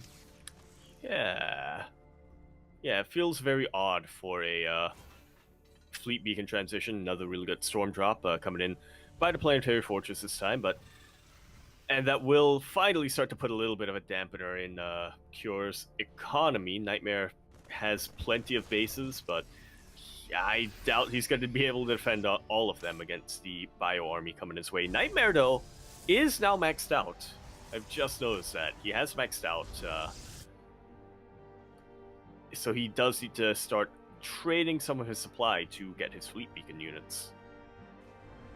It does indeed. He's even got these disruptors as well. I guess for Protoss, you just go start like Sky Toss disruptor, right? That's all you kind of want. It's just, as you said, trading out these ground units without making it obvious you're trying to trade units out, because those Stargate units take a while to build up. But really good catch here from Nightmare. He's going to at least force these units back. Some good Widow Mine shot actually going down too. This is actually perfect for Nightmare. Yeah. Chases his Bioforce all the way back. Snipes 3 ghosts. So that's pretty good. War Prism finally gets dealt with by the looks of things. Yeah, and actually he replenishes 10 more Stalkers there too. So again, holding off. He does only have, I guess, the one Stargate at the moment, does he? Dropping cannons now. He's very spread out. Fortunately for Nightmare... Oh no, these Disruptors going to get the lose 2, 3, 4. Oh. Absolutely huge losses, and you pointed it out earlier, Chase. Nightmare just doesn't have much gas to begin with. He wasn't able to get his Fleet Beacon transition. He threw down all of those Stalkers, or replenished his army of Stalkers. To lose those Disruptors right now is probably the worst timing possible. Yeah, that was certainly not good. As we see, he does have a couple of Disruptors left, but keep in mind, Cure's army is not the most kind of... You know, it's not the... I feel like Disruptors aren't the greatest version of it. They're not... You know, Disruptors are always pretty decent, but they're very scattered. You know, Marauders take up quite a bit of mass. There's not a lot of Marines. There's a lot of air units in the field. So I'd be curious to see how he applies them in this game. So I feel like Cure's going to be just hitting from left, right, good night, you know? Yeah, there's definitely a point of diminishing returns here when it comes to the Disruptors. A little bit of a skirmish in the middle of the map, but Nightmare retreats to the wall of cannons and shield batteries as Nightmare starts expanding as well. Cure is now completely unchained. He's unbound compared to much earlier on in this game. One High Templar will get some huge storms. Good with the mine connections. Will the Purification Novas land? No, they will not. But Cure's Bioforce is getting surrounded now. Nightmare is starting to get surrounded a little bit, but he just doesn't quite have enough firepower on the ground. These Vikings in the air took up a lot of supply, did absolutely nothing in that fight. Yeah, what an engagement there from Nightmare. Really good surround, blocking the retreat with the blink still with this too. Would I like to see maybe pursue just a little bit more, maybe could have blinked in and got one of these Vikings or Murderbacks. I understand why you wouldn't want to. But just to keep the economic position to now, we've got 2 more Stargates dropping. We've got upgrades coming to Fleet Beacon, the Forge. He might not even need this kind of trend. He might just go for the kill right here, right now, because that backline has been broken now, Yaku. Yeah, Cure is just about at his weakest in this entire game. Still has a pretty strong backbone. You know, he still has those planetary fortresses. He is now trading out his Vikings for Liberators, so it's still going to be a tough ask for Nightmare to win with this unit composition, but it's not out of the picture. It is still very much possible for him to do so. Yeah, and we see he's even kind of taking the rightmost kind of map that you normally, I guess, would say is a... I don't know, would you say that's what the bottom player would take, that base in the top right? Yeah, I'd say so. I guess it depends on the expand pattern you're going with, but either way, Zealot by forcing a lot of units here and then jumping on the base on the far left side of this disrupt is going to push it back. There's nothing that can be done. Fantastic zoning! Ooh! One purification of a land. I believe another one landed as well. So, yeah, Nightmare really gaining a lot of ground here. On top of all of that, 18 SCVs go down. That orbital command goes down. The planetary fortress goes down. Cure sustaining a lot of damage. Yeah, I want to say now that Nightmare's in a really good position here. Cure's knocked down to 4 bases. At this point in the game, your main's pretty much mined out, your natural's almost mined out. Even like your third base is running low, so you normally want to be, gearing up for a transition to the big tech units, but in the meantime, you're trying to defend this push and stay alive as Nightmare jumps on in, forces all these bio units back. A couple of Liberators come to help hold on, but it looks like there's just not going to be enough with a huge disruptor shot to finish it. Yeah, good blink forward here from Nightmare. GG is called, and Nightmare gonna be taking game number 1 against Cure. Not doing anything too out of the ordinary, just very strong macro play, just very aggressive pressure on his opponent, and eventually he was able to just crack Cure under the pump. Yeah, no, he just took a really good engagement, and when your economy is that kind of far forward, all it takes is putting your opponent on the back foot to really kind of take control of the game. Cure was expanding pretty slow and steady, but his army is very high tech. He had Ghosts, Vikings, Medevacs, Marauders. But it just got caught out of position there by I want to say that 8 Protoss, even though it wasn't an 8 Protoss engage, right, Yaku? It was a very well articulated engagement. And he just takes the first game in our series.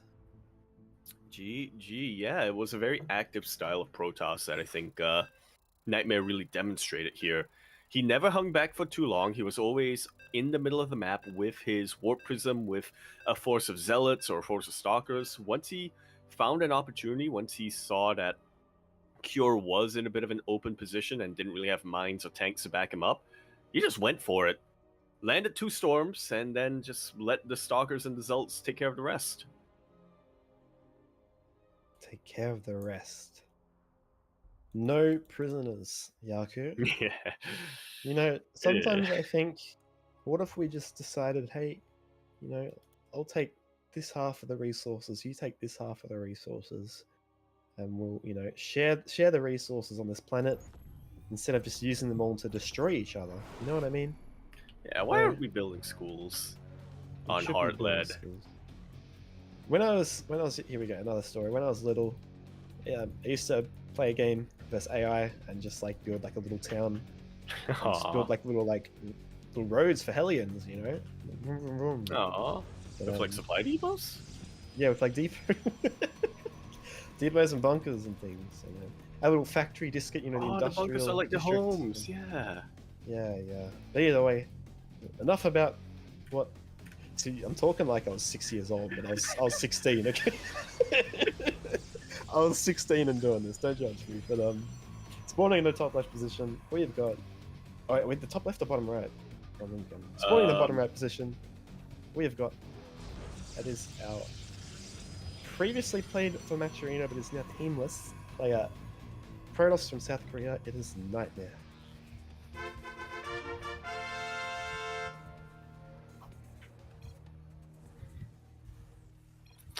And over here in the top left-hand corner of the map, starting all the way in the top left, but also apparently the bottom right, as that proxy immediately gets scouted. We have our blue Terran player also coming out from the land of South Korea, representing Team Liquid. Really wants this proxy to go up.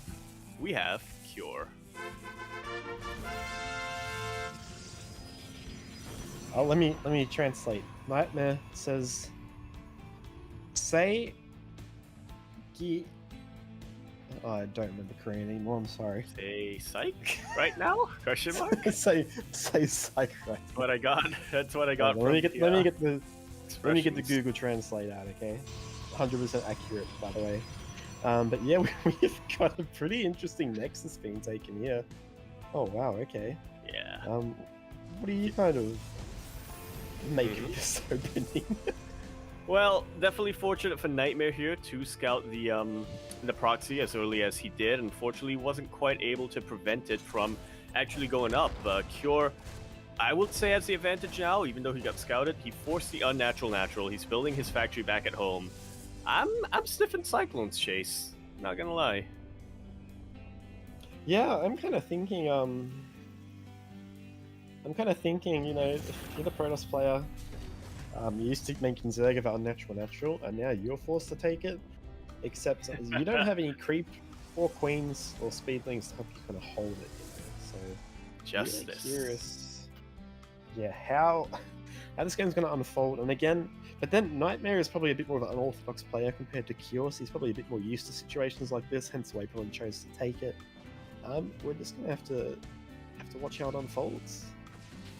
Yeah, obviously that unnatural natural is still very isolated from the main base, so there's always a concern that units will be pulled away and multi-prong becomes even more effective. But you still have to go up a ramp to try to deal with that, so at least there is a little bit of natural defense. Natural defense, indeed. As we see, this is this engineering they've been very annoying. I like that the decal, is that Nightmare's decal? Oh no, it's at the natural. No, that's just part of the map. Is that a Marauder? It's a Stims Marine. You know what? Oh my god, it's a Cyclone Yaku! Oh, who could have seen this? Well, I was kind of expecting to go into the main base, go into the third base, but it is going into the main, and it is sniping probes left and right, let me tell you that. The Cyclones actually shred workers, it's insane. Yeah, if you've ever... Tip for any of you players out there that are thinking about like pulling workers against the Cyclone all in, don't. Trust me. As someone who pulls workers too often, don't do it. You know what? Tip for players out there on the ladder who are at like 3k-ish MMR, pull workers against Cyclones. Yeah. I need my ladder points. Me too. Oh, there's another Cyclone coming in. Dude, this Cyclone's doing work. Oh my god, he's forced a recall. Yeah, Cyclone actually dropped in from the Cyclone's medevac. gonna Only kill one the stalker! Oh. Only one Actually. stalker, and this is Nightmare is just demonstrating the advice that you gave earlier on. That's why you don't want to pull workers against Cyclones. Meanwhile, yeah, counter harass doesn't quite work out. No. GG gets called, and Cure gonna make up for his 0-1 deficit in the series by getting a very quick tie in the Best of 5. That was painful. It was very painful.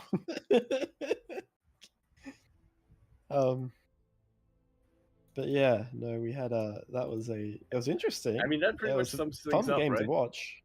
Yeah, it was painful, but pretty fun, and that pretty much sums things up here. Sums it up perfectly. But yeah, as we go into game, is this the best of 5, correct? Yep. Roger. But yeah, no, pulling probes. I mean, you got to do something, right? Otherwise, they just sit there and like kill your probes anyway. But Cyclones they're such dynamic units, and they can be really, really good or just really, really not good. But early on, they still have that kind of niche role to just being an early game kind of powerhouse unit. Yeah, without a doubt. They can be really good, they can be really, really not good. But in the early game, they're never not good. And they're always good. I guess they don't scale too well into the late game is the thing, but like you said, in the early game, they are pretty much essential for Terran. Like, even if you're not going to be doing what Cure did there to go out and start harassing probes with 2 Cyclones, one of them being dropped into the main, you still kind of need it to defend, to prevent scouting information coming up against something like a Zerg player. Cyclones, man. Yeah, if you're They're bad. behind, you can, I mean, if your opponent's behind, they're really good. They're a bit like Hydralisk, really. But if you're behind, they're horrible. So they're really a situational unit. I mean, they were a situational unit beforehand, but they still they've kept, I guess, the core design of the Cyclone the same while changing how the unit operates. But either way, spawning in the bottom right position, we have got, it is our Protoss player who is teamless, representing himself, and South Korea, it is Nightmare.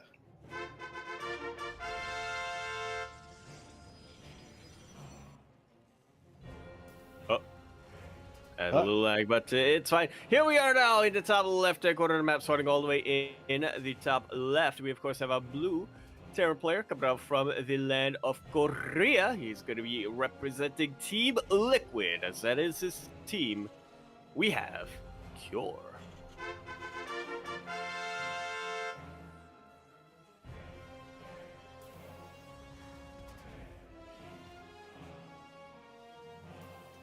Okay. Or Liquid Cure, if you will, nowadays. Not so gaseous? Question mark? I'm not sure where I was going with that. I was gonna say not quite solid, but that would be a diss. Do you know? Oh man, I watched a video recently. Ice is technically, man, what was it? I'm just gonna Google ice is technically a rock. That's right. Oh, I did not see this video. Which means that ice is considered a mineral because water, it is a naturally occurring crystalline inorganic solid with an ordered structure. Well, chemistry lesson for everyone. So that means that ice is as much of a gemstone or a mineral as quartz. So if you're poor and you can't afford a diamond, you just go and go make some ice. And I mean, you'll have to redo it every 30 seconds or so as it melts, but yeah, just stick it ice is a on. rock. Just stick it on your finger. Exactly. Don't I mean, how worry many about minerals that, like searing pain? it'll go away. We'll get numb soon. Either way, but either way, let's get into the game. We have a Nexus. Pretty easier kind of defense, I want to say, on this map compared to the last map. You've got the high grounds. There's a bit of a kind of blinkable choke on the side here as well, but there's less surface area to kind of blink in for opponents to kind of get in. Which in the meantime, which is a good point to keep in mind, as Nightmare does go for that proxy gateway getting set up right now. Cure setting up for a little bit of a Hellion scout by the looks of things. Yeah. This proxy is interesting. Look at the water, beautiful. Oh, actually, I don't know if it's beautiful or not. I'm on low graphics. Oh, it's gem, like. Pretend it's beautiful. Oh, look at that! It ripples around. Can you imagine if StarCraft had like a navy kind of, water combat system? Yeah. I've wondered about that. I've wondered how that would work on Abyssal Reef. Okay, see where the Hellion is? Uh-huh. Now look top left into the water, and there's a treasure chest. Ooh. No, not the Hellion, the other one. There you go. See it? Oh, there it is, yeah. It's like a little crashed boat coming in there. Okay. You looked at the other Hellion, you said, oh, there it is. Here we go. Aggression is on the way. He's coming for that booty. Oh my god. Cure is evacuating. As he should. Very important early scout that he got.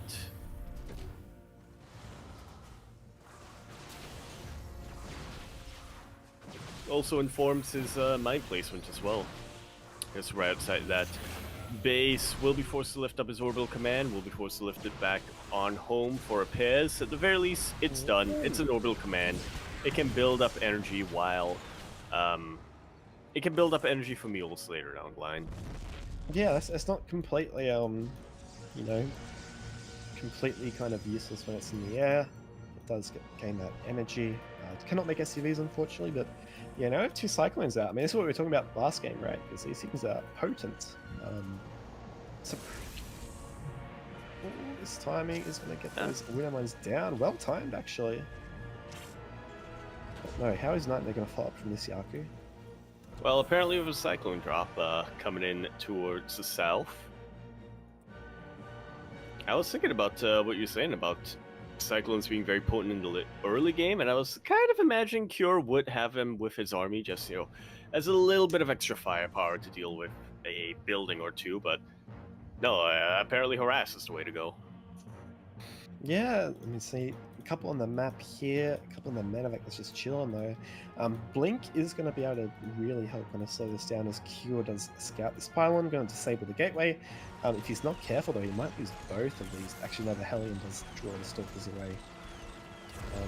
But yeah, we've got a Banshee coming from the top, a Cyclone drop from the bottom. We've got some Cyclones in the middle of the map. This is There's units everywhere. Certainly do. Here we go. Banshee is going to come in. There is a shield battery, but it's a little bit out of range for Nightmare.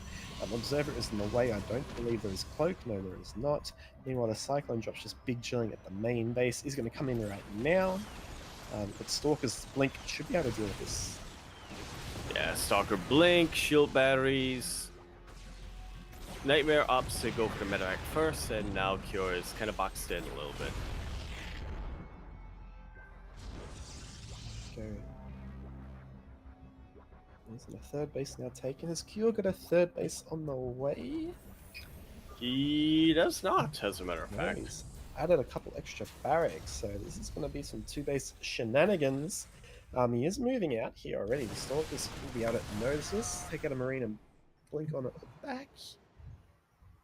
But yeah, how is? Oops, sorry, I'm just waiting for the SCV pull to come down here from Cure. Nightmare, meanwhile, still opting for a pretty storm hot toss gateway heavy style. Yeah, we have 4 gateways coming in, and now Nightmare's going to take the opportunity. You're going to see these units all the way out here and blink all the way around. Cure has not got. He's going to lose the reactor. 2 reactors actually going down. Might lose a couple of Marines here because combat shield is not ready yet, and there's no medevacs out. But... oh, actually. Oh. Yeah, we're going to be a few medevacs until the reactor did get sniped. Yeah, good pick off here on the War Prison. We have Storm coming out. A few more gateways have gone down. Forge not yet researching, but we've got Nightmare just going to skirmish at the front. He's got stuff all over the map, doesn't he? Pretty much, he's just fanning them all the way out, making sure he has perfect vision, and again, very much like game number 1, wants to make sure he knows exactly where Cure's army is so that he can take full advantage of it. Like so, picking a couple of stray reinforcements here and there. Yeah, I feel he may have misread this just a little slightly. So you see, the SCVs are being pulled now. There's a 4th base on the way for Nightmare. Does he have any high tempo out? He's got 1. Does he have Storm? I'm not sure. Yeah, it's research. So he's got 3 high. He's got 4 high tempo. Oh my gosh. So they're gonna have to see some good micro here from Cure, but he's gonna have to go for the kill for this attack. He absolutely does. So the question is, how much energy do this Templar actually have? As Cure is all in. He was all in then, and he's even more in now. Great storms land on just about the entirety of the Bio army. SCV count starting to get thinned out. The tank count gets completely reset, and this attack has failed. GG is called, and Nightmare gonna be taking us to match point, leading the series 2-1 against Cure.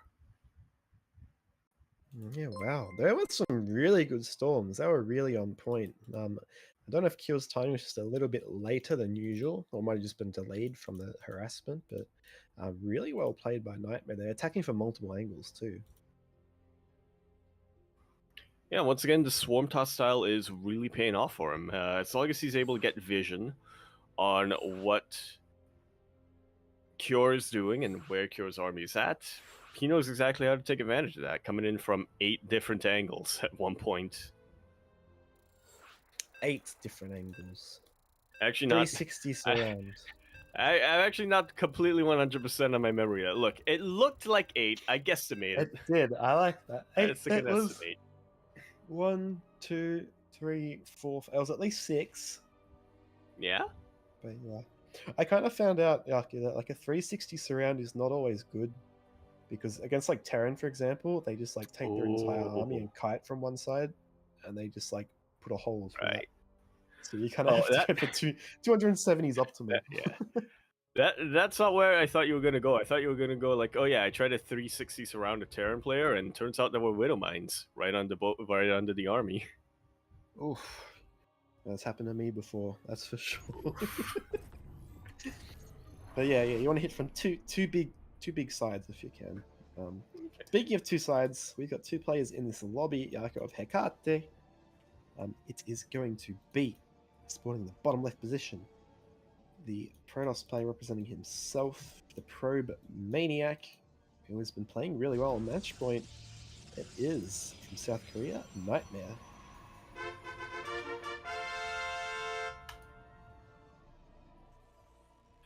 And over here in the top right-hand corner map, spawning all the way to the top right-hand corner of Hecate. We, of course, have our blue Terran player from the land of South Korea. He was the absolute favorite coming into today's showdown, but now it looks like he might be relegated to the mid series in round 3. Representing Team Liquid, we have Cure.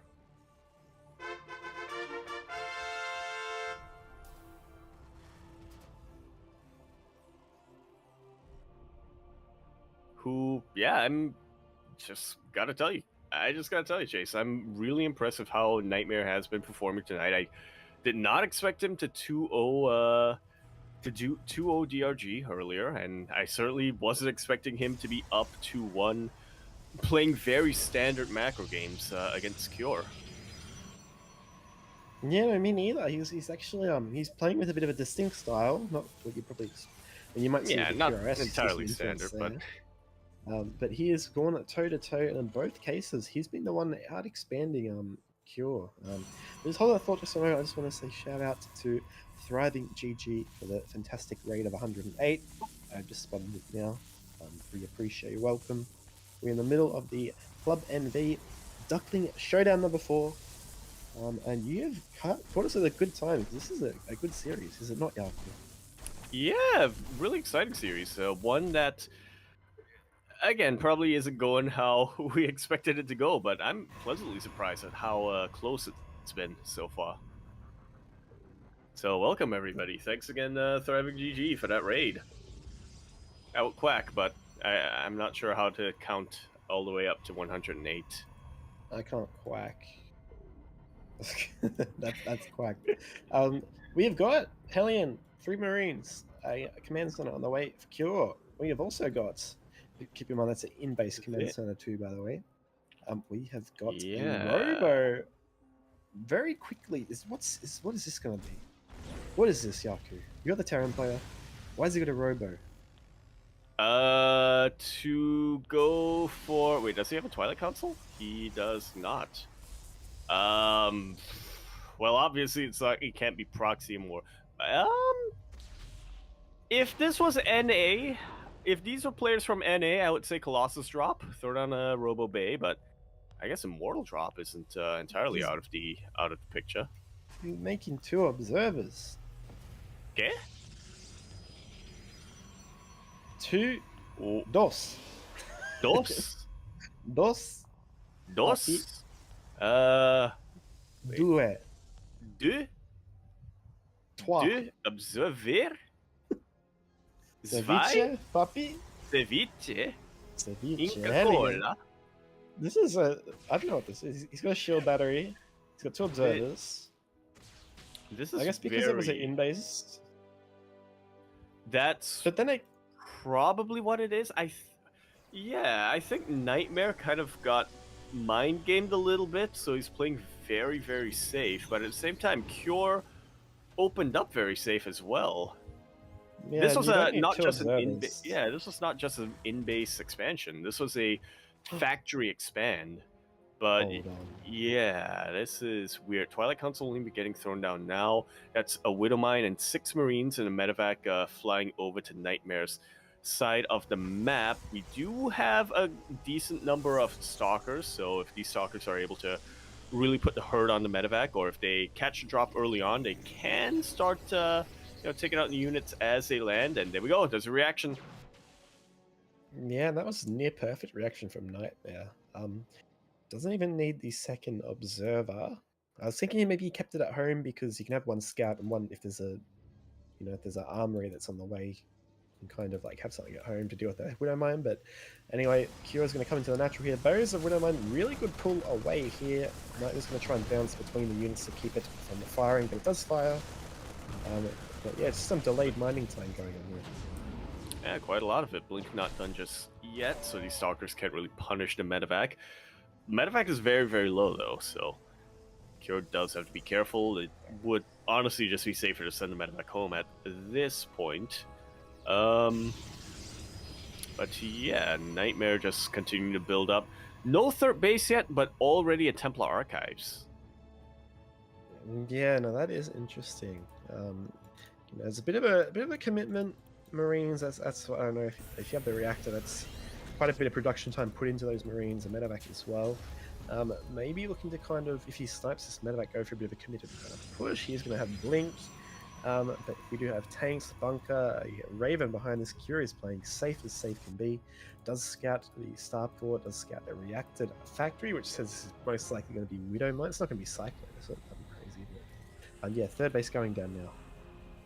You know what? Stranger things have happened before. Before the current patch, I would have said, yeah, no, Cyclones, that's insane, but you never know. Yeah, pretty cheap Never nowadays. know that. Oh, he actually gets the medevac with the Feedback, feedback. Bye, Marines. Just one by one get sniped. Yeah, this is yeah, there we go. Double medevac on the way. Sorry, double Widow Mine and double medevac. Stim and combat shields. Is this going to be there's only one engineering base? Is it going to be like a yeah, push it's again, going to be a think? 2-base. Well, I was going to say it's looking like a 2-base timing, but third CC just got thrown down here by Cure. Although, then again, this isn't the most committed push that's out there. It could just be a push to apply pressure on the on your Protoss opponent, take out a base if you can, but for the most part, just try to make sure they can't expand to 4 bases and whatnot comfortably. Yeah, certainly. We do have map control going to Nightmare 2. As the observer does get sniped there, but there is another one. Look, he's already got a position. He's so cracked. But yeah, it looks like the triangle third most likely going to be taken. There's these Ravens going to go for probes. What do you think about this? If he does go for the triangle third, do you feel like a zealot kind of, zealots could attack from both sides, or what's the? Surely he's going to be attacking while expanding at the same time, right? Yeah, that's definitely the game plan here. I don't know. I think the triangular third for Terran might actually be a little bit safer because yes, you have 2 openings to it, but they are very closed off or choky openings that you've got that you can throw down supply depots to try to wall that off. Not too far away from the high ground where you might want to place tanks or liberators at as well. So yeah, I'm a fan of expanding towards towards the triangle third on this map.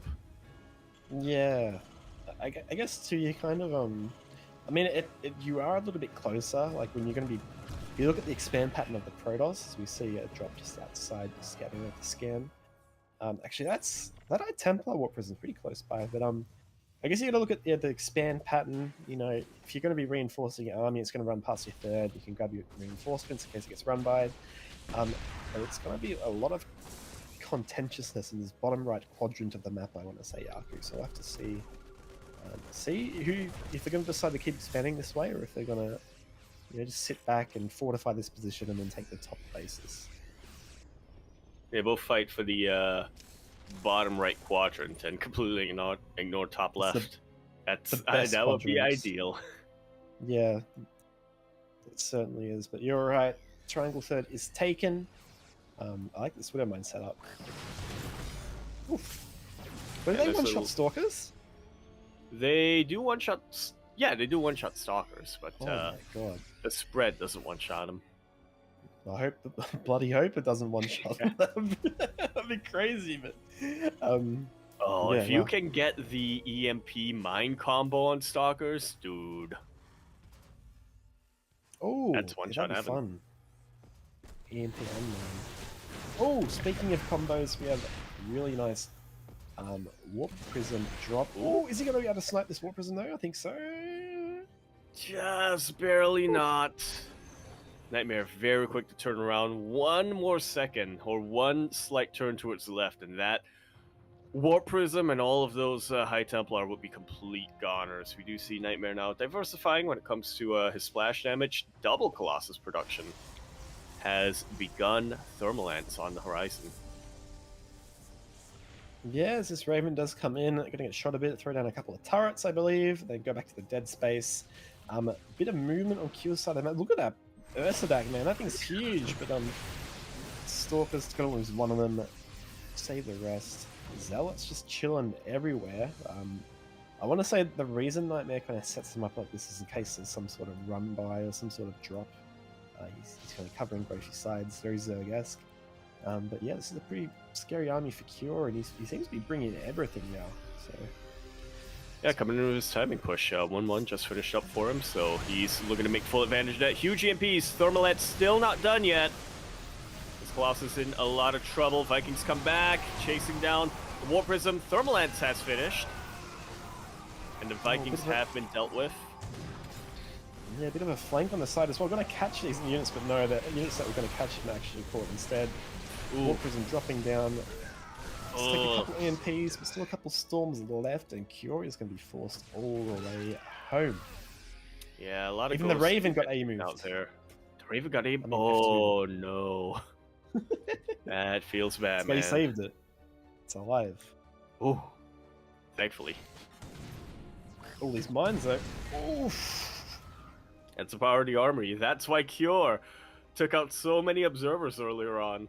There's no detection left here for Nightmare. Yeah, he's going to be able to take them out. Did he attacked his own Stalker there? Is he not making an observer? He is now. Yeah, so he's got two of them, and they should be following the army. Cure, of course, or Terran rather, much quicker to reproduce their core units and Protoss is, so Cure's already back at it. He's almost maxed out right now, if you can believe that. He is.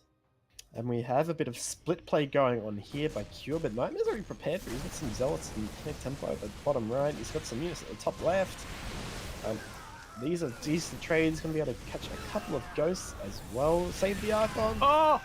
The Widowmine took out the Archon right at the last second there. He blinked away from He blinked a couple of his Stalkers away from that mine shot, but another couple of them just ate the shot. Yeah. Zealots I mean, here this is drop all the way back home. This is very kind of similar to I want to say, I don't know if it was game 2 or game 3. It definitely was a game 2.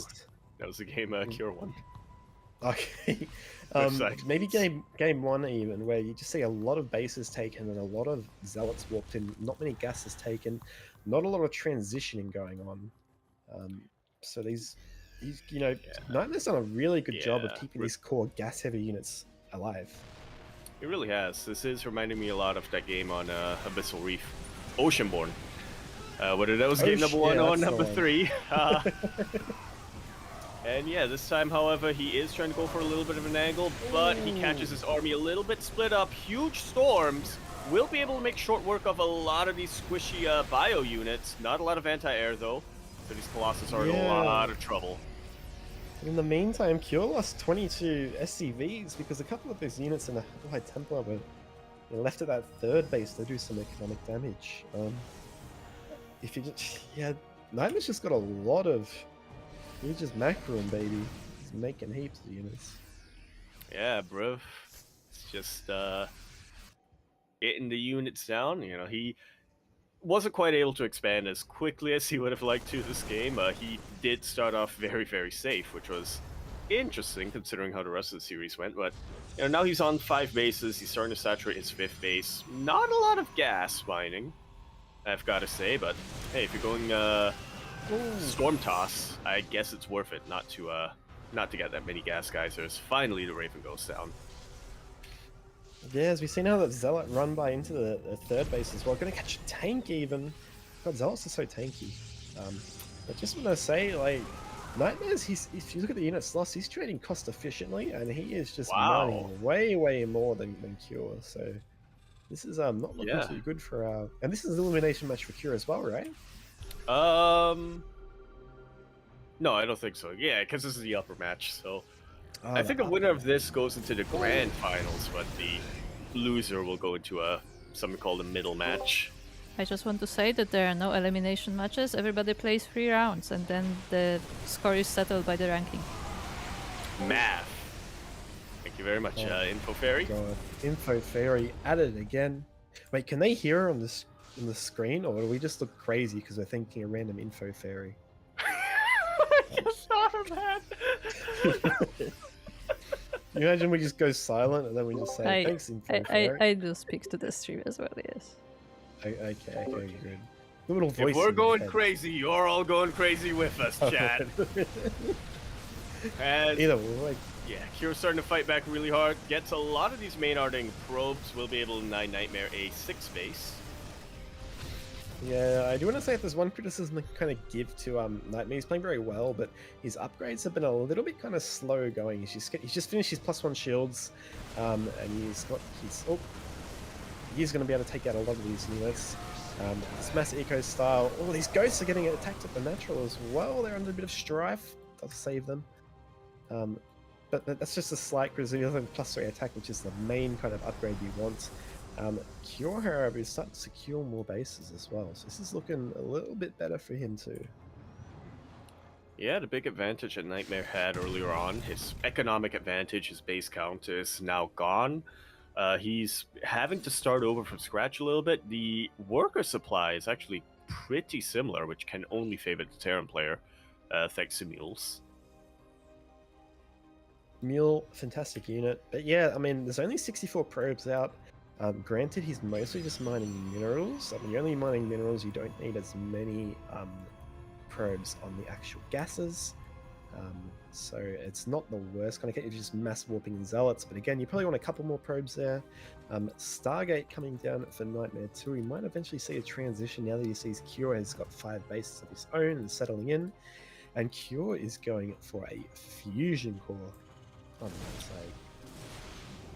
Yeah, working on that late game Terran transition now. It's already got a very hefty ghost count, but once we start getting a couple of Liberators into the mix, that's the end game Terran TVP composition that you want. Huge EMPs. Yeah.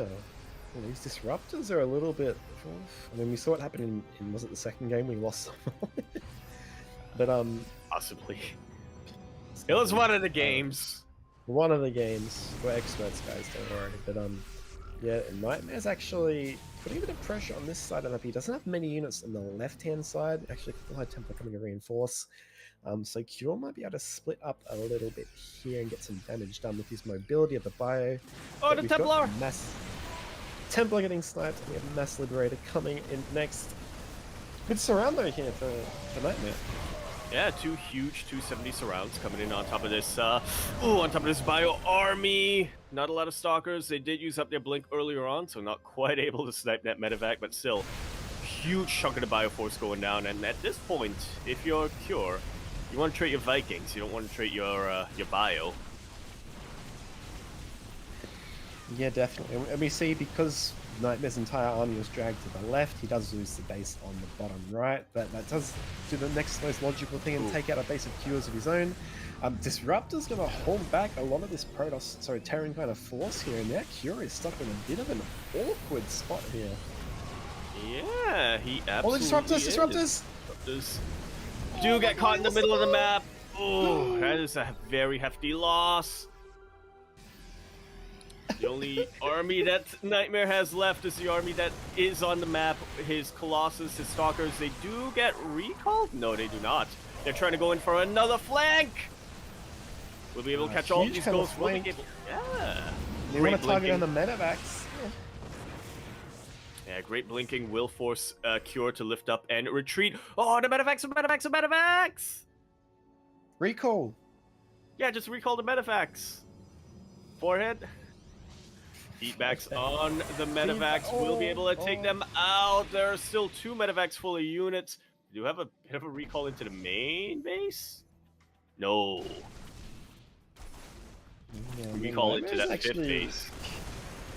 Nightmare's just on everything, man. He is playing Yeah. fantastically. He absolutely is. Looking at the units lost tab, okay, it's finally starting to trade a little bit less efficiently than Cure now, but my god, you don't normally see a Protoss player who's being attacked at every single angle being able to fight back this hard and still maintain a bit of an army lead.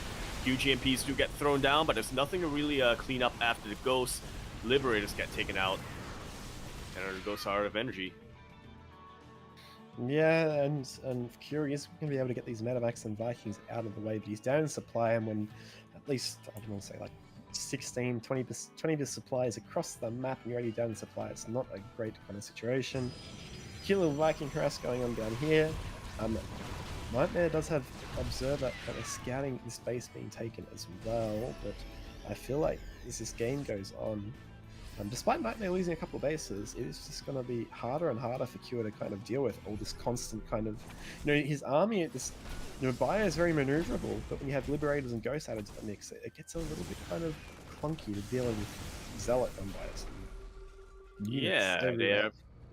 Yeah, Bio itself, very, very maneuverable, as you were saying, but I get what you mean. Liberators do have to kind of pause, they do have to kind of take a second to set up. It breaks up the rhythm a little bit of your Bio army.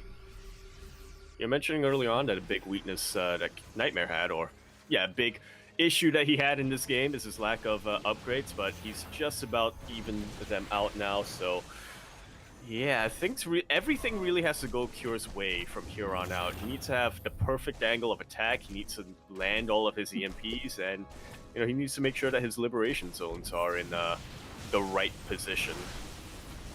Yeah, you even made a Void Raider deal with these like Liberators on the map.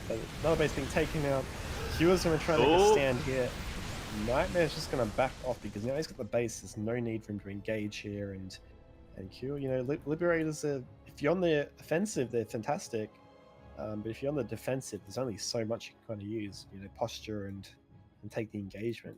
They're not really a unit that you kind of, they're fantastic defensively, but they're not a unit that can really kind of help you with your, they're not a mobile defense, yeah. Yeah, I get what you mean. At least man, the sound of Liberators, There's someone for everyone who will understand you, The sound of Liberators unsieging and re-sieging is baked into my mind.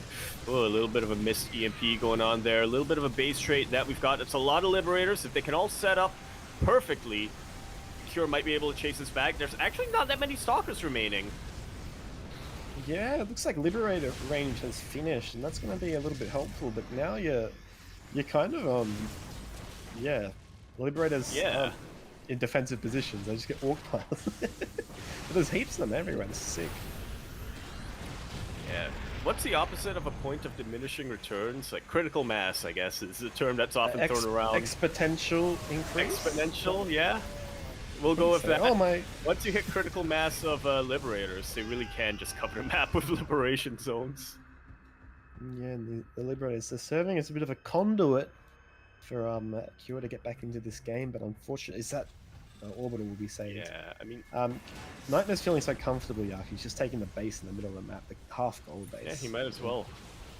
Might as well, really. I mean, just looking at the incomes, Cure is broke and barely mining anything. Nightmare still has mining, still has a little bit of a bank.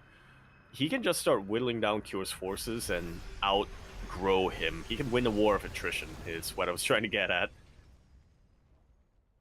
He certainly can. He's got the economy for it. Curi's down to 19 SCVs. Even with mules, it's a bit of a deficit that's hard to overcome. But it looks like this might be the killing move. Liberator's going to make this a bit of a slower death than usual. But... yeah, we shall see. I want to believe, Chase. I want to believe in the power of the Liberators, but that's a lot of Stalkers at this point, and there's not that much dead air they can really retreat to. No, there's not. I mean, it could maybe be... oh, these Disruptors! Oh, they catch a ghost. Huge pickoffs here for the Disruptors. Only 2 ghosts remaining. 4 ghosts remaining, actually. Yeah, these are normally ill-advised moves, but when you're so far ahead, it's worth the risk. And now he's going to be pushed back again, but I feel like it's just going to be... it's hard because you don't want to tap out. It's your last game in the series. Yeah. But... yeah, I mean, there is a chance. I want to believe that there is a chance here for Cure. Huge EMPs, and you know, stacking of these Liberation Zones do make pretty short work of these Stalkers. That's the main anti-air that Nightmare's relying on right now. Yeah, there's a run by in the bottom right as well as a couple bio units that are just going to hide and hopefully deal with this. But it's lots of posturing going. They're going to lose that Disruptor. But... yeah, what's a Disruptor at this point if you're Nightmare? This is... oh man, I sympathize so much with Cure when you just set up all of your Liberators, all of your Liberation Zones at one point of defense, and then your opponent just walks around them. Oh. And goes attack somewhere else. And now we actually have critical mass of Stalkers. That was not enough dead air. GG is called Nightmare. Gonna be taking the series 3-1 going into our upper bracket grand final. Upper bracket round... I give up on trying to make sense of this format. Going I know what into you mean. round 3 with an advantage.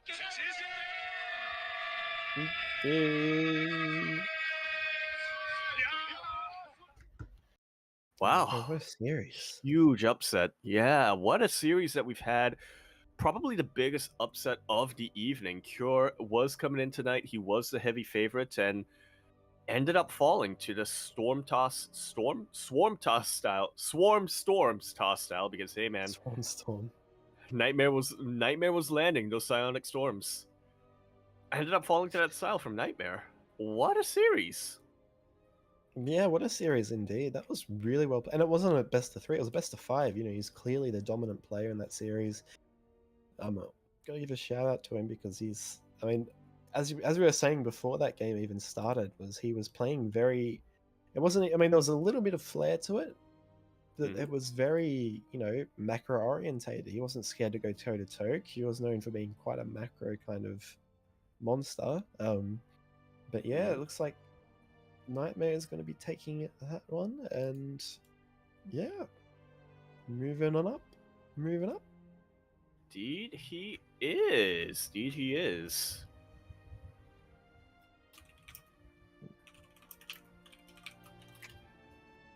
As yep. I was just gonna say, you read my mind, Yaku. Yeah, it's getting late over there in Straya, isn't it? Certainly is. Yeah. I'm sorry, crew. So I gotta get up in 6.5 hours. Yeah, but thanks for... I'm gonna miss you. We will see you, Chase. Thanks a lot for joining us here.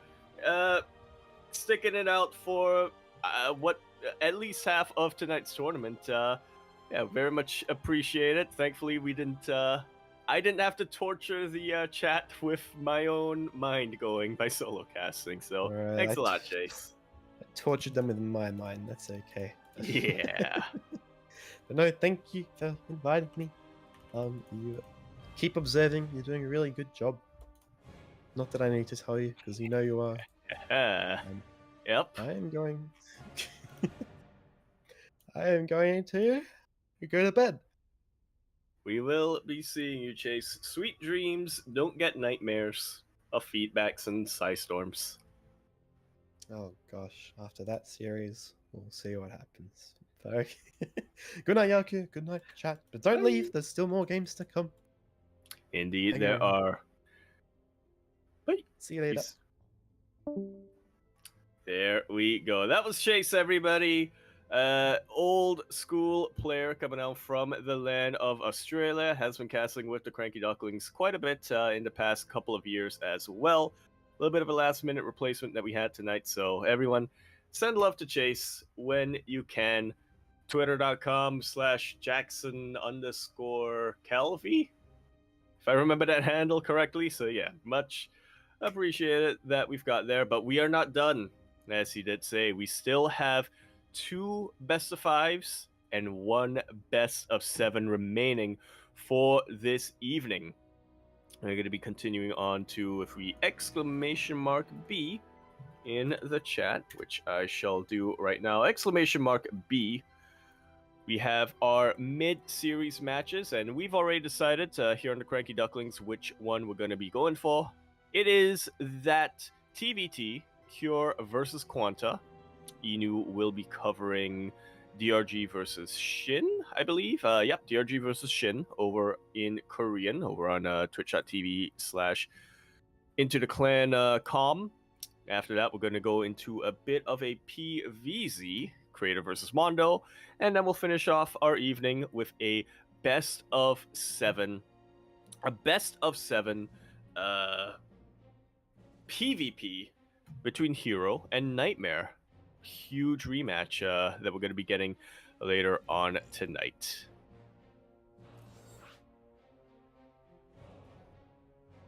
So we will just be getting on ready for that. So we continue on into the evening.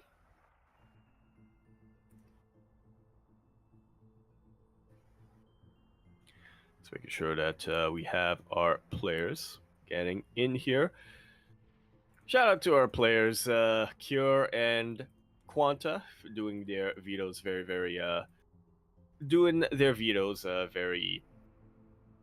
in a very timely manner.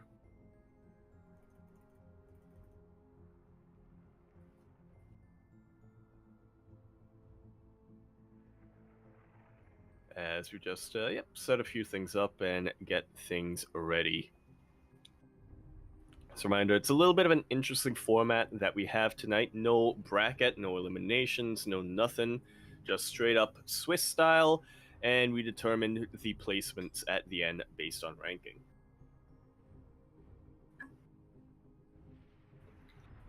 All right, now number 1 and number 2, as expected after winning both of their rounds, is Hero and Nightmare. So eventually later on tonight, they will be duking it out to decide who is 1 and who is 2. Cure and Quanta right now. Cure is tied with DRG for 4th place. Quanta is tied with Creator for 7th. Wait. Yeah, Cure is tied with DRG for 4th place. Quanta, by definition, would be 6th place after that. And so this match will determine a couple of things. It is possible for Quanta to get ahead a little bit if he is able to, really get a good result here against Cure. And if some of the other matches don't go a certain way, he will be able to get a little bit of an extra prize going on here by overtaking Cure. And with that, I believe we have another caster coming on. Why, hello. There. I will do my best to try and also cast while doing a lot of other things. It's multitasking. Yes. But here we go, coming into the broadcast. You got a couple of glimpses of her earlier today. We have the Info Fairy herself handling production and also gonna try to cast as well. Everyone's favorite casting jersey. It's Kuro. Yes, hello, as the players are not present. God damn it. Yeah, hello. We'll get them. I am here and I'm still fixing some player names, so give me 1 sec. Yes. Well, while that is going on, we are going, of course, to be spawning into Site Delta, where here we go, over at the top of the left-hand corner of the map, spawning all the way in this top left-hand corner. We, of course, have our red Terran player coming out from the land of Korea. He is going to be representing his team. He was the new acquisition of his team, Liquid. We have the mayor of Six City himself, Cure.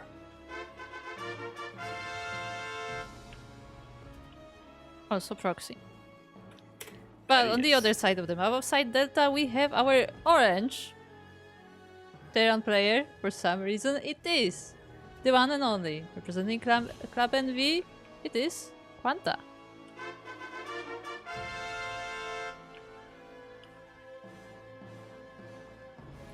Begging earlier Yeah, today, just hoping to get one map out of Cure. I like how in the lobby Quanta is like sal please, which means please go easy on me, and this is what Cure means by go easy. Yeah, he's like, yeah, I'm just gonna proxy 2 Rex, yeah, proxy 2 Reaper, yeah, instead of just I don't know, proxy cycloning, yeah. Well, we see how Quanta does with that, as we know that Quanta is himself quite an interesting player, with definitely some quirky builds here and there as well. Yeah, Quanta, Hanmono, a lot of the honorable boys, as I call them that, have been known to go for some quirky builds, as you put it. He is opening up pretty standard to start things off with. I guess just trying to suss out how Cure wants to play at the moment. But yeah, Cure just not giving him that same satisfaction. Cyclone coming out from this factory, and that's definitely going to aid a lot in this offense. This is actually a huge victory here for Quanta at the moment, is that he hasn't lost a Reaper. Just as I say that, a Reaper goes down. Okay. But it was very close. Like, the Reapers of Cure are very low on health, but unfortunately for the Quanta, they are still alive and they are starting to deal damage. 5 SCVs going down, including the one building the starport, so that will be delayed. And now the Cyclone is out, but the damage has been done. Yeah, it really goes to show you how much you want to maintain an even or roughly even Reaper count in the early game, because even just being down by 1 really, or down by 2 at that point, can really snowball. Cure's still not done, by the way. He still wants to go into this main base. He still wants to beautifully baits out the lock-on from the Cyclone, beautifully baits away the Reapers of Quanta. He goes in, and he's going to get even more SCVs here. He can actually fight that Cyclone if Quanta isn't quick enough to repair, and he isn't quick enough to repair. Finally, the Reapers of Cure go down, but that's a lot of damage. Yeah, the Cyclone actually died mid-air. Like, it was bounced as it was being repaired, and I don't know if the SCVs were able to repair it while in the air, and it did go down. So yeah, a lot of the SCVs falling for Quanta, unfortunately. We have 7 going down for 5 Reapers. And I mean, the good news is this will probably be the end of this aggression, but I mean, I'm sure Cure has a follow-up. Yeah, he absolutely does. He's working on his second factory back at home, as well as his starport. Reaper's gonna be coming in from Quanta, but they just very easily get deflected by the Cyclones of Cure. Yeah, well, at least he did scout the base, so he knows that the factories are coming up. So I assume we're seeing Cyclones, aren't we? Yep. Well, actually, yeah. Obviously, there's gonna be Cyclones coming out here from Cure, but prioritizes a Viking first, which is not quite what I was expecting. Just based on his series against Nightmare earlier today, I was half expecting some Cyclone drops coming out from Cure. Okay, interesting. But as we see, that is not the choice, and instead Quanta is going to try and attack. I mean, he tries to make up for the losses that he received after Cure's proxy, but I mean, Cure is kind of ready for this. Yeah, he's got a Cyclone set up in a really good position away from the choke point. He has a bunker just in case. I'm liking the double Viking production coming out from Quanta. That should allow him to get some air superiority, but we'll see how much air superiority really matters when his ground force is being surrounded by Cyclones. Yeah, well, good news for Quanta. Most of the Cyclones actually went to the other side of the map, so they are not here for the defense. And scary thought though is that it looks like they are committing there, so I guess Quanta has to get damage done here. Yeah, Cure's committing, so Quanta has to commit. It's a commitment game as this base is getting dangerously low. Cure will pick it up, but it's still within range of these Marines, still within range of the Vikings, of course. That base is going to go down. Yeah, the base is going down, so very, very nicely done for Quanta. And on the other side of the map, he did lose 12 workers, though. There's nothing. There's nothing. There's a Viking. Yeah, Viking will thankfully be able to chase these away, but, you know, as Chase mentioned earlier, never pull workers against Cyclones, and that is why Cure himself was able to, you know, keep his Vikings pool together, despite only making one at a time, and yeah, it did a really good job of distracting the landed Vikings as well on the other side of the map. So all of a sudden, Cure is not a player with air superiority. He's chasing away these tanks. He will lose his base, but like you mentioned, they're on even base count, and Cure is up an insane amount of workers, let me tell you. Oh yeah, definitely. I mean, we have literally 33 workers to 8. I mean, granted, they are all on the same base, so they're not very efficient, but they do exist. And you know what? More of them are mining than than at Quanta Space, so mules definitely gonna help out a little bit. Yeah, I mean, Quanta is still sieging this position, which is nice, but it will be very hard to go forward. He is losing those Vikings, though, unfortunately, which is at the end of the air superiority, the end of the vision, and is he just going to go home? I mean, what else can he really do at this position?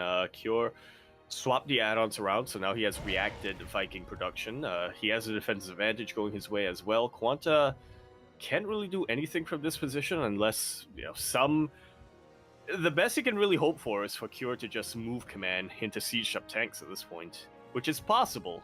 I mean, you can still get some nice positions done, because these Vikings are quite forward, but yeah, Cure even shoots first and the Vikings will be going down. GG is called. Cure will be taking game number 1. No chill. My god. Absolutely. He asks no you to chill. go easy on him, Cure. Yeah, that's what Cure does when he goes easy. What do you mean? Alrighty then. You should be grateful I'm not giving it 100. Yeah, I mean, you haven't seen him at full power. Not bad. At full power, he just proxies the Cyclones immediately. You made me use 10% of my power.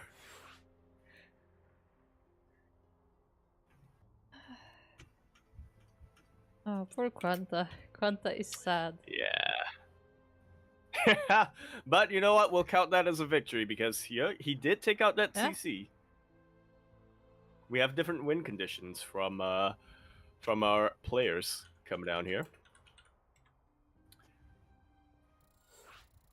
As we continue on. I will agree to that, okay? Because I mean, let's be honest. Like there's quite a difference between Cure and Quanta. Cure is like the champion level player. Quanta is, you know, he's a very good player. He's like, but like he's more like the semi-pro kind of level. So like obviously beating Cure is quite a challenge. But you should count those small victories. I mean, I to this day am proud of killing a Reaper of Keen. Okay. Yeah. Exactly. And you proxy hatch Björn. I did proxy, but that failed. That doesn't count. Well, that's more like a badge of like courage or something. Okay, well, still. I once out microed Keen in a Reaper battle. See, there you go. And then died because I wasn't macroing, but he was macroing. That doesn't count. Still a win. Different win. Yeah. If it were up to me, I would say that Quanta is up 1-0 in the series, but yeah, unfortunately there are rules that we have to stick by. So instead, we're going to be continuing our series on Ekate.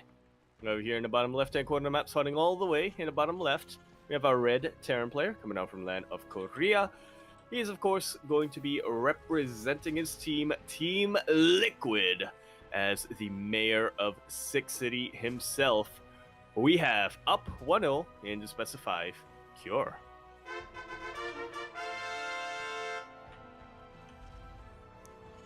And on the other side of the map, we once again have our orange player that I have to fix the name for. 1 second. You may know them as Stelle, but that's actually a pseudonym. You might be wondering, who is Stelle? It Is is. he innovation? It is, in fact, our orange Terran player representing Club NV. It is Quanta.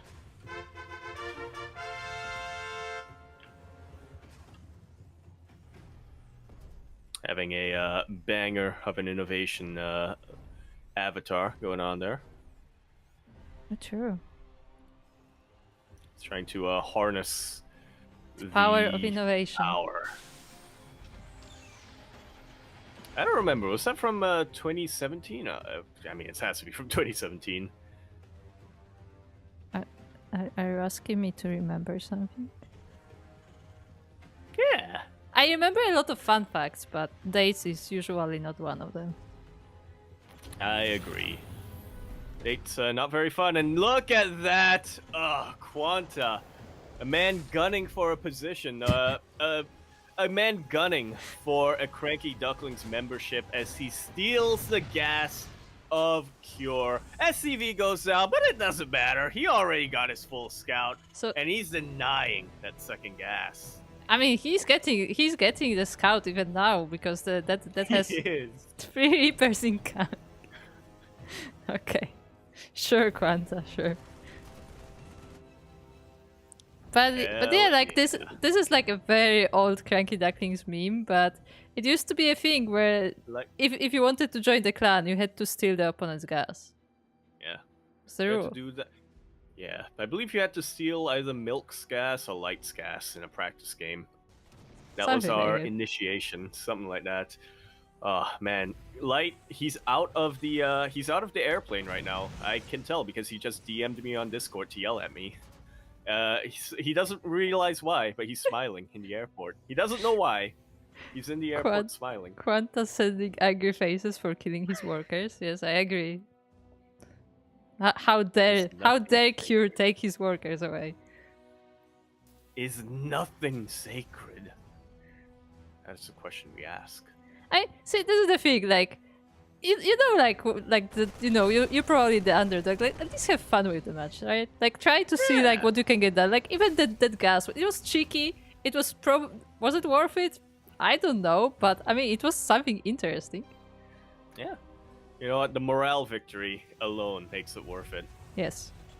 Will it contribute to winning the game? I mean, it could. Your morale goes up. Yeah. I mean, it is scouting information. Exactly. What is the math on morale? I don't know. I somewhere up there. Never math on stream. Never math on stream. That's our other tip for the evening.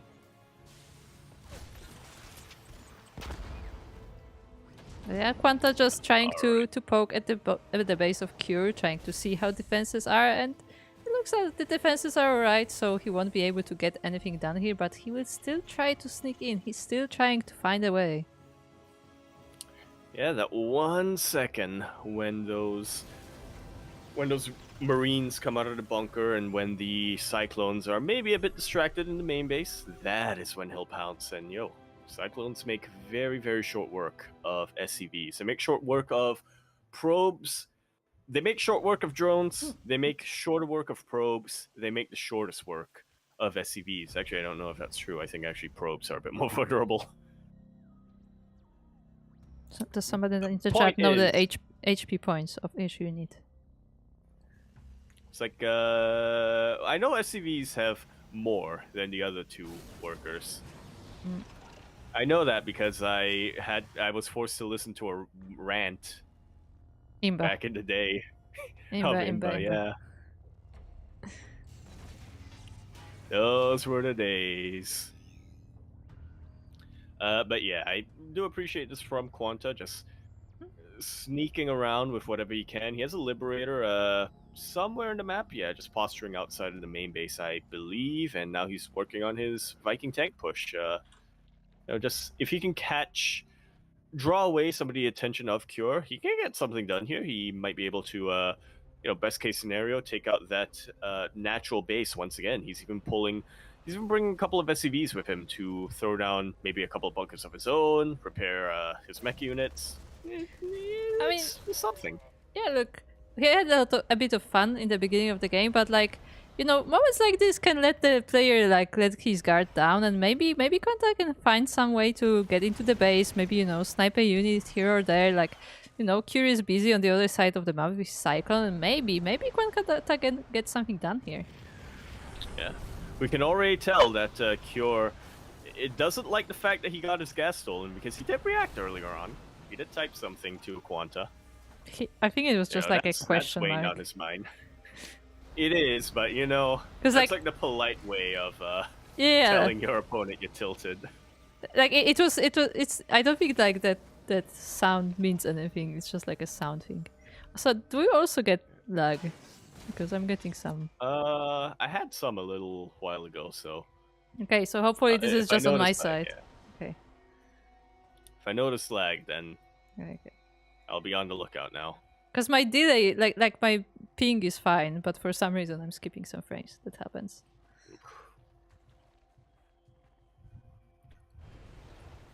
Quanta just setting up as best he can here. Liberator coming back to meet with the rest of this army. This is a massive wall of tanks, and behind all of this, Quanta's going to be the first player to expand to take a third base. Yeah, and Kir trying to see what is in front of his base, and in front of his base is actually a line of tanks, as you said. There are Vikings as well. He will try to... Ooh, snipes actually that Liberator, which is really nice, but... I mean, there's still more army to come here. Yeah, that's not the end of it. You thought that was going to be it, Cure. No, there's going to be 2 Liberators now. Oh, Because no. we have reactor production. Oh, but that is a lot of Vikings. Oh, but actually, Quanta gets the first shot off this time. They are clamped up though, so it's not easy to target, but it looks like the Raven took the hit.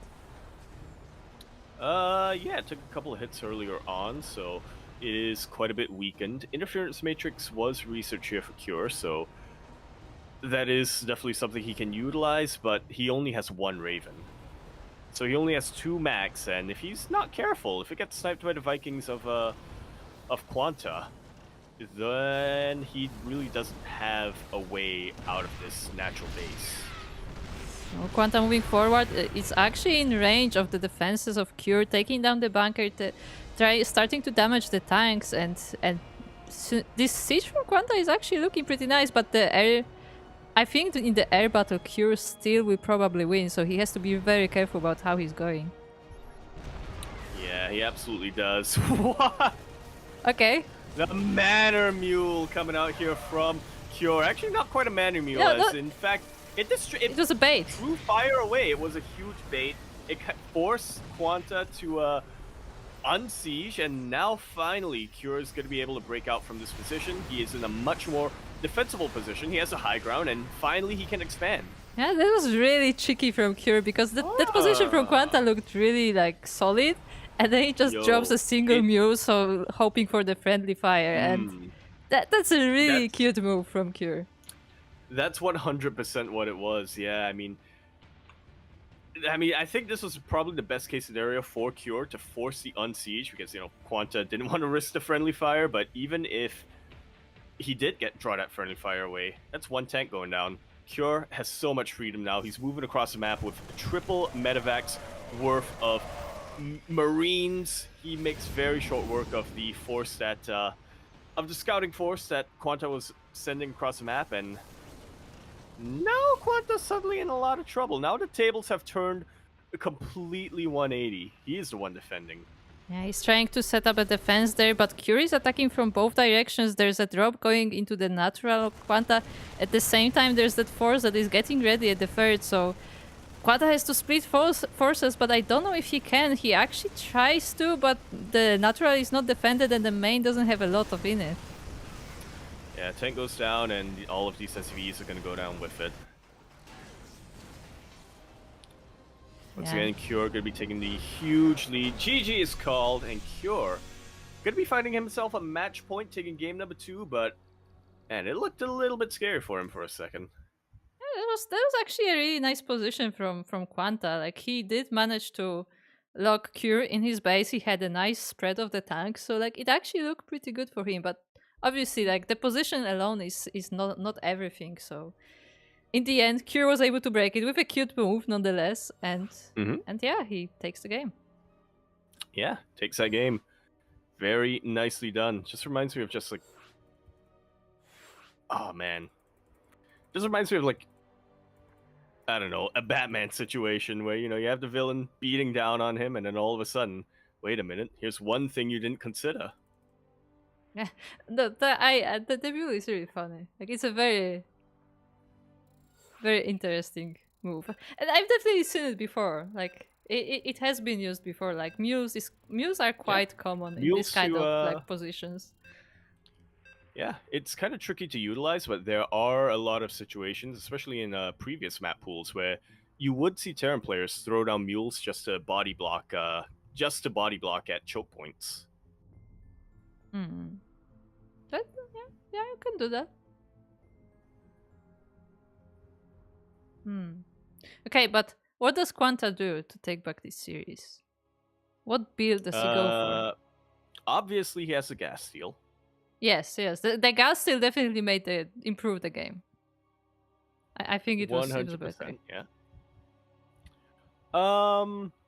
He, I guess he wants a channel innovation, so Proxy Rex? Question mark. Anyway, we're gonna be getting ready for game number 3 here on our best of 5.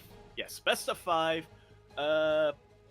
Middle match here in our Swiss style format. In the bottom left hand corner, map spawning all the way in the bottom left, we have our red Terran player coming down from the land of Korea. He, of course, is going to be representing his team, Team Liquid, having a little bit of cheeky banter back and forth with his opponent right now.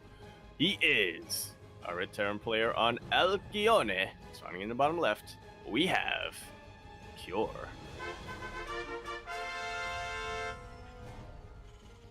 And on the top right of Alcyone, we have our orange, once again, Terran. Representing Club NV, it is the one, the only, Quanta. Also for the chat asking about Light, Light is fine and in fact has just landed in Singapore like only a few minutes ago, so he's just chilling. I mean, not few minutes, a bit more than few minutes. I don't live that far away from the airport now. Yeah, if Yaku just, gets on the bus or something, he can go to the airport, just chill with Light for a bit. Yeah, last bus is closed in like 2 hours, so we'll see. I don't. Can you like access the airport though? Yeah. Like, don't you have to go through like some kind of gate or something? Oh, he's already in the gate. Yeah, because he's like only like Look, transitioning. I'll find a way. Okay. There are some, air vents and whatnot. Uh-huh. Yes, I imagine As you Yaku realize. venting. That's definitely... It's a great idea, Yaku. Just pop in. Hello there. Just jump out of a wall suddenly. Just astral project. Yeah, this time, none of the players doing anything particularly weird. No proxies, no gas stealing, just more proper game. For now. For I'm now. keeping my eyes on Quanta 100%. He is the one who decided very early on that, he's going to try to... His goal is to take one map here to make sure that this isn't going to be a clean sweep. And yeah, I'm confident in Quanta's ability to have a couple of tricks up his sleeve. He, again, has been... He's brothers with Han Mono, of all players. If there was ever a player who could come up with some way to trip up a player like Cure, I feel like it will be them. That's a really well camouflaged Reaper. I actually could not see it. I was looking for it. It's like, where is the unit? It's just orange on orange. Yeah. Oh god, that's something I have to keep in mind now, yeah. Okay, so orange is banned on Alcyone. Yep. Orange just banned in general,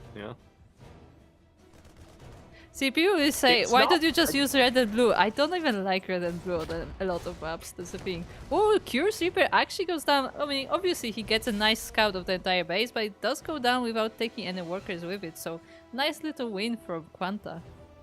Yeah. We'll give him half a map now. Half a map point. Half a map. Sure.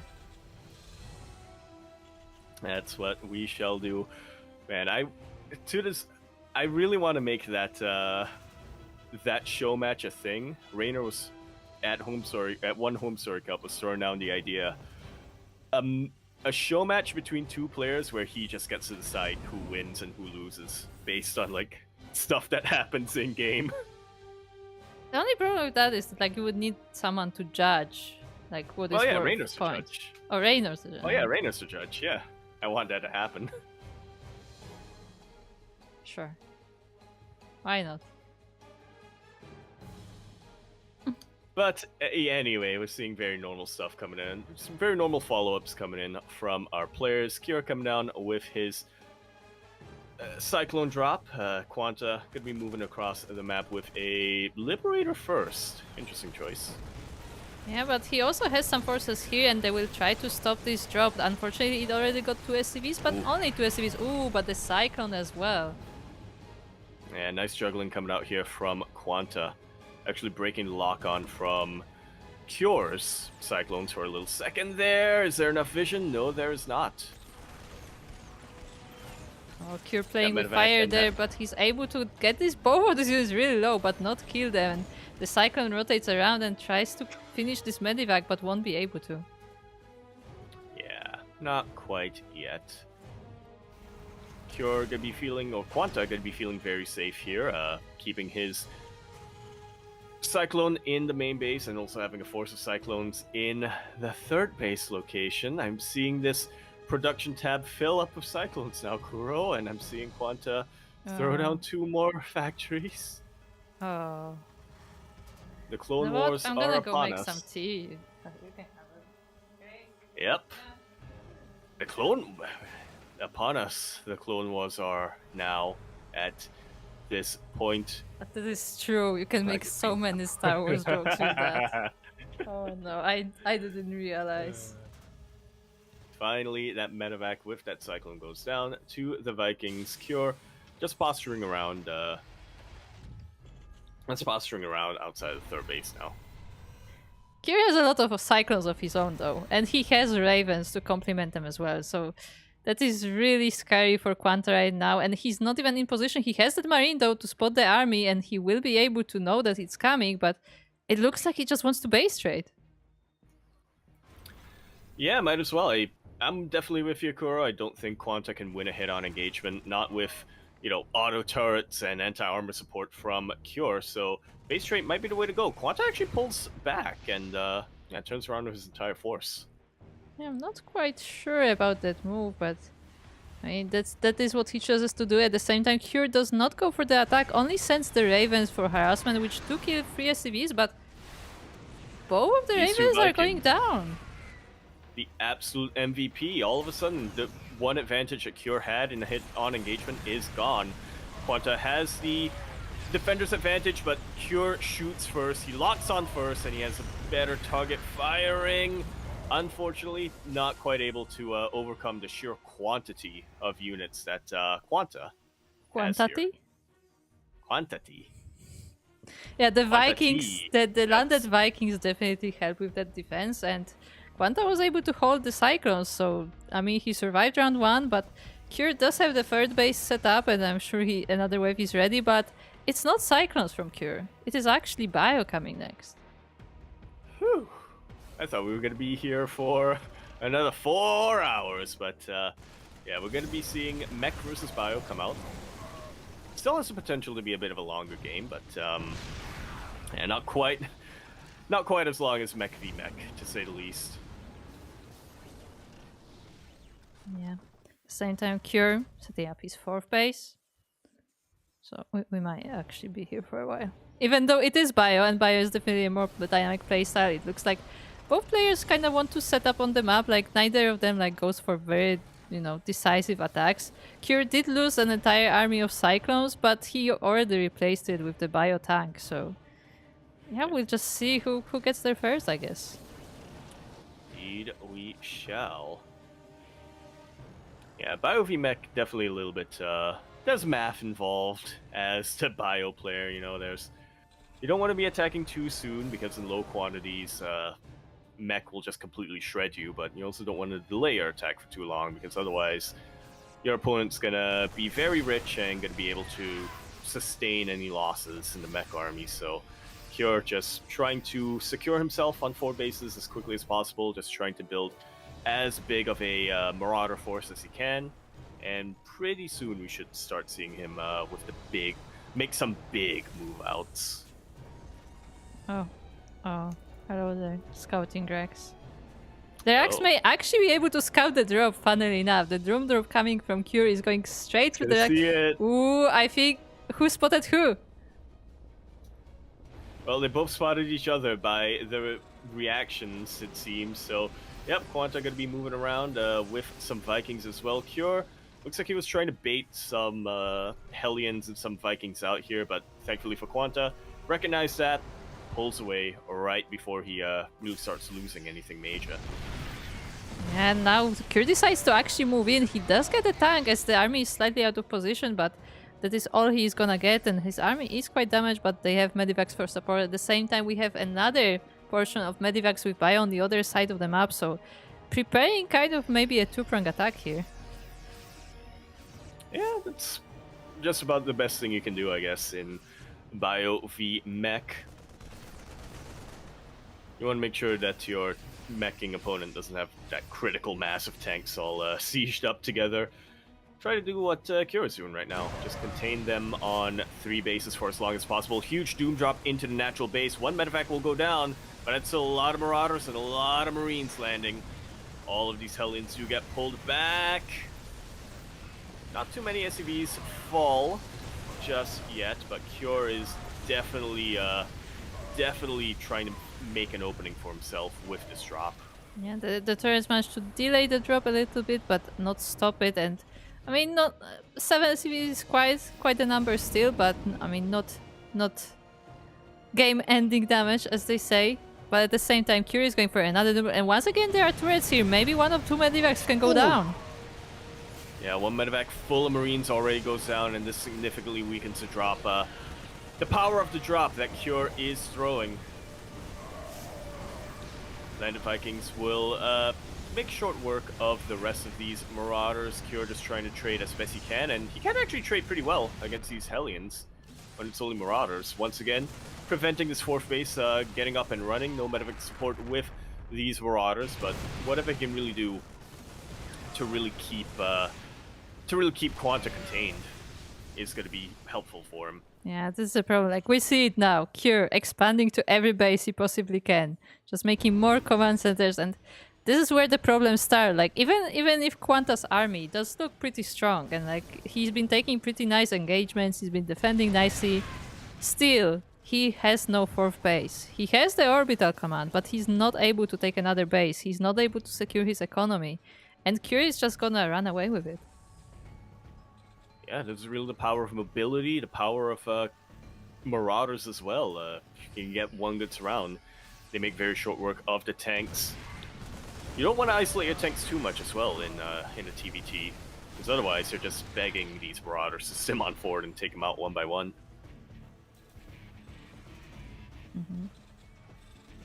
I'm just curious, just like, you know, going from one side to the next, like trying to do a little drop here, trying a little drop here, because as you said before, like, mech is probably not the most mobile. Even though this is like mostly Hellions, we still have a lot of tanks. We have like this massive army that has to move from one side of the base to the next, and it takes time, and every time Quanta is out of position, another attack comes from Cure. Yeah, another attack comes from Cure, another couple of tanks go down from Quanta, and this all stacks up, you know. Tanks are not cheap units whatsoever. Cure comes in from a bit of surround. He will be able to take out this 4th base once again. Quanta just wants this 4th, papi. He just wants to play StarCraft. Yeah, he even fully muled it to get even a little bit more resources, and he is forced to once again lift it, and he will be able to defend it, but not without losing 13 SCVs.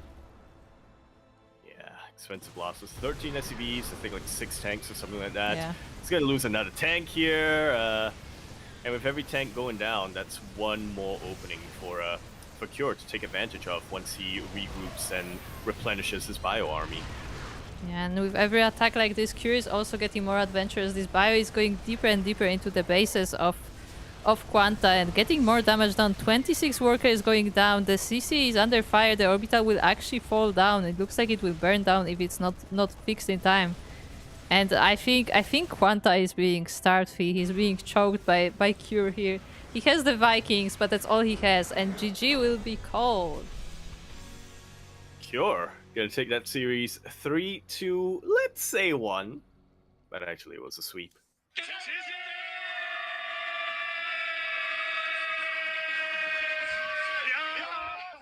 was 3-1 Gee. CC. Right by the end there, yep. That's what we'll go for. GG, very nicely done here by Cure. I mean, he was a favorite, so we kind of expected him to make it pretty far in this tournament, and we kind of expected this result against Quanta specifically as well. But, you know, Quanta definitely had some really good moves himself. He definitely made Cure. He definitely looked like he might have been able to topple Cure, at least in 1 or 2 maps here. Yeah. Yeah, I there mean, were there were like obviously like Cure has outclassed Quanta here, but it was not like it wasn't bad games. Like Quanta was trying to do some things there. Yeah, I will say that Quanta was making opportunities for himself, right? He was, finding ways to really strike at Cure and, contain him, especially in game number 2. I feel like he did a really good job of just keeping him on 2 bases until the Genius Mule got thrown down and kind of caught him off guard a little bit. But yeah, these were a pretty good showing, I would say, from Quanta as well. And this mule was really nice. That was fun. Yeah. I miss body blocking mules. Body blocking mules and what are they called? Tactical mules? That's what I'll call them. Tactical mules, yes. Those were tactical. Sorry, I'm a little distracted. I'm just trying to get all the production set up for our next series. Indeed, and it looks like we will have our series available for us. Shin versus DRG did finish up a little while ago. Shin actually took that series 3-1, which is both surprising and not surprising at the same time. On the one hand, I do think that DRG. I was kind of expecting a 3-2 either way, if I'm being honest, but yeah, I guess I can't be too surprised at Shin taking it in the end, just because. He has been looking very, very solid in the matchup in the past year and a half, I want to say. So yes. No, sorry, I'm just confused because I have become a party leader and like what is happening? Apparently. Well, we're all congregating around here, so we are starting to combine our streams. We are at the end of simulcasts. We are going to be streaming together. Yes. We're going to be streaming the same match together with Inu, both of our 2 remaining matches, and we're going to start with the lower match. It's going to be a PVZ, Creator versus Mondo. It's going to be what how we've come here, how we've journeyed ourselves into this. Yeah, so the important detail here is that up to this point, hold on, I'm responding to messages, so many messages. Yes. Up to this point, we were casting alongside Inu on Into the Clan channel, and we were casting different games because we have 4 matches every round. So we were trying to split the matches so each of them gets covered. So half of them got covered on this channel in English, and the other half was covered on Inu's channel on Into the Clan in Korean. So if you want to check out these matches, if you missed them, then you can check it on that channel. But now that we have our last 2 matches, we have our lower match and our upper match, the quote-unquote final. This is when we join the streams together and we will cast alongside Inu with the same series. The streams have crossed. They did. We have combined. Yeah, so getting ready for our 2 matches. As a reminder, we still have this one best of 5 remaining later down the line when we get into Hero versus Nightmare for our upper match. That is going to be a best of 7. So strap yourselves in, folks. Still have plenty of stuff coming towards us. As yep, we're just solving a couple of production hiccups that are coming in. So yeah, players getting themselves ready, getting themselves into position, hiding any quickly cleaning their rooms. No, they're never gonna clean their rooms. Never mind. So this is the thing for the first time we're trying to have player counts on stream. So it required a little bit of setup, and this is still like very very new to me anyway. Hold on, why is Creator Protoss on the screen? But yeah, this is still like a very new production thing to me. So we're trying to like test out different systems, how to make it work, and I think we managed to get it pretty well. It seems like the cameras have been working well, and I hope you guys like them. Yeah. Do let us know. Send your thanks groups to Kuro. Or is it your thanks Kuros to group? I don't. I think it's thanks, Kuro. There we go. It is not a group, please. Oh, we don't have. No, I think we do have. Oh, Wait, oh, I have to oh. double check our Oh my god. channel points as. Yep. Guys, Mondo is a barcode. Yep. Which means every intro will be broken. Yeah. What can you do? Why? Why do players do this to me? Shaking my head. They like they're like testing the limits of production. Yeah, fortunately, like a few months ago, we got like the name tags that we can put on top, so at least that part is covered. But unfortunately, that does not work for intros. So apologies for that not being properly updated. And by intros, we do mean the fanfare, is what we mean. But regardless, we're going to be getting ready for our second to last series of the evening.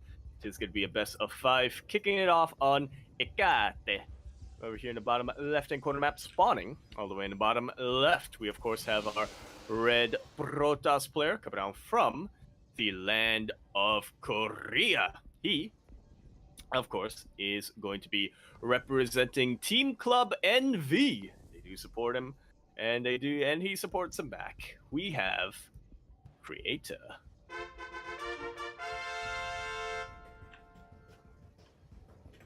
And on the other side of the map, on the map that is Hecate, we have our Blue Zerg player, also representing Club NV and being one of the, I don't know if I want to say organizers, but one of the main coordinators of this series of show matches. So big thanks to him for getting this all together. It is Mondo.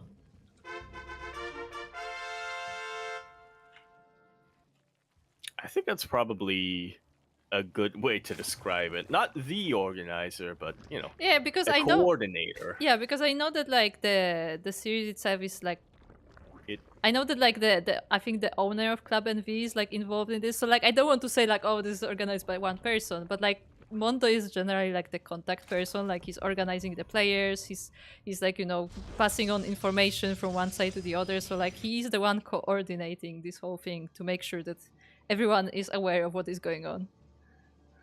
In my mind, it's just like a dark room with one candle on a table, and the owner of Club NV is like wearing a hood and sitting there, and he's just saying, "This is what shall be done, Mondo."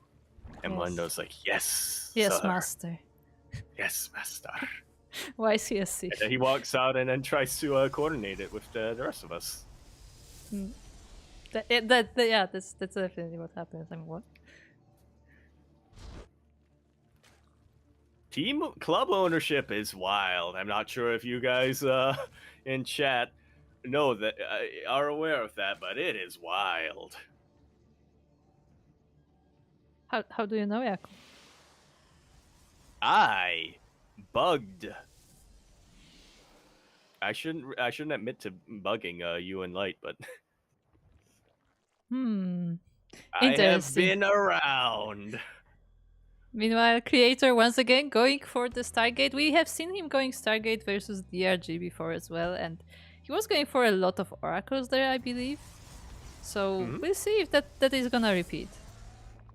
Yeah, that tracks with my memory. Liked making a lot of oracles. Liked making adepts quite a little bit. That's true, yeah. He liked making adepts in one game, but no, in 2 games. Now I think about it against CRG. That yeah, I think for some of the longer macro games that he played, he did like going Blink first and then kind of transitioning into a sort of Colossus style. As the adepts do get into the main base and they do get 2 drones, also a few links, but it looks like that will be about it. The adepts will be cleaned up, but the Creator is working on more, so we'll see if this is just for the defense or if he's planning to maybe get something more aggressive going soon. Yeah, we'll keep that in mind as we keep our eyes on the production tab. Oracles, I mean, you kind of have to be aggressive with them nowadays just to try to slow down the Zerg economy, but there are levels of aggression, right? There's 4 oracles killing the 3rd hatchery and something like that, or there's just, send out your first 2 oracles and then you leave a 3rd at home for defense. Yeah, looks like it will be for now 2 oracles. One of them is across the map trying to find some damage. Killed 2 drones already, I believe. Oh, actually no, it is switched with the other one, it looks like. Yeah, I gotta be sending the other oracle back on home just to regain some shields, regain some energy, and I potentially be the defensive oracle as the 3rd oracle is gonna go meet up with the 2nd. We do see a tech transition coming out from Creator. As the Oracle not going to be able to get much done here against the Sporecrawler and Queen. Twilight Council and Forge coming out from Creator, and that's a little bit of a tell. No Robo Facility yet. Just no. Twilight Council, Forge. I'm sensing Blink. There we go. Blink is +1. Up. Yeah, we have seen Creator utilize Blink before, and he will do so again. In the meantime, Mondo is working on the Roach Warren. He has his lair going. He does not have an evolution chamber yet, but I assume that will be coming soon as well. And we'll see how this will fare against what Creator is preparing. Yeah, this is going to be a very aggressive, sort of a Soul Train style coming up from Creator. Kind of reminiscent of what he did in one of the games against DRG. The night is continuing. Things are starting to melt together in my memory. Yeah, I mean, it doesn't help that we had more. Wait, what did we cast 2 PVZs? Did we have more? We did. Wait. Did we? No, wait. What? We. What? When? How? How? Huh? Why did we put 2 people with bad memory on the cast? Oh, so the oracles are coming in and actually taking down a queen. They're losing a lot of health, but the queens are definitely worth it because now it will be just this sport defending the base. Yeah, some very aggressive posturing coming out here from Creator, and it looks like it's... Yeah, there we go. It paid off big time for him. Able to kill one of those queens and take out 5 drones. Moves away just at the last second, so he will be able to keep both of them alive. Meanwhile, he's getting ready for his move out here with Blink Stalkers with +1. No Warp Prism just yet. Actually prioritizes a Robo Bay and a 2nd facility behind all of this. So, yeah, Creator definitely thinking of a longer term game, but he's going to try to apply pressure on Mondo regardless. Yeah, the Oracles switched out, and now it's time for the Stalkers to do the damage as they are moving across the map. The 4th base for Mondo is being set up, but it is now in danger with these Stalkers roaming around, and I don't see any army nearby. Yeah, Creator kind of catching Mondo in transition. That Infestation Pit just about finished up, but obviously because Mondo was getting that Infestation Pit, he wasn't really building up much of an army. Somehow going to be able to keep that hatchery alive. Really good concave coming out here on these roaches. It's one queen. It's one queen. It was a bit too aggroed on the Stalkers, and it walks forward to its death. At the same time, the roaches jump on the Stalkers, but with the Blink Micro, they should be fine. Yeah, with the Blink Micro, with the Stasis Wards. these stalkers are gonna be fine. They're not gonna be dying anytime soon. They're getting ready for round 2. They really want to take out this fourth. I mean, that hatchery is pretty low and it's not being transfused, and it does go down together with a queen as well. Yeah, good pickups here for Creator. Mondo now trying to go on the, not quite a full counter offensive, but he is just trying to get these dang stalkers off his lawn. Pretty much. I mean, yeah, considering that the creep is the lawn, yeah. Exactly. And now they keep clearing up the lawn as well. SMHing my hedge. Yeah, and in the meantime, we have all sorts of tech getting ready for Creator. We have Charge, we have Thermal Lance, so he's preparing his stronger army, but also not wasting time to drop some Zealots, despite the Charge not being ready yet. Welp, might as well, if there are no units to stop you, I believe in these slow lots. They can still charge in their soul. I mean, they still kill 2 drones, I believe, so, I mean, it's pretty good for them, because Mondo is so focused on defending the front that he doesn't really have the time to secure the back as well. Yeah. Front door is not completely barricaded, but the back door is wide open. It's kind of the situation that Mondo is finding himself in right now as Creator just starts barging down that front door. He has so much power with these Stalkers, with these Colossus as well. Gonna be able to shred through a lot. That earlier Infestation Pit, though, is working out pretty hard. He is starting to work out here for Mondo because he got an earlier Hive, he got an earlier Lurker Den, and now his Lurker upgrades are about to finish up.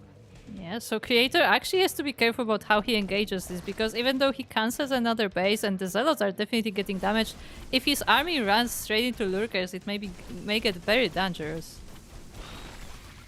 Yeah, that's the last thing you want to happen to your Chargelets, right? Well, second last thing you want to happen is to have these Chargelets charge right into Spines. Last thing you want to happen is to have them charge into Banelings, as all of the Lurkers of Mondo do get sniped. One Colossus goes down, but that's hardly a drop in the bucket here for Creator. He still has plenty of Stalkers and 3 Thermal Lance Colossus still standing. Yeah, unfortunately for Mondo, he only had 4 Lurkers in the location, and it looks like it was not enough to face the Colossus. The Zealots are wreaking havoc in the third base, while the main army of Creator has destroyed the other side as well. Mondo is doing damage with his army, but there is defense from Creator as well. Yeah, I think it was a pretty good idea to go for this run by, while Creator was very committed to clearing out these bases, but it's like you said, Creator already had reinforcements back home that were able to distract the Lings, take out the Roaches, and all in all, Mondo lost 35 drones and 2 bases. Creator lost 9 probes and 0 bases. No, he lost 1. He lost 1 base. He lost 1 base. There we go. Math. But yeah, definitely the Colossus are helping heal a lot, and they are being pulled into Roaches. This time there's enough firepower to kill them off, but there's still 2 more standing. Yeah, you know what I was gonna say? This probably isn't where Creator wants to fight right now, but these Colossus volleys have really been softening up these Roaches, and it doesn't take much for the Stalkers to blink on forward. Good Purification Nova's connection. Good Purification Nova connections as well. GG is called, and Creator takes game number 1. GG's to Creator really nicely done with a really strong army. He's able to deal with the Lurkers, deal with the defensive positions of Mondo, and just go through to the bases.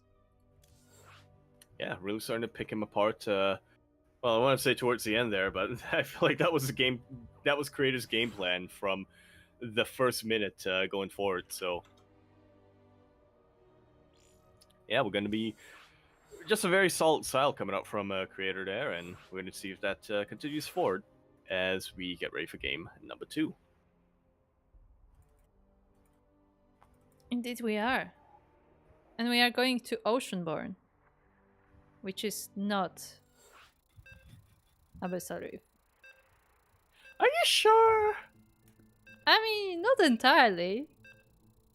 But I'm pretty sure it's not Abyssal Reef. Well, you know what? If the map says it is an Abyssal Reef, then I guess we might as well believe it. I'm not 100% convinced, but I'll give it the benefit of the doubt.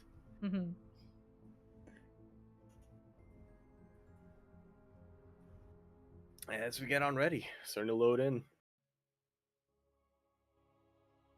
Everybody do. Ow! Yako, did you die? I had a darking moment. Oh no, not the I was gonna darking one. remind everybody to stretch while I stretched, and then I pulled something. Yeah, so this is a PSA to everyone. Stretch regularly or you will end up like Darking. I mean, what? As we load into Oceanborn for game number 2 of our best of 5, we're going to be spawning here in the top left-hand corner map, spawning all the way. In the top left, we have our red Protoss player coming out from the land of Korea, representing Team Club NV. Club Team NV? NV, we have our red Protoss player. He is Creator.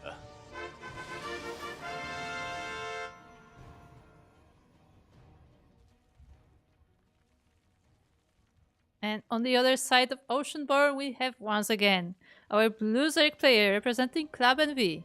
It is Mondo. Who's also a barcode. Yeah. Barcode, Mondo, you know, it's synonymous. Well, not quite. I'm not sure what I was going with there.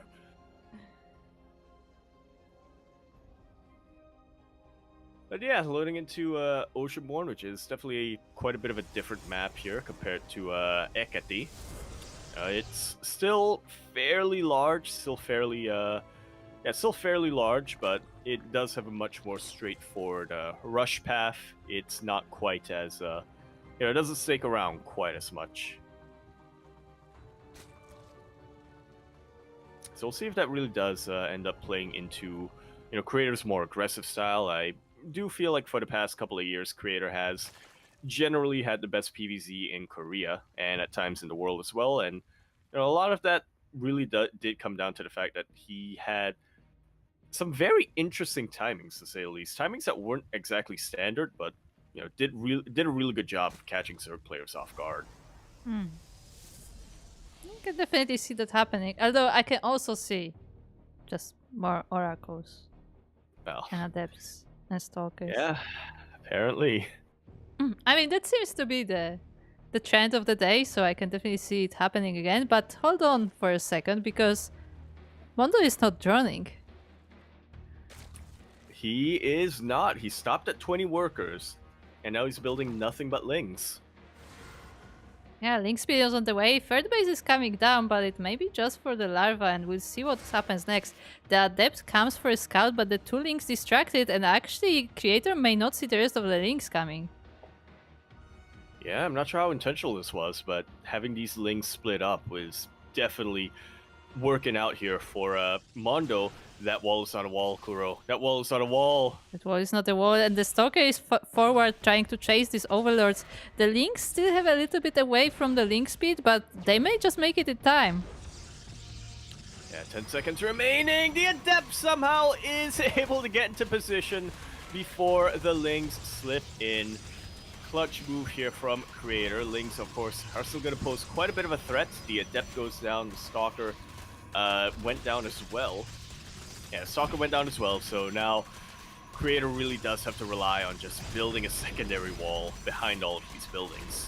Yeah, the gateway does go down, which means less production for Creator, but the second one is still operating. It is getting low on health though, so it looks like this may actually be no production for Creator soon. Yeah, one Adept isn't quite gonna cut it. These probes are forced to, I was gonna say evacuate, but it looks like they do want to just fight. Yep, they're providing a huge body block for the Adept, but it's not gonna be enough. GG is called. Mondo, with a very unexpected link flood, comes in and ties up our series 1-1. Yeah, there you go. Like, I mean, Mondo definitely an underdog in this series, but he can also take the games. He just managed to catch Creator off guard. He sneaked his links in. The probe didn't see them, the adept didn't see them, and he was able to take the game. Yeah, nice stuff here. GG. GG. I have to wonder if this was something that was deliberately chosen specifically for Oceanborn. I do believe Mondo did get B pick, so yeah, I think this was his map choice. I like it. I like it a lot. I like the thought process from Mondo here. I mean, sometimes you just have to have those kind of strategies. Like you just catch the player off guard because sometimes you maybe they get too comfortable, or maybe they just don't expect this coming, and yeah, when they least expect it, this is when you strike. Yeah, especially in the best of 5 when Oh, series yeah. preparation can really start to come into effect. It's a bit longer. You might develop some patterns, or you might, as you said, start getting comfortable. So do you think this is where creator chooses? Absolutely, 100%. This is Think where we so? get the proxy. This is where we get the proxy Stargate. I don't believe it. I don't think creator will choose today. Doesn't seem like it's the day. Yeah, I guess mood hasn't. This hasn't quite struck him as we load on to Hard Lead. Over here in the bottom right hand corner of the map, spawning all the way in the bottom right, we have a red Protoss player coming out from the land of Korea. He, of course, is going to be representing Team Club, something involving Envy. We have Creator. And once again, on the other side of the map, Hard Lead, we have our Blue Zerg player representing Club NV and taking that last game to tie it 1-1. It is Mondo, also known as a barcode. Yeah. Just one of them, though.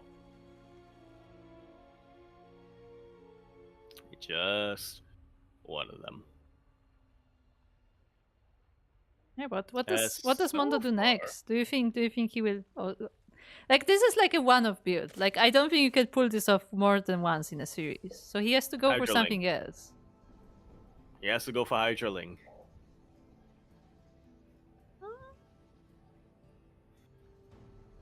Sure. Yeah. I mean, he could. Will it work? I don't know. We'll find out. It possibly could work. Of course, Hydraling is a really good build to sort of catch your opponents off guard. I think it's more common in ZVT, but you see it every now and then in ZVP as well. Obviously popularized by Mio Micah some time ago. Yeah, I was about to say it's the school of Micah right there. Yeah.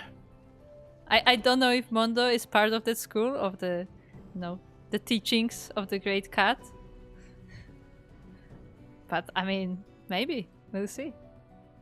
Well, who isn't these days, If you're a Zerg player and you haven't studied at least a little bit under the great tutelage of Mio Micah, you actually have. You just don't remember it. Oh, but this probe sees the transfer, sees everything that is there to see. Once again, the natural was blocked, so we have that unnatural, natural. But there are drones this time. There is nothing cheeky coming from Mondo, just playing a regular game. And Creator, once again, returning to his Stargate. Yeah, not proxied. So, not proxied. Yeah, maybe he really is, just not feeling it tonight. I mean, but from the games that I've seen so far, I feel like this is the build for today. Like, this is just what Creator is going today. Yeah, it's a really interesting style, I think, to some of these online tournaments as well that we see from pro players. And something that Creator does often is that he, when he plays in an online event, obviously he's going to try to win it, but usually he's just practicing builds and seeing how they, fare in a somewhat more competitive setting. Yeah, that's kind of the best way to do it, though, right? Like in the weekly cups, because like they're not, they're not like these like top most important tournaments, but like they still give you like really good practice because you usually compete against like players you would face in those big tournaments. So I mean, it's definitely a great place to like, test builds that you think will work. Obviously, like maybe not like the most like crazy things. Although, feel free to do so as well. But like You know, if you have like prepared a pretty solid build, might as well, you know, try it out in the competitive setting. Yeah. You know, it's not going to be a best of one, so you can be assured that you can practice the build against a certain opponent more than once at the very least. It's less likelihood of just getting proxied every game compared to, say, you know, loading up onto the ladder. Well, at least in NA. I'm not sure how it's like in other servers. Interesting. Mondo was going for a Baneling Nest, but decided not to. And once again, we see those oracles. There are no spores ready yet here in the natural, but there are also no drones either. But the queens may actually fall victim. Yeah, one queen so far. It does draw a lot of energy away from these oracles, so these oracles are very, very low. They almost have no more energy left to pulsar. Yeah, but they do buy the time for Creator to take his third base. The Zerglings are trying to see what if they can deny anything, but the oracles are back home, and that will be it for that. Yeah, for the time being, at any rate. As it looks like we're loading up for a bit of a standard game on our hands. No, I was going to say not prioritizing stalkers, and just as I say that, Creator starts researching Blink, so yeah, similar story to game number 1 on our hands, at least from the side of Creator. It looks like it will be fairly similar to what we have seen before, and I mean, if you remember in the first game, like, it wasn't going horribly for Mondo, but I mean, he just didn't have the power, the firepower to stop Creator once he snowballed into, you know, this massive army, but we'll see if maybe he can get something done this time. Yeah, there's definitely a chance here. Heartlet definitely has a couple of positions that might be a bit easier to defend compared to Hecate. That map earlier on that was played, you know, obviously bases are a little bit closer together, so... My favorite pronunciation so far is Hecate. I don't know why I like the accent in that place, but I think it's fun. Ooh, look what Mondo is going for. That is a Spire on the way. He's still getting upgrades for his roaches, so if anything it may be like a small harassment force, but I mean, it sure will make game interesting, and at the same time Creator is already moving forward with his army. He has adepts, he has stalkers, and he has these oracles as well, but it looks like there's just enough army for Mondo to stop him. Yeah. For the time being, Creator's not going to be able to apply too much pressure with his forces, so it's going to hang back a little while, get ready for his tech transition, and gear up for round 2. One oracle goes down, but a lot of drones are starting to fall. Yeah, 8 drones, and that's together with a base with queens, with the spores, and at the same time the ground army is on the other side harassing this new base, and even more drones are falling. The Zerglings are trying to help, but they're not enough to stop this. Yeah, that's a really good choke point that Creator has secured for himself. Adepts distracting the Lings, or the Shades, are doing a really good job of distracting the Lings. Here come a couple of reinforcements for Creator. Here come a couple of reinforcing queens, but regardless, that fourth is gonna go. Yeah, the entire middle line is cleaned, the base is gone, and the oracles are still on the other side. All of the army was actually pulled together with the queens, so the drones are falling. 22 drones dead. But all the oracles got cleaned up, so that's a sign. Yeah, I mean, that's definitely a small victory for Mondo, but at the same time as he's losing bases, Creator is taking a fourth of his own, and I mean, the economy will just run away from Mondo if he doesn't do something about this quick. These 9 mutas have a lot of work cut out for them. It's a lot of economic damage they need to do to try to get himself back on economic footing, and then on top of that, he has to be careful not to lose them. He has to somehow make them useful in the big army engagement later on. But it looks like Creator has spotted the Spire, has spotted the mutas, and he's actually making cannons in each mineral line. So it will be that much harder for Mondo to do something about it, but it looks like he's not even trying to harass, he's just joining the mutas with the main army. Huh. Interesting choice, to say the least. Yeah, I'm not sure if this is gonna really synergize with the roaches Colossus got isolated, but it was able to move back to shield battery range. Shield battery goes down, and that was an overcharged battery. Mutas are starting to put in a lot of work, actually, as the Stalkers are distracted by the Roaches and Ravagers, but here come reinforcements for Creator. Purification Nova takes out a whole chunk of Ravagers, and yeah, this entire Zerg army gets deflected. Yeah, very nice concave there for Creator as well. His Stalkers were able to fire at that army the whole time, and even if Colossus was in danger, it was able to move away, and the entire army of Mondo got cleaned up. He has reinforcements prepared, but there's not a lot of them compared to the leftovers of Creator. These are just the leftovers? Yeah, that is what was left from that army. Yeah. Apparently, and there's way more where that came from, as Creator just converges. He knows that Mondo can't possibly have, remax enough of an army that can really take this on. Yeah, we're having a bit of a dance in front of this hatchery. The Roaches are trying to maybe snipe a unit, maybe get that Colossus a bit out in there. They do get the Disruptor, which is nice, and sniping the Colossus as well, but not the Colossus, the Stalker. The Colossus is saved by the Warp Prism. For now. Nope, we'll be saved again. So, yeah, really good juggling coming out from Creator. Just one more warp in of Zealots and Stalkers, and yeah, I don't see Mondo being able to put up much more resistance from here. And the Protoss army is overwhelming, and GG is called. Creator now in a 2-1 lead. Nicely done. Very solid. I'm now here from Creator.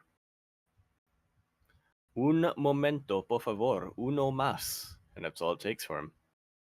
Yeah, just one more game and one more win, and Creator will be taking this series. But I mean, Mondo is still not out of it. He still has 2 more chances to take this. And I mean, he did take 1 point. Can he take more than 1? I believe. You never know. You never know when there's another lingo in or something. Oh, I mean, no, I want something more interesting. That's what you meant by you never know. I thought you meant that directly at me. Yeah. Do you want to admit something? You never know. I was about to be like, yes, I don't know. It's okay, I don't know either. I've only been pretending. But now, because that wasn't a call out, I don't have to admit that I don't. Wait, god damn it! I just. You just did. Shaking my head.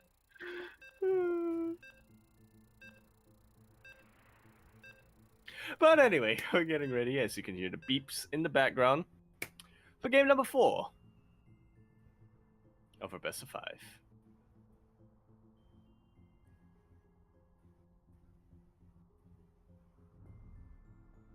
This time a map that I don't think is as controversial when it comes to the naming, or at least not as confusing. Cittadelta. Very easy to remember. I want to say this is probably the nicest looking map in this map pool. I think so. I mean, there are some contenders. There are some contenders. I like the contrasts of green and white on this map. So, yeah, pretty nice looking map.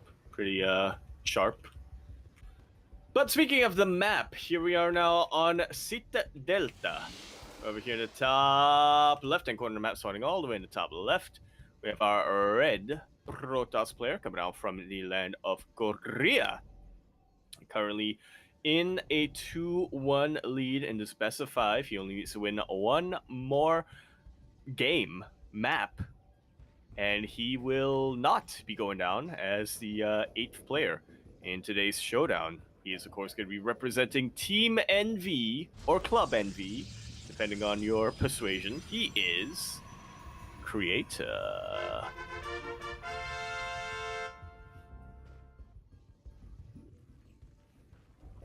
And on the other side of the map, of this side Delta, we have Blue Zerg player representing Club NV. It is Mondo. He has taken 1 point. Can he make it happen again? I believe. Site Delta, definitely a very interesting map. I do think that here's the thing, Site Delta, natural base, very easy to defend. Third bases, a little bit more isolated than from your main and from your natural, so there's definitely a lot of potential here if Mondo wanted to go for a bit more of an aggressive style, at least in the mid game. Not sure how the early game is gonna go. I am curious what Mondo brings up though. Because, I mean, I didn't expect those mutas last game. So I'm curious what else can he come up with? I'm gonna say Swarm Hosts.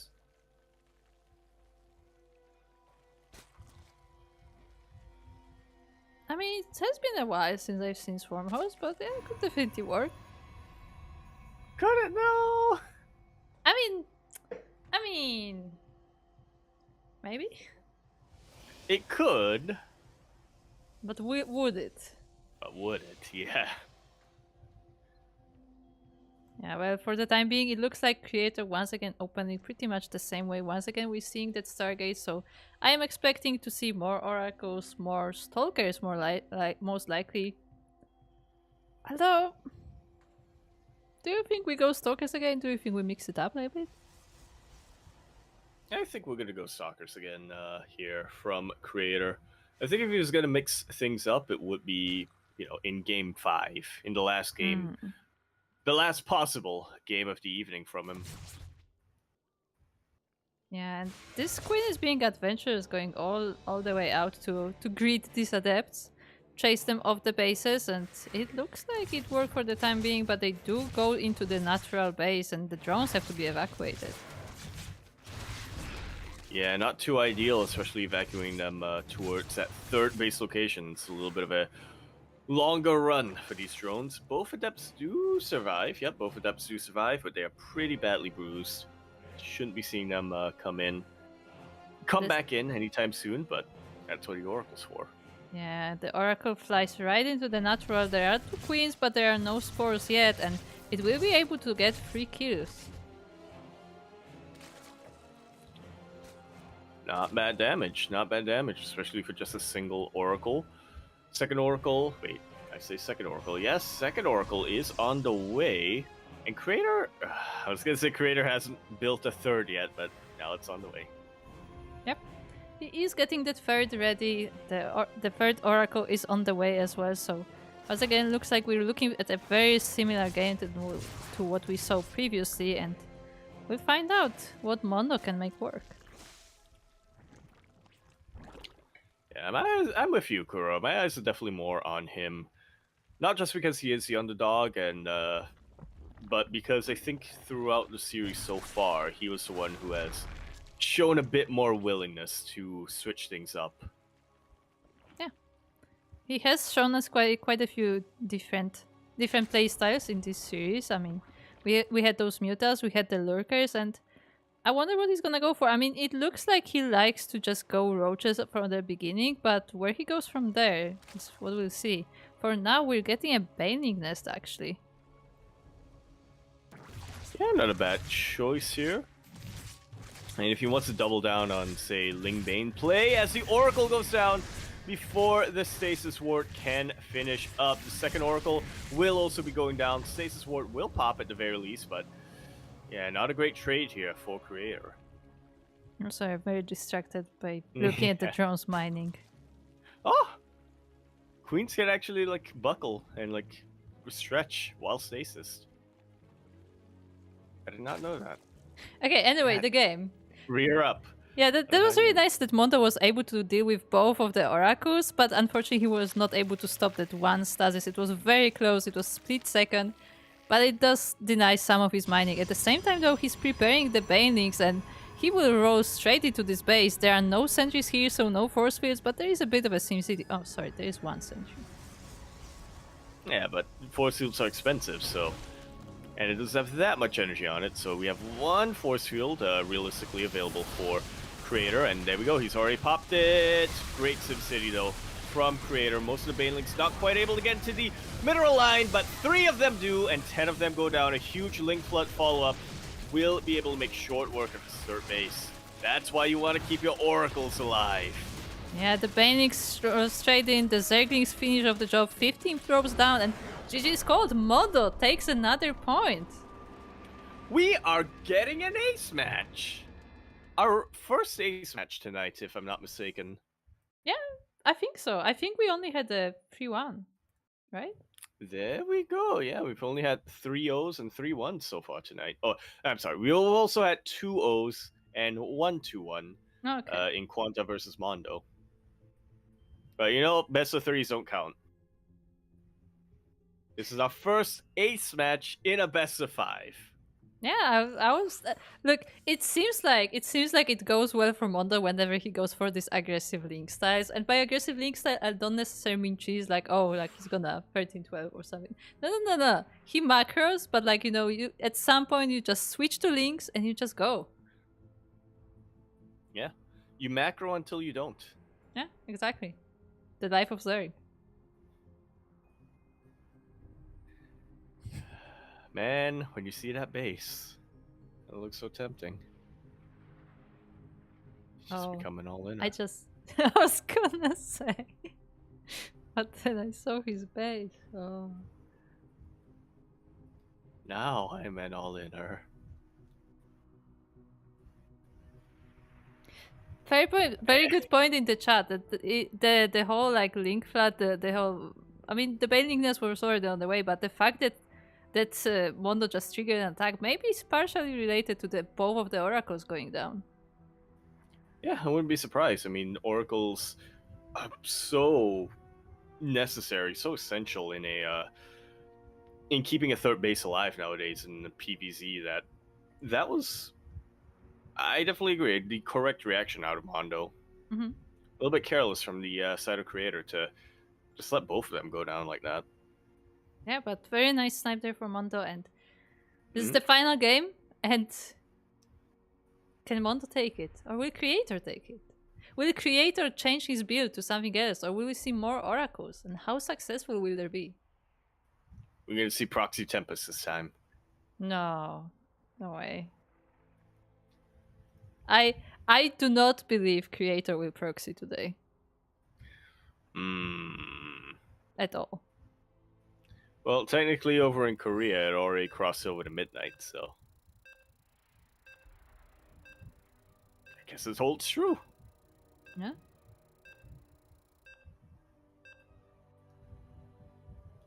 If he does proxy this game, it's not going to count because, time zones. Yeah, and once again, if people are tuning in just now, Mondo is one of the, I guess you could call semi-pros of the Korean scene. I think he also said at some point that he retired, but I have said this before, I do not believe in pro player retirements, unless they actually have a reason. But anyway, he is one of the semi-pros of the Korean scene, and he's also the coordinator of this Showmatch Series, as he's one of the members of Club NV. So he's been helping us a lot. And we do feature him on this channel every now and then. Yeah. Semi-pro, but still quite active in the online scene, which is always nice to see. These open tournaments, they are open to everyone, guys. You don't have to be the top of the top to play in them. Well, this one is an invite only, but and it's not really a tournament, it's more a showdown. We are going to be loading into our ace match here on Solaris. We're over here in the top right-hand corner of the map, spawning all the way in the top right. We, of course, have our red Protoss player coming out from the land of Korea. He is, of course, going to be representing Team NV or Club NV, not to be confused with Navi, not to be confused with NV Us. And there's a third one that you probably shouldn't be confused by, but I was there was another Team NV that was, I think, maybe Australian? There was, wasn't it? Anyway, we have Creator.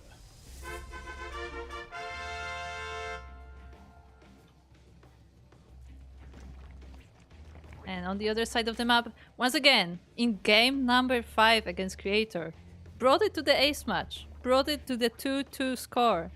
It is our Zerg player representing Club NV. It's Mondo.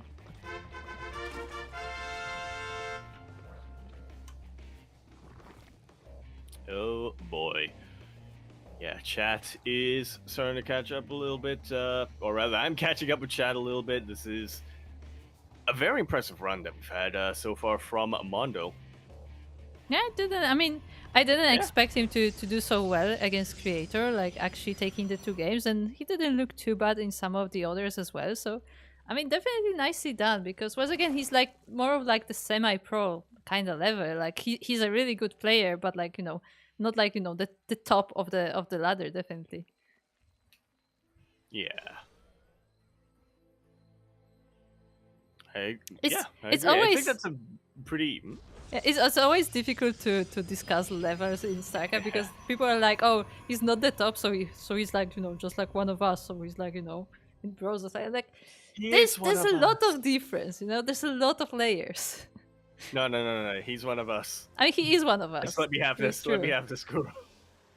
Yeah, but I am as good as Mondo. I just like to remind you, Yaku, I have beaten you before. It might have been like 7 years ago, but I have beaten you in games of StarCraft. I forgot about that. You just had it flood all back. Yes. You just had it flood all back. The Yes, links. Anyway, the Adept of Creator is coming in for a bit of a scout, checking what is going on. He scouted the third base, he knows how the natural looks like, what is the drone count on the main, and now the 2 Adepts will be probably trying to find some damage. There's still not a lot of links, but there is Queen on the way. On the spot. Yeah. More queens on the way, yeah. More Queens on the way as well. Yeah. That's what we mean as Creator. Once again, not really switching things up too much, opening up with Oracles, sending the first Oracle immediately across the map, and ideally going to be meeting that with the second one. The Oracle actually goes around, maybe scouting a bit, maybe trying to avoid, the units going for the main track, and actually not going across the map, but securing that third base for now. Okay, so something a little bit different coming out. Is Creator like checking if there's no like Bane Bus or something? After last game?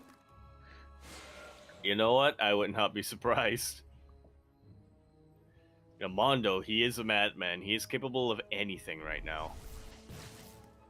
I'm sure he's already pretty happy to go as far as he did, so he can definitely throw in something cheeky and see if it works.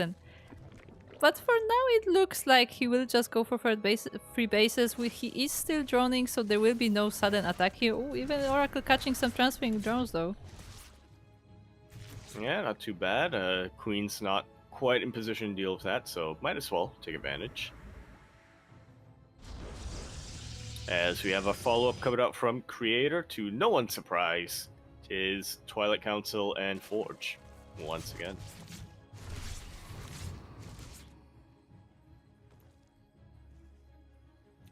Oh, good pointed out that this one game is now worth $50. I think that's true, actually. Because whoever wins that game is gonna be higher in the rankings, and I don't exactly remember what the split is right now, but it might be like that kind of difference. I think it is, really. Thanks for doing the math for us.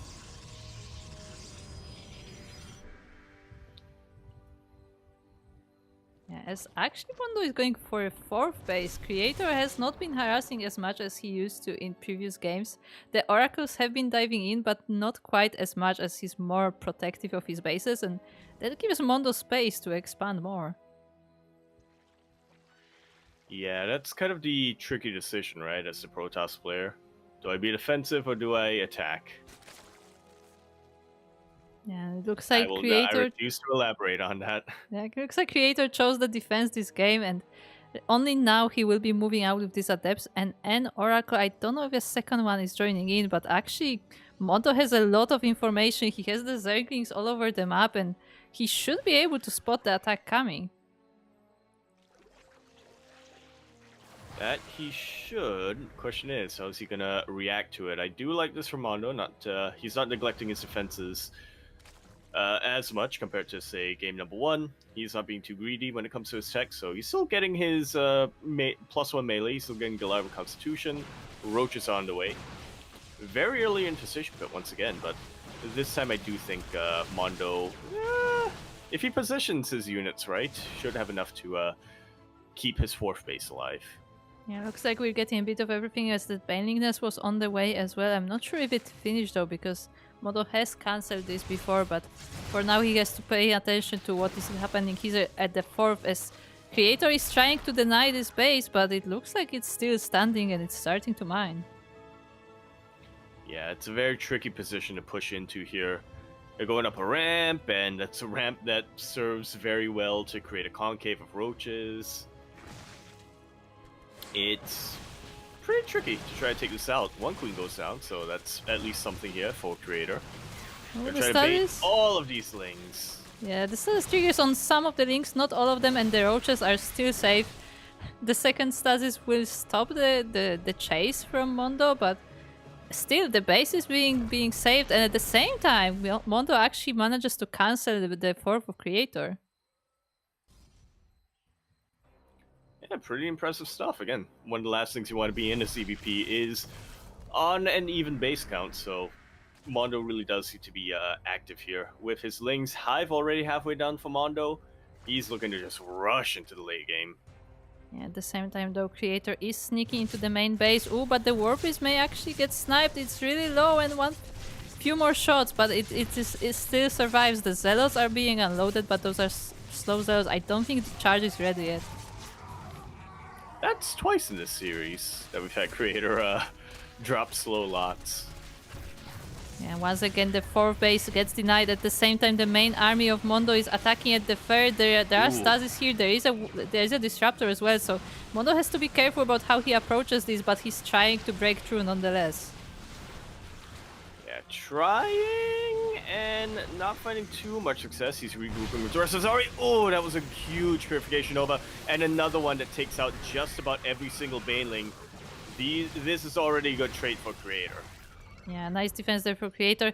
Mondo almost dodged the Disruptor Nova, but unfortunately he came back a bit too fast, and that Nova took down a lot of the roaches. But at the same time, because he's attacking, he has the space to take more bases, and that 4 from Creator once again looks like it may be denied. Well, not if this Colossus has anything to say about that. Oh, feels bad. Yeah. Oh? Oh, no, they're just reposturing to make sure they have a concave.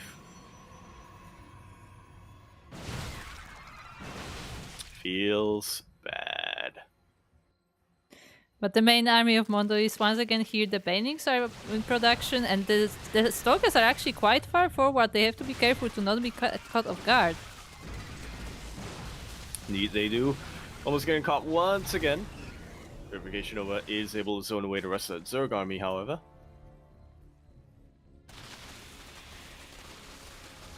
Oh, the army is split. Risky maneuver! Ooh, that's a really nice shot of the Banelings. A lot of the Banelings is being taken down, but there is more coming. The Stalkers are here, but they're not enough to defend all of this, and the Vipers should help as well. Yeah, look at that. Already canceling a Purification Nova, taking out 2 Disruptors immediately. Stalkers are really being pushed to the brink. Creator's starting to move the rest of his army into position. Vipers out of energy, and they will retreat. Can Mondo break this base, or at least get a mineral line? Looks like just barely, no. It does not have enough. The Colossus joined the party, and they were able to take the win in this engagement. And it looked really nice for Mondo for quite a while, but it looks like he just barely didn't have enough, and now he has to deal with the counter-attack from Creator. I don't know if he's able to make the reinforcements in time.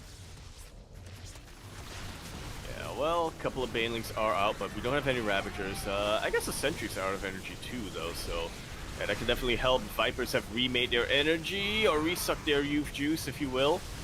1 Colossus goes down, but the rest of them are still up and running, standing strong, and that should be enough to take this game and take this series. GG is called Creator. Gonna take this series 3-2 but he was pushed to the absolute brink. Nice, GG.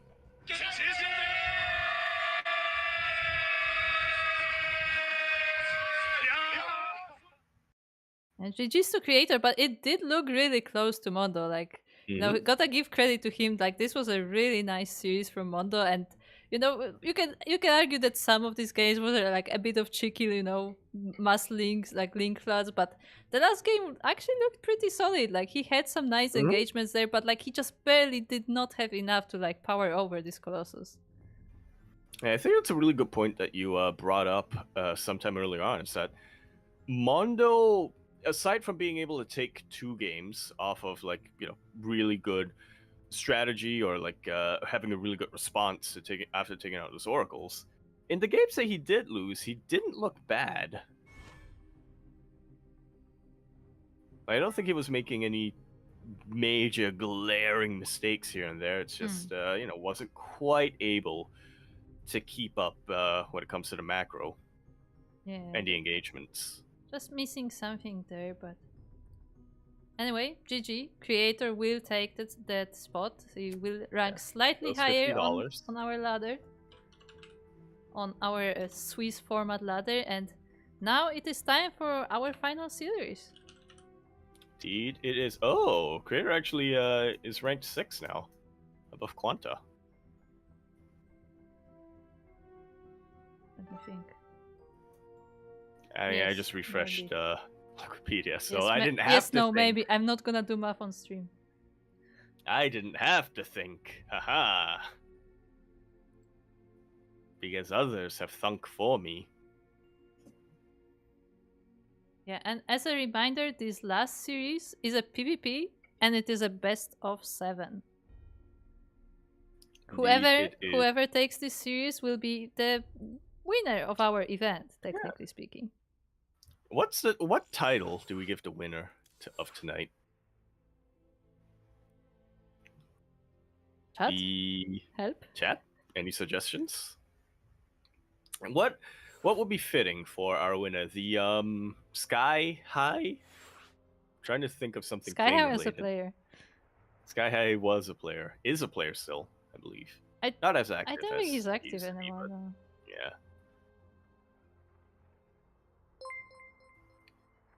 We are open to suggestions. Thank you for the beats, chat. Thank you, Campo Chess. Hey, we appreciate it, Campo Chess. Campo Chess? We appreciate the bits.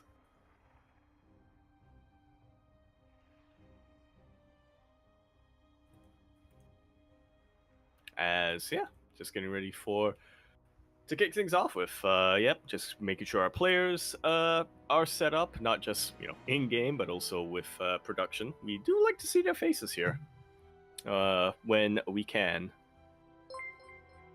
It's a nice little benefit. It's just neat, you know. It's nice seeing the pain in a player's face when they shade into banelings or what have you. This is a new feature that we decided to test out for this Showmatch series. It's not gonna be a thing for the tournaments, but you know, for a Showmatches, it is a fun addition that hopefully you guys appreciate, and we try to make it happen. Yeah.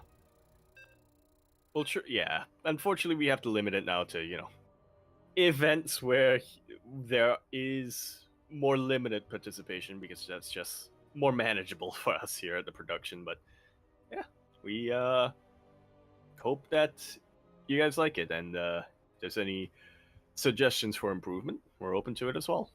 Yeah, I will say, if this is something that we continue to do, I will try to get to, you know, polish up the overlays a little bit to better show the players and all. But you know, this is a test run essentially. We're checking how it goes. Yeah, we want to make sure we see all of the waifus in their rooms. Anyway, here we are now going to be kicking off our final series of the evening. Going to be a best of 7 that we have right now.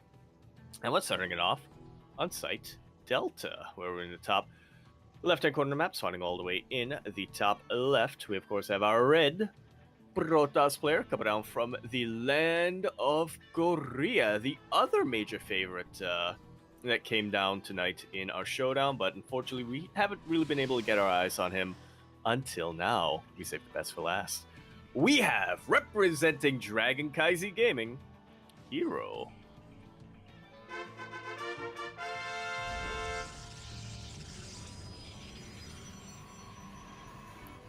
And on the other side of Site Delta, I realize what I said. We have our blue Protoss player representing himself, as he is currently teamless, and Korea, of course. It is Nightmare. And as a reminder for those who have not tuned into these show matches, the whole idea behind the show matches was that the Club NV wanted to support their players, both the current ones and the ones that were on the team previously. That's why you see players like Nightmare, even though he is no longer part of Club NV, he's like, they still want to, like, you know, give a bit of a boost to these players, like showcase them and like make sure that people can see that they are really good. Yeah. Get some team owners' eyes on them, you know. Try to get them some newer support is the idea, which is pretty cool. I like the idea here from Club NV. Yeah, definitely. I mean, that is why the Ducklings agreed to, like, you know, join forces on this, because it is kind of what we always try to do. We try to, like, you know, like support players that maybe not as much known, like aren't, like, you know, these top names that everybody has heard of, and, you know, show them to the world. Yeah. Showcase them. Okay. Speaking of yes. Yaku. Yes. You as someone who has casted way more ESL Asia than me, you're a specialist on PvP, right? Yeah, pretty much. I have my degree in PvP, or at least casting PvP. What is this in the wall? Explain. Well, that is a building that is commonly referred to as the Star Gate. Is not very common in a wall, but that really, but sometimes you do see it as part of the PvP wall, just in order to get a little bit of extra flexing on your opponent. You had me there until the flexing part. Yes, you build the Stargate straight in the wall to flex on your opponent. Yeah. Okay, thank you. I mean, that's what it's for. It makes sense. Oh yeah, it makes sense. Like you just, you know, saw the fear in them. Like, yeah, yes, I will make a Stargate. What are you gonna do about it? Like, there are some benefits to it. Obviously, we can see here from Hero, the Oracle gets across the map a little bit sooner, and of course, if you are only going for a single gateway, like Hero is doing here, it's useful to make sure you can get a wall as quickly as possible, instead of delaying your tech. But, yeah, I mean, the main thing is that it's not common because it's such a huge risk. So if you do create the Stargate as part of your wall, you gotta be feeling pretty confident.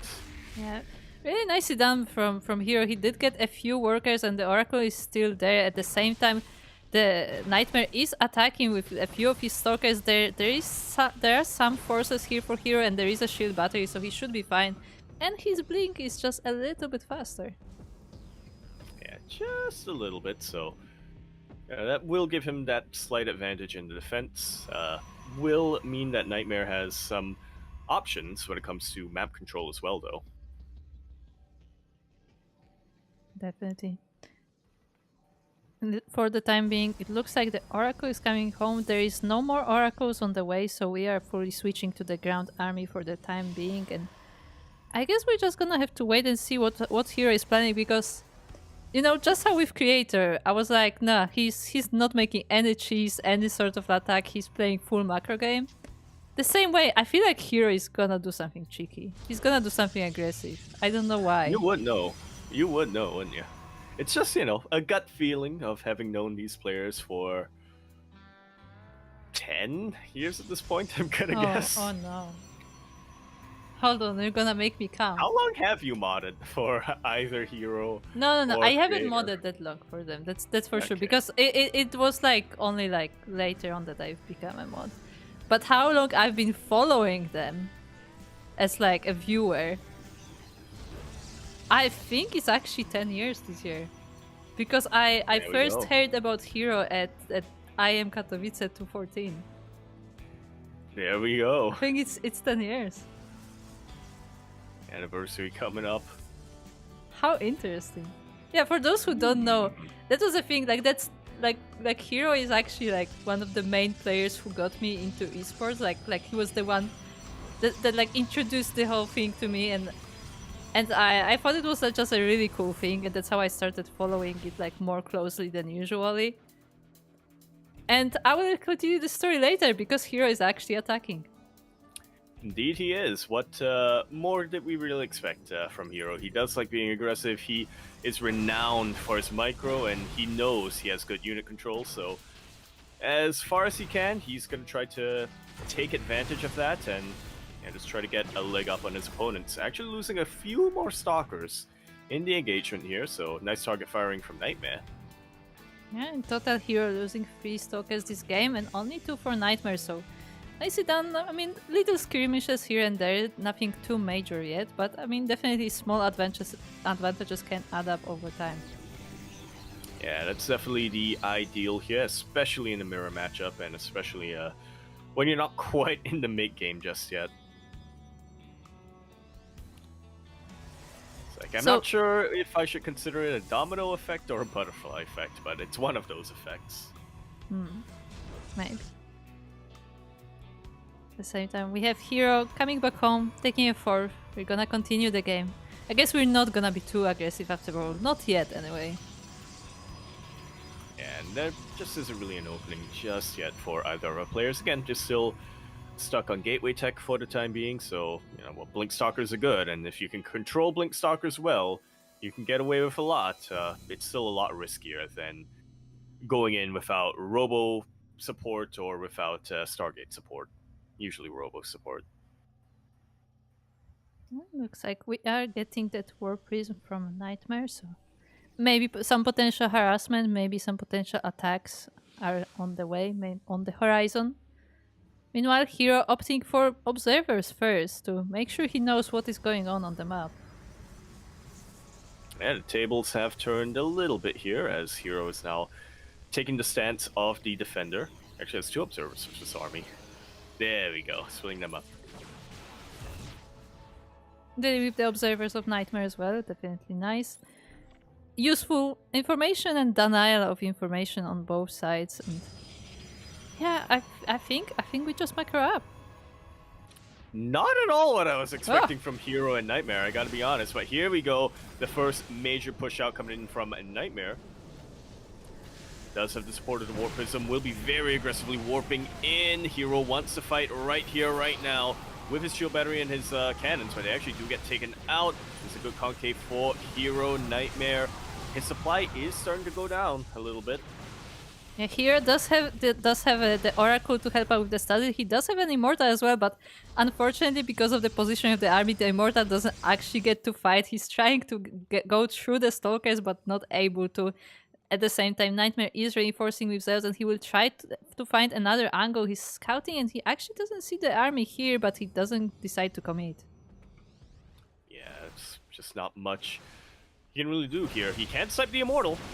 I can try to. There we go. The Immortal goes down, and that's a nice little victory that ideally will continue to stack on as Nightmare continues to reinforce, continues to warp in from that Warp Prism point, and it continues to whittle away at Hero's army. At the same time, the Oracle moves to the other side of the map. Five pros going down, and there will be more as there is absolutely no defense for Nightmare on the 4th base. So Nightmare a bit too focused on this attack, and he will be losing workers. Yeah, and that's dangerous right now for Nightmare, as he obviously wants to keep this attack going. He's the aggressor, so he's already... He already knows that he's going to be losing units here and there. He really needs to make sure that he can sustain the production that he's got. I just realized, what is this Oh. trick here? It's being scouted, is what it's doing right now. As This is Hero like- tries to. Like a proxy on his own side of the map.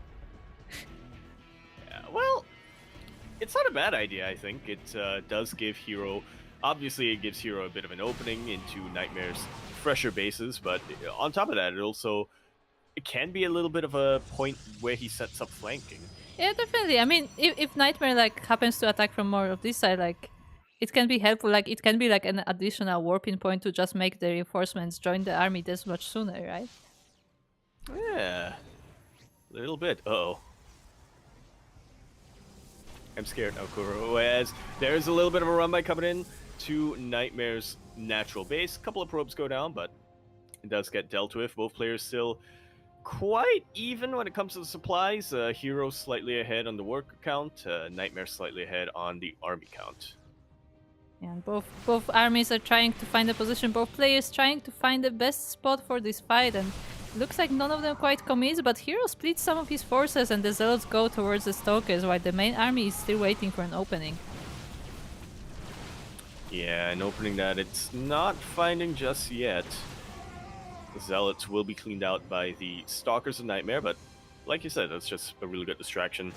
I do think I like Hero's army composition a little bit more, just because Disruptor's a high risk, high reward, but there's some reliability with these Archons. Yeah, it looks like Nightmare is collapsing on this army. He is eating a few of the Novas, but he is sniping the important Immortals, and even with all these losses, like Nightmare is pushing forward. He's chasing Hero.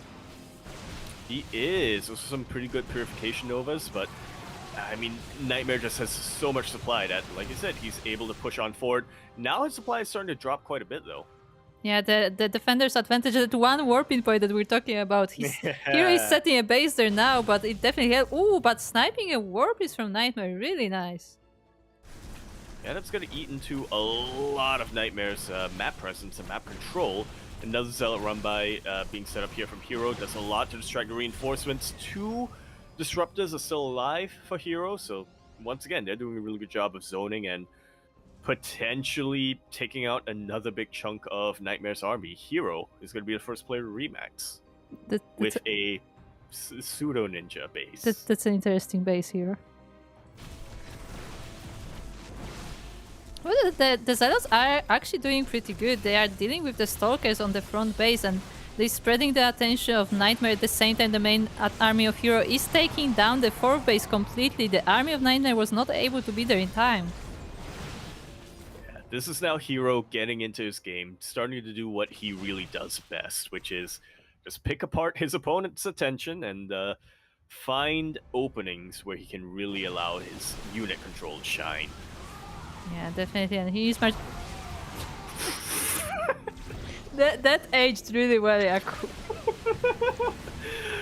I love that timing, but ooh, that was a juicy purification over taking a giant chunk of the Stalkers. I loved it. Somebody clip this. This was amazing. I have no words. I just became speechless.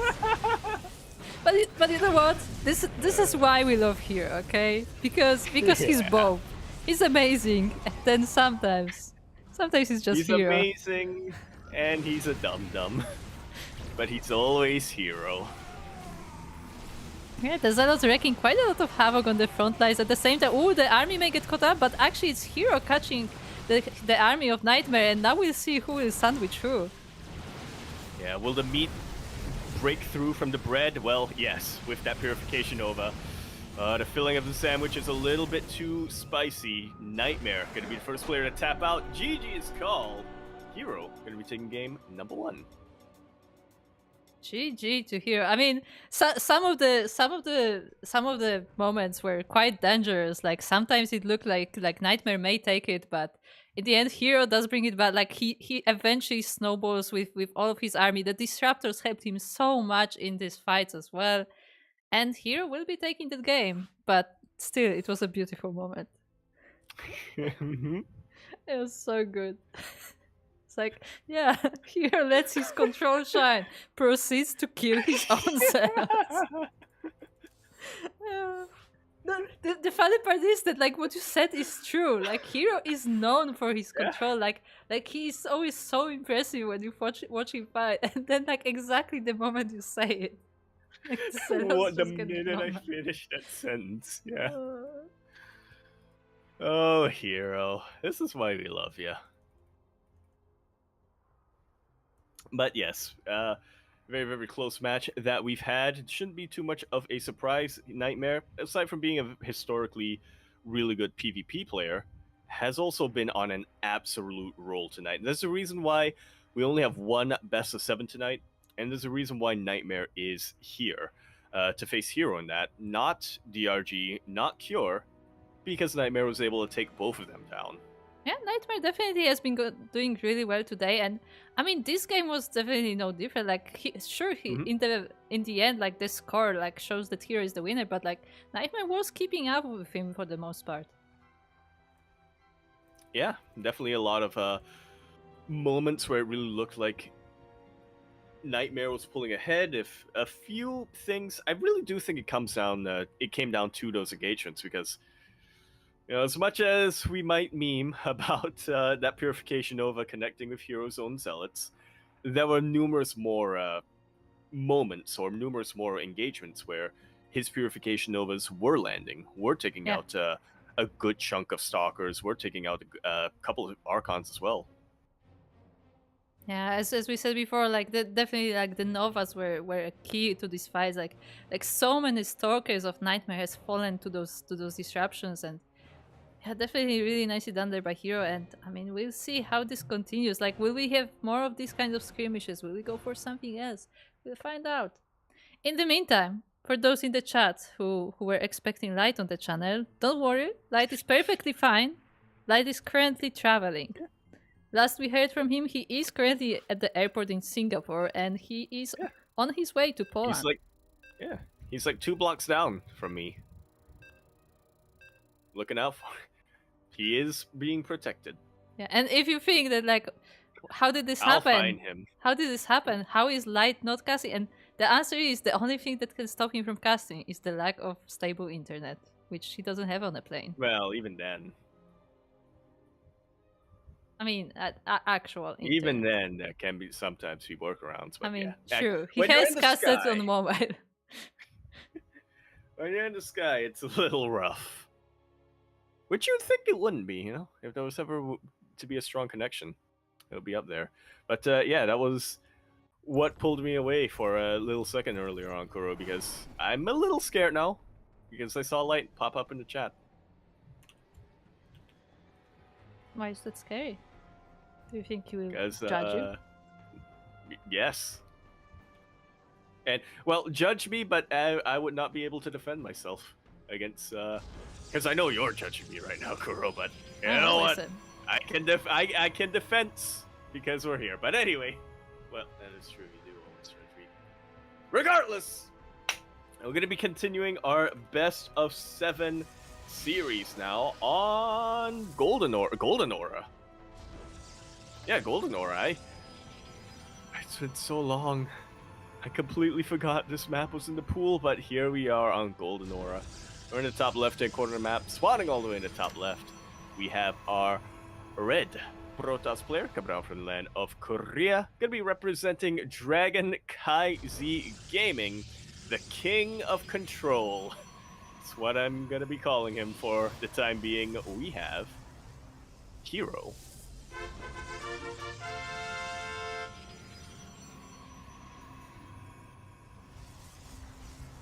And on the other side of the map, we have our blue Protoss player, representing himself and Korea, of course. It is Nightmare.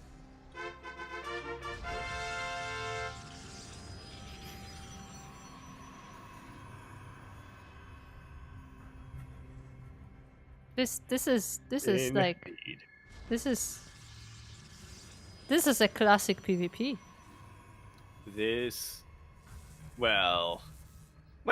Yeah, this is a classic PvP when it comes to the builds. That are not proxies. Yeah, it doesn't get any more classic than Proxy Robo versus Proxy Stargate, but this is definitely an interesting SimCity coming out from Hero. But yeah, the build itself, double gate with Cyber Core. I was about to ask what units you think are going to come out from our gateways, but I was too slow, and so we have I a mean, confirmation. Double adept coming out from both our players. we know that it's gonna be just aggression versus aggression, right? Now, And of if course, this thing is anything to go by, yeah. yeah, of course, we have that Stargate from Hero. Once again, it looks like he definitely likes that kind of opening in PvP, and we'll see how much his Oracle, because I assume it will be Oracle, will be able to do this time, because, I mean, there is still a possibility he just goes full Phoenix. Ah, man, I miss those days. And in PvP, it's not a bad idea to just go Mass Phoenix. It is a really powerful. It is a really powerful opening and style to go for. The crowd control potential is absolutely insane. But I do feel like nowadays Hero has been experimenting a lot with Oracle, so our first Oracle is going to come out. Doesn't necessarily mean it's going to continue to be Oracles, but I have that gut feeling, Kuro. As someone who has known Hero for a much shorter period of time than you, I have that gut feeling. I actually don't know how long I've been in Heroes mod. I have to find out now, because I'm curious. But anyway, the Adepts of Hero actually sneak by into the base. There are Adepts of Nightmare here as well though, so they shouldn't get too much done, but they get 4 probes, actually 5. Yeah, some really good target firing coming out from Hero. Completely, ignoring the Adepts of Nightmare, he just went for worker kills, but it looks like Nightmare did reciprocate across the map. Here comes round 2 from Hero though. 1 Oracle, not going to be enough to start taking out these probes with the presence of the shield battery, and most of them do evacuate away, so when it's all said and done, Hero only pulls slightly ahead. They're having a break. Just having a chat. Yeah, looking at each other like, hey, I brought you gas. Hey, thank you. We can break. The wall is on a wall. Hey, Kuro, the wall is on a wall. I mean, you were talking about it before, more like, this is a very interesting SimCity from Hero, and it didn't look like he was scared of the Adepts, but maybe he should have, because they are now in his base, and his are very low. The probes have to be pulled off the line to fight them, and a lot of losses will be done. Done? What is this English? This is game-ending damage. A lot of losses will be done? Yeah, will be... No. Wait. No, I got Yaku stuck on English. We'll figure out the grammar at some other point, but yeah, huge reciprocating damage coming out here from Nightmare. Hero, this 1 Oracle needs to do a lot, is all I have to say. Yeah, these are actually 3 Oracles now, as all of them be sent across the map. And they will just team up and go straight for the mineral line. The Stalkers don't even matter right now. Their shield batteries doesn't matter either. The probes will fall, but the question is how many? 6 of them, which actually puts Hero at not as much of a deficit as he used to be. 1 Oracle did fall, but 2 Oracles are still alive. Okay, only 1 of them actually has energy, but just like that, Hero evens up the worker count. What is this match, Kuro?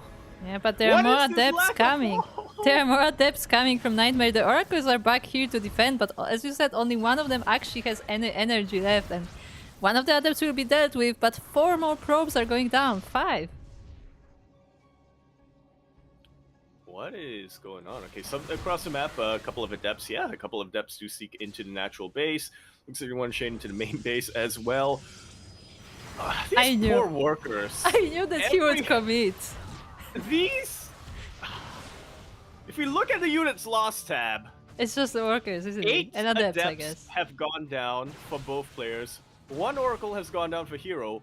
Over 20 probes have been lost for both players. What have these workers done to deserve this? Definitely not a safe game for workers there, as a lot of them are falling down, but it looks like Nightmare has enough of this worker harassment. He's sending more and more Stalkers across the map. Hero has some of his own, but not a lot, and there is 1 shield battery here, but it is out of energy, so there's just Overcharge left. Yeah, and we'll see if Overcharge is enough to really push away the forces of Nightmare. Shield battery actually in a very isolated position, open position as well. Probes have been forced off the line. Even more workers are gonna die. And Hero will just barely not be able to chase us back. He's trying to grab an Immortal in his Robo facility, but it's not gonna be enough. Yeah, this is way too much. Yeah, at the same time, Hero is trying to do damage on the other side of the map. There's, I think, still some adepts. There is an Oracle, but he is losing everything in his main base. The Pylon will be destroyed, and the Robo will not finish that Immortal. And no more production to be had. Nice drone drilling from Hero. Just still isn't enough to really clean out these losses. GG is called Nightmare. Gonna be tying up our series 1-1. Yeah, nicely I'm done. scared to look at the graph now, Kuro. Oh, look at the workers. Graph. Look at them. See, this is more what I expect from PvP. Just aggression and more aggression, and just, you know, stalkers, adepts, oracles, like all of it, just all over the place. And yeah, A let's see wall what not happens. being a wall. I mean, that's just look.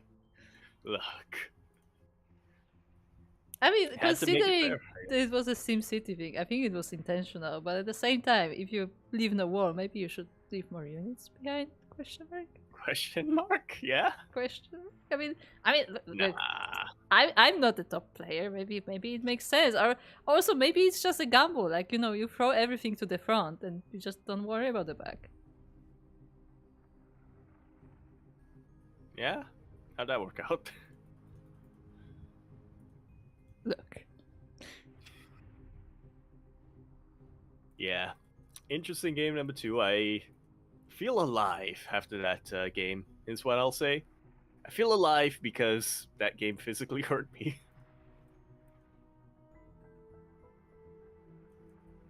How did the stalkers and adepts hurt you, Yaku? Well, look, I feel solidarity with workers, alright? So, with 40 workers dying in a game that lasted like 8 minutes long, and with barely any other units going down, that pained me in my soul. It's not just SCVs that matter. Drones, probes, SCVs, you know? Yeah, definitely a hard life of the workers right there. Yep. Yeah. That. We are preparing for our next game. Game number 3 will be on Solaris. So get your crickets ready. This is how I remember this map now. It's the crickets. Every time. It catches me off guard every time. And I'm like, oh, it's that map. Yeah, the ambient noise. Oh. Yeah, every now and then, if you really pay very, very close attention, if you're really, really quiet, you can hear some crickets coming down. You can't see them, so they might not... It might just be a me thing. I might just be hearing things. But you know what? Kuro says she heard them. And you know what, chat? You're about to hear them as well. Yeah, no, I don't know. I honestly don't know why, but for some reason on this single specific map, the ambient is really loud.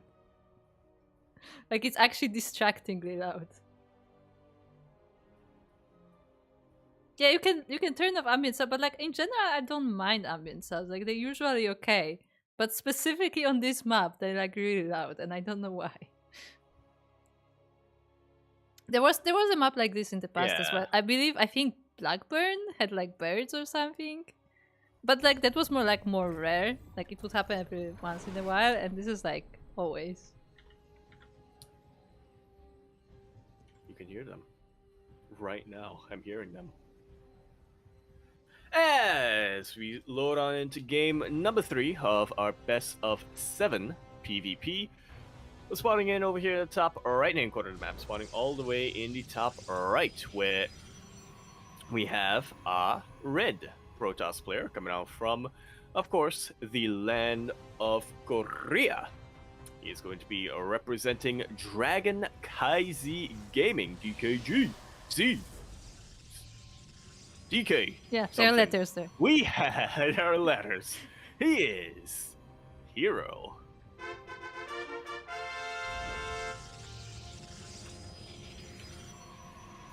It's all because of light. You're so light and you just, get stressed. I feel the judgment. Anyway, we are now on the other side of the map and we're looking at our blue Protoss player representing himself and Korea. It is Nightmare. Both players being tied 1-1. Yeah. And both players going Nightmare for the being 2 gates. And once again, Hero has a very different idea about the wall. He does, doesn't he? I was gonna say, oh, it's actually a wall, but nope. It, in fact, Is it? there are in fact. I think there no. is in fact no. Wait. I think it's a wall. Okay. We'll see with this probe. It is not a wall. I mean, not a full wall, but like I think this is the only entrance. I don't think there's another space between pylon and gateway. Actually, yeah, you're right. I kind of assumed the gateway and the pylon. Yeah. Okay. Yeah, see, this is pixel perfect wall. Yeah. A lot of efficient use of screen real estate. I applaud it. I don't know And if you know what? It's fancier as well because it's like you have to pass through 2 gateways. I mean, yeah, I agree with that, but I don't know if it's worth it to have pylon on the front. It absolutely isn't. But Hero does throw a pylon on the other side of the map to annoy Nightmare a little bit. It evens it out. It evens things out. At the same time, Hero sending his Storkers across the map, and he will meet Storkers of Nightmare right in the middle, it looks like. Or maybe not. Yeah, to be determined. Looks like that probe alerted the players, and they will instead try to be more defensive. Here, even getting 2 sentries and getting more.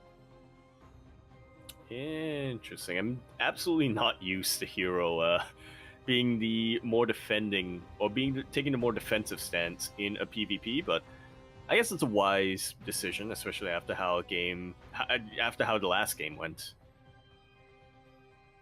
Yeah, and already Hero getting his Twilight Council. At the same time, Nightmare opts for a Robo first. Interesting. So it looks like this dynamic isn't going to last for too much longer, as with the Twilight Council, you have a lot more opportunity to be aggressive. With the Robo Facility, I mean, you still have options. You can get a Warp Prism to go across the map, but especially without a Twilight Council, this signals Immortals. I mean, Immortals would make a lot of sense considering Hero's playstyle, considering there's always a lot of Stalkers involved and, a lot of these agile units going for you, but I don't know if the Immortals will be able to get out in time because the Stalkers and Sentries are already moving across the map. Yeah, thankfully Nightmare will be alerted with these Adepts moving across the map, but you know what? It might just be like what you said. It might be too little too late, as Nightmare actually coming in for a bit of surround. Yeah, he has quite a few Stalkers here, and I mean, Defender's Advantage will definitely be helpful, but if Hero micros this correctly, he may actually get something done. Yeah, there's some pretty good force fields, but I think the Defender's Advantage was just a little too good here for Nightmare. We'll be able to push this back. He actually snipes every single sentry that Hero produced, and he produced 3 of them. He really wanted to make them worthwhile. Yeah, he damaged a lot of the Stalkers as well, and in the meantime, Nightmare is going for a Dark Shine, so that is the follow-up of his choice. I see. I mean, no, you don't. They're cloaked. Well, the shrine. Wait, what am I seeing then? I stole the joke right from Grant. Oh no. He has said something very similar recently. I'm sorry, I didn't realize until I said it. Haha. But regardless, Hero, still wants to make sure that his early investment into gateway units gets some value done. He's the first player with Blink. He is the first player with Blink, so yeah, he can come in, snipe a couple of units, and then just blink on out. Nightmare already setting things up for the DTs. Yeah, this will definitely be quite an interesting part of this game. As I mean, the good news is for Hero that he does make observers, but I mean the question is, will there be there? Because this pylon, this warping spot is really close to his base, so if he's not able to get here in time, like a lot of losses. Oh no, I said that again. Was I give up. I give up on English. I didn't even catch what you said. It made sense to me. I always like A lot of losses. do like the wrong order of things, and the sentence doesn't make sense. Oh. And then not catch that at all. Hero will scout this warp prism, and yeah, with his blink stalkers, might be able to take it out before the DT lands. DT will land, and there's no detection yet, but it's still a lot high possibility for. No, actually, I was mistaken. There was one observer that was already out on the map, so it just gets recalled. 5 probes go down, but it could have been a whole lot worse here for Hero. Regardless, that being said, he is still behind on the work account. Yeah, like these few probe losses are actually pretty significant considering the difference, and now Hero decided it's time to move across the map. There is an Immortal for Nightmare this time prepared, and we'll see if that is enough for a defense. 2 even. Yeah. And he has the support of shield batteries. There's some pretty good target firing from Hero. I love this shift into charge lots after getting the stalkers to snipe key units. Really good target firing on that warp prism as well. Hero is keeping up this momentum. Yeah, and Hero did manage to snipe both of those Immortals. He focused them down, so now it's just Stalkers versus this Gateway army, and Hero is actually breaking to the natural. He's starting to kill probes. Oh, these charge shots are wreaking havoc in that mineral line, making up for the worker losses. He sustained 2 to DTs, and Nightmare's supply is just plummeting exponentially. Yeah, another Immortal gets stuck in the wall. He has a nice position, but the Zealot still gets through it, and Immortal goes down. The army is now in the main base of Nightmare, and so many workers are going down. This Artosis pylon is going to shut out basically every production building. There's 1 robo remaining for Nightmare that is powered, and that's pretty much going to be it. Has a pretty decent stalker count, and yeah, the SimCity is definitely helping him out a little bit, but when we come down to it, all Nightmare has is all he's got.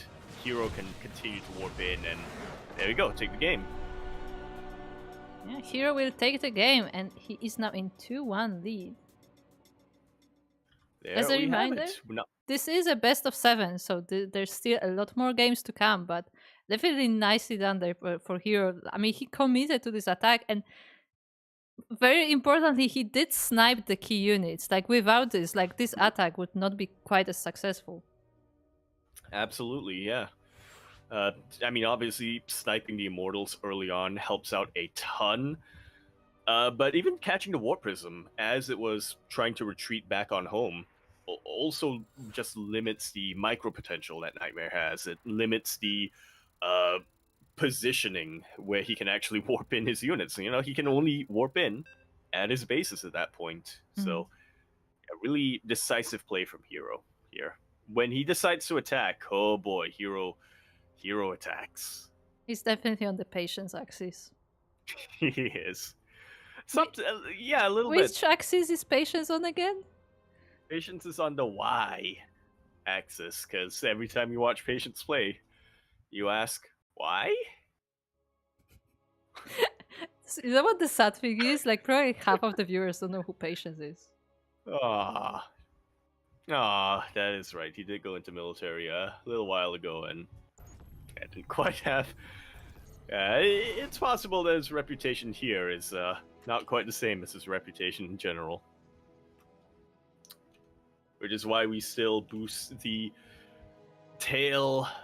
Ballad of Patience. But anyway, we're going to be continuing our series now on game number 4 of our best of 7. So we still have a couple of games left at the very least. Here we are now on Hecate.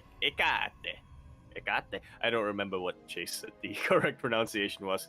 You know what? Now I don't remember what my go-to accent was. Do I have to like message a Greek person and ask them? We should ask Torque. You should. Remember Torque? Oh, We should I ask remember him. Torque. Anyway, we are on the map that is named after the sniper rifle in Fallout New Vegas.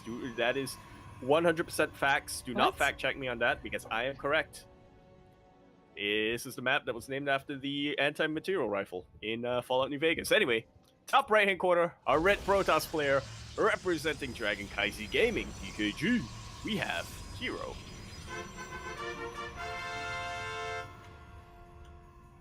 And on the other side of the map, we have our blue Protoss player representing himself. It is Nightmare.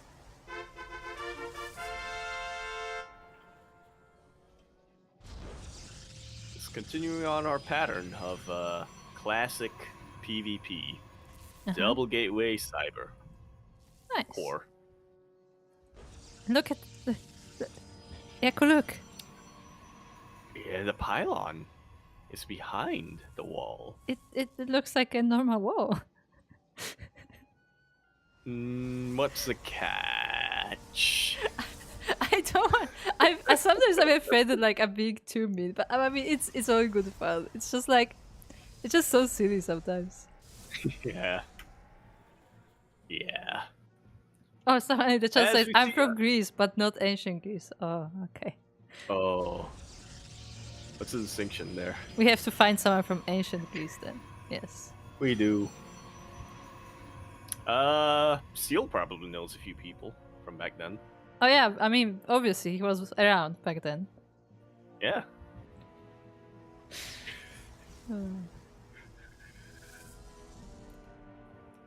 But speaking of the game that we have in front of us, yeah, we do have a slight divergence when it comes to our opening units.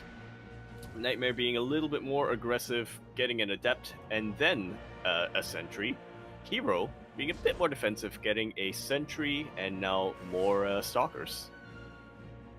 Okay, I mean Stalkers definitely sound like a unit Hero would be getting, and I mean, yeah, I guess we'll just see where it go from here, because so far neither of the players seems very committed to the attack. We have one Adept from Nightmare going to the main base, and it does get a Pro, which is pretty nice, but yeah, nothing too committed yet.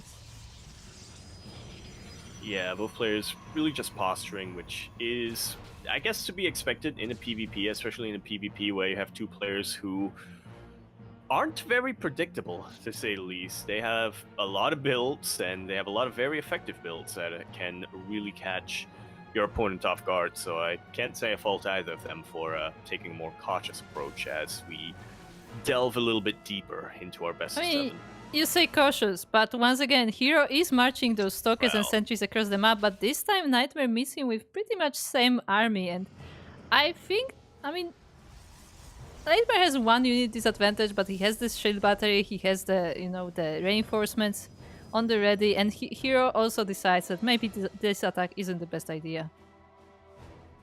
Turns around and, yeah, doesn't want to leave himself too open to a counterattack. There is absolutely no way Stalkers and Sentries are going to be able to break through that position, but you know what? Maybe a couple of Adepts can sneak through. Well, it doesn't look like that's the case, as Nightmare is on point with his block, and the Stalkers and Sentries are still here protecting the base. So I guess for now we'll just be getting some scouting information and, yeah, preparing for our next step. Which is gonna be Blink from both players, yeah. Hero much quicker when it comes to throwing down a robo facility, but we'll see how much that really comes into play. Obviously, Hero will have a lot more map control, or rather he will be able to really dictate the pace of the game if he throws down War Prism. If we get some Immortals, he will be leaving that count as well, but we'll see what Nightmare has planned with his own Blink Stalkers.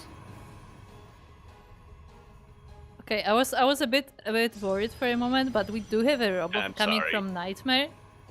But No, I was worried like that we would get a repeat of like what would happen in game 1, where like Hero had a lot of disruptors and like Nightmare basically had just gateway units. But firstly, Nightmare does get the turbo this time, and secondly, it looks like Hero actually opts for Immortals instead. Oh, okay.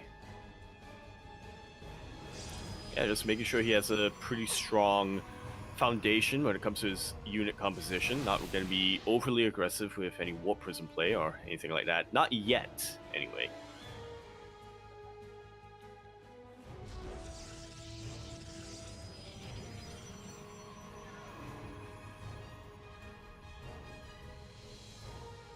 The caster chicken.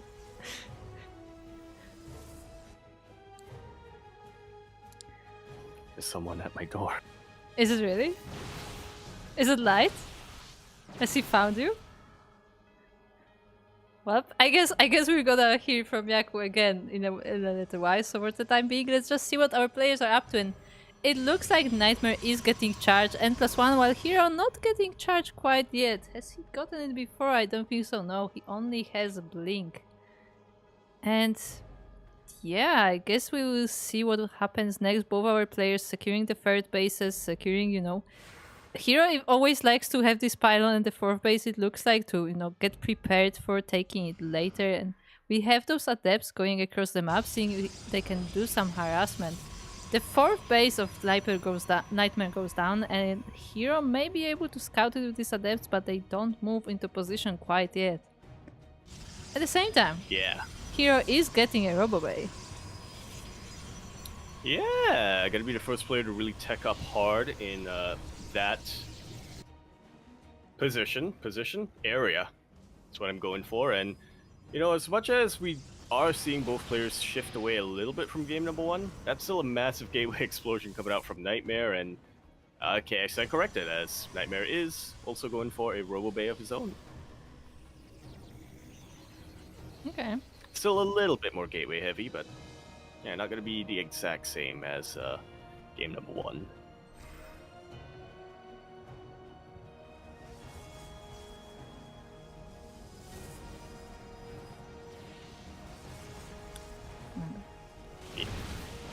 Yes. I just want you to know that it is now completely dark here, and I cannot turn on the light because I would have to get away from my PC, so I cannot see my keyboard. So sorry in advance if I press something wrong. You just need to tape your phone to your head and turn on the light. As Hero decides to blink on forward and will be taking out a couple of stalkers, but a concave coming in from Nightmare will make him think twice. The disruptor will not be sniped, but it won't get any stalkers either. So yeah, nice dodge. Nice dodge there from Nightmare. At the same time, he is losing 6 probes in the new fourth base, so Hero is only now taking his own fourth, so Nightmare a little bit ahead on that.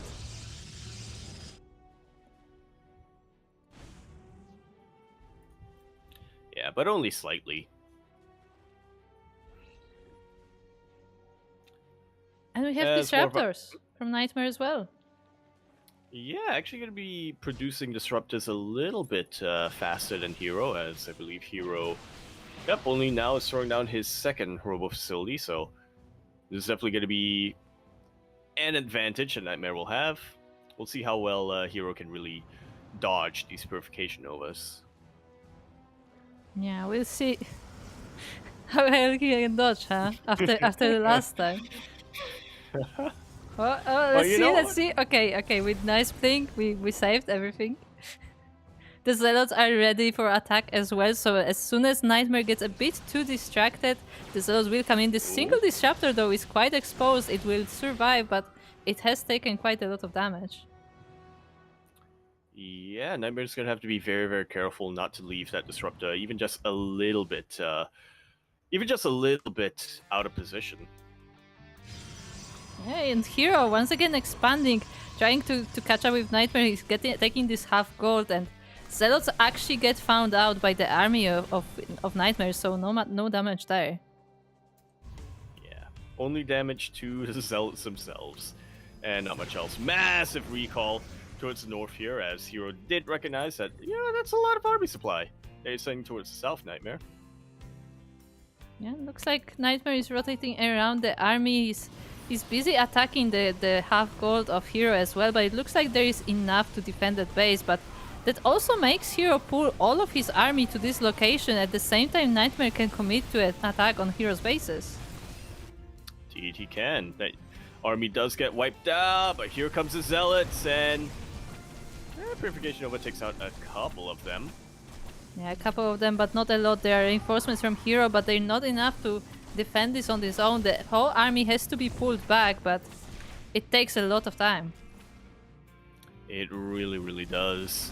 A couple of reinforcements back home here for Hero will be able to take out the rest of these Zealots. But while this is going on, Nightmare takes advantage of Hero pulling all the way back home and will be pushing into this half gold. Yeah, Nightmare definitely pulling Hero out of position. They're forcing him to split his army or move his entire army to defend, but at the same time Hero was quick enough to get here in time. He does lose a few workers, but he saves the base in the end. Yeah, which is all that really matters here, but once again, this is target priority number 1 from Nightmare. He knows that if he allows Hero to get away with this base, he's gonna run away with the economy. Disrupt this. Yeah, some nice of the from Hero. Yeah, Hero manages to snipe few of the disruptors, even blinking on top of another one. He will pay a price for it, but this was still really nicely done by Hero. But once again, his gold base is in danger. He will try to find a nice position on this army. The disruptors of Nightmare are actually forced to pull back because they don't have Novas ready. Yeah, not yet at any rate. Well, actually, no Novas anymore, as all of them did get popped. Zealot's going to be chasing down all of these stalkers, and once again, this is a very expensive loss for Nightmare. Yeah, it looks like he will be losing his entire army here. He will snipe a disruptor, which is really nice, but he's losing all of his army. 2 disruptors actually go down. Those are some nice pickups for Nightmare after all. Yeah, not too bad. Worth? I don't know if it was We'll worth see. the entire army, but it was still pretty nice in the given situation. Yeah, we'll see if it ends up becoming worth, because once again, Nightmare, despite being behind when it comes to the income, actually hasn't been doing too bad when it comes to his own reinforcements. I say that, but Hero just warps in a mass amount of Zealots, and all of a sudden his supply eclipses that of Nightmare's. Yeah, but he has to be careful about his positioning. His army is being split, but the disruptors of Nightmare run Novas. straight in. They're focusing the Immortal, and they will take it down, but a lot of them fall in the process as well. That they do. That was 3 Purification Novas that was targeted on 1 Immortal, which might not be entirely worth it in the end. Everything just blows up right here. Both players really focused on splitting their attention as best as they can, so inevitably there's going to be some Purification Novas connecting. Oh, these disruptors are alone. They will focus the stalkers, but one of them does get sniped. Very nicely done by Hero, and the second one is being chased as well.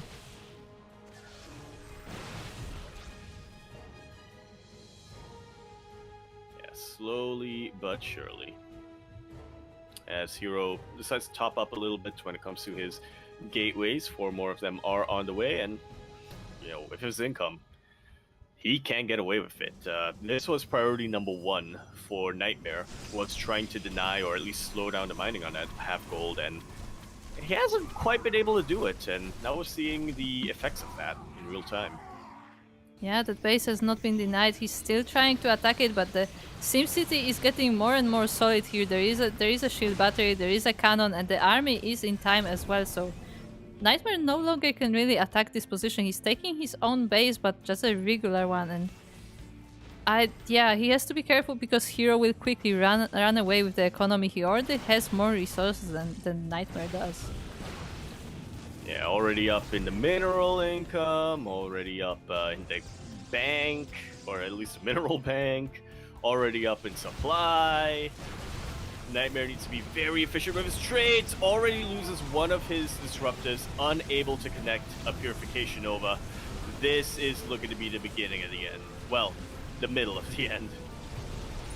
Yeah, that was really scary, but the the Zealots of Hero actually going back, they're taking down the Disruptors before the Novas can explode, the base goes down, the probes are going down, and still Hero has so many Disruptors. I mean, Nightmare is dodging the Novas really nice, but the army is overpowering, and Hero will take another game.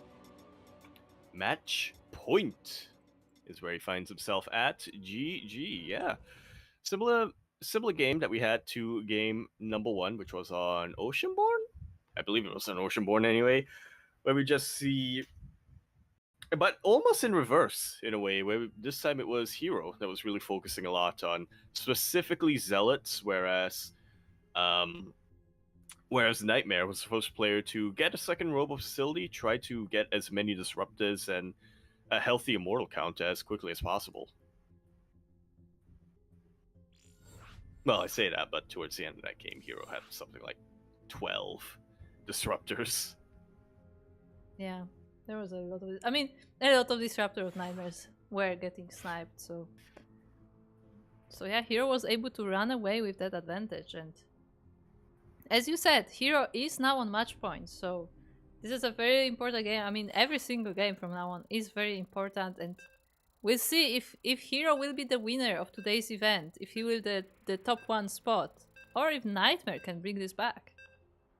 Yeah, he definitely has a tough road ahead of him, but with how in form he's looked throughout the entire evening, it's not outside the realm of possibility. Oh yeah, definitely. Like, as again, like the score is heavily in advantage of Hero, but Nightmare has been keeping up with him. Like, those are definitely not easy games. Without a doubt. Still haven't settled on a title for tonight's champion. I don't know. The pilot. I mean, those are protests. Well, we'll workshop it as we get ready for game number... Wait, 3... So we have... 5. Okay, so game number 5, yeah, math. Game number 5 here on El Guion. Over here in the bottom left-hand corner map, swatting all the way in the bottom left, we of course have our red Protoss player coming out from the land of Korea.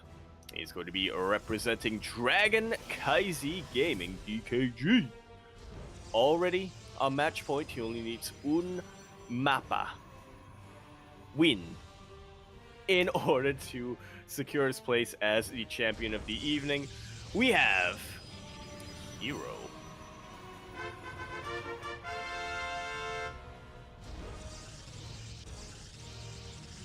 And on the other side of the map, we have our blue Protoss player representing himself as he's currently teamless. And Korea, of course. It is Nightmare.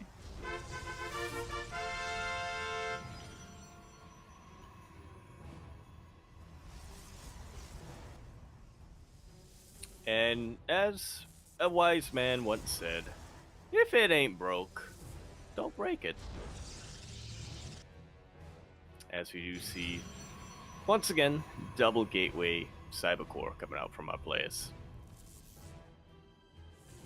I'm sorry, that sentence broke my brain a little bit. Which one? Which one? Yeah, exactly. Which Or a one? lot haven't spoken. It's been a little bit of a longer broadcast, so we're at the end, and the mind is starting to go a little bit. See, I'm now distracted because I can't stop thinking about the fact that it has been like 10 years since I got invested, I guess is the word, when I got more involved in the esports scene of StarCraft. It's a lot of time. Like, should I do some kind of celebration or something? That would be fun. I mean, I will be at IM, but I mean, I will be on the working side of things. So not really much time for celebration there. But like, what would I do? How do you celebrate 10 years in esports?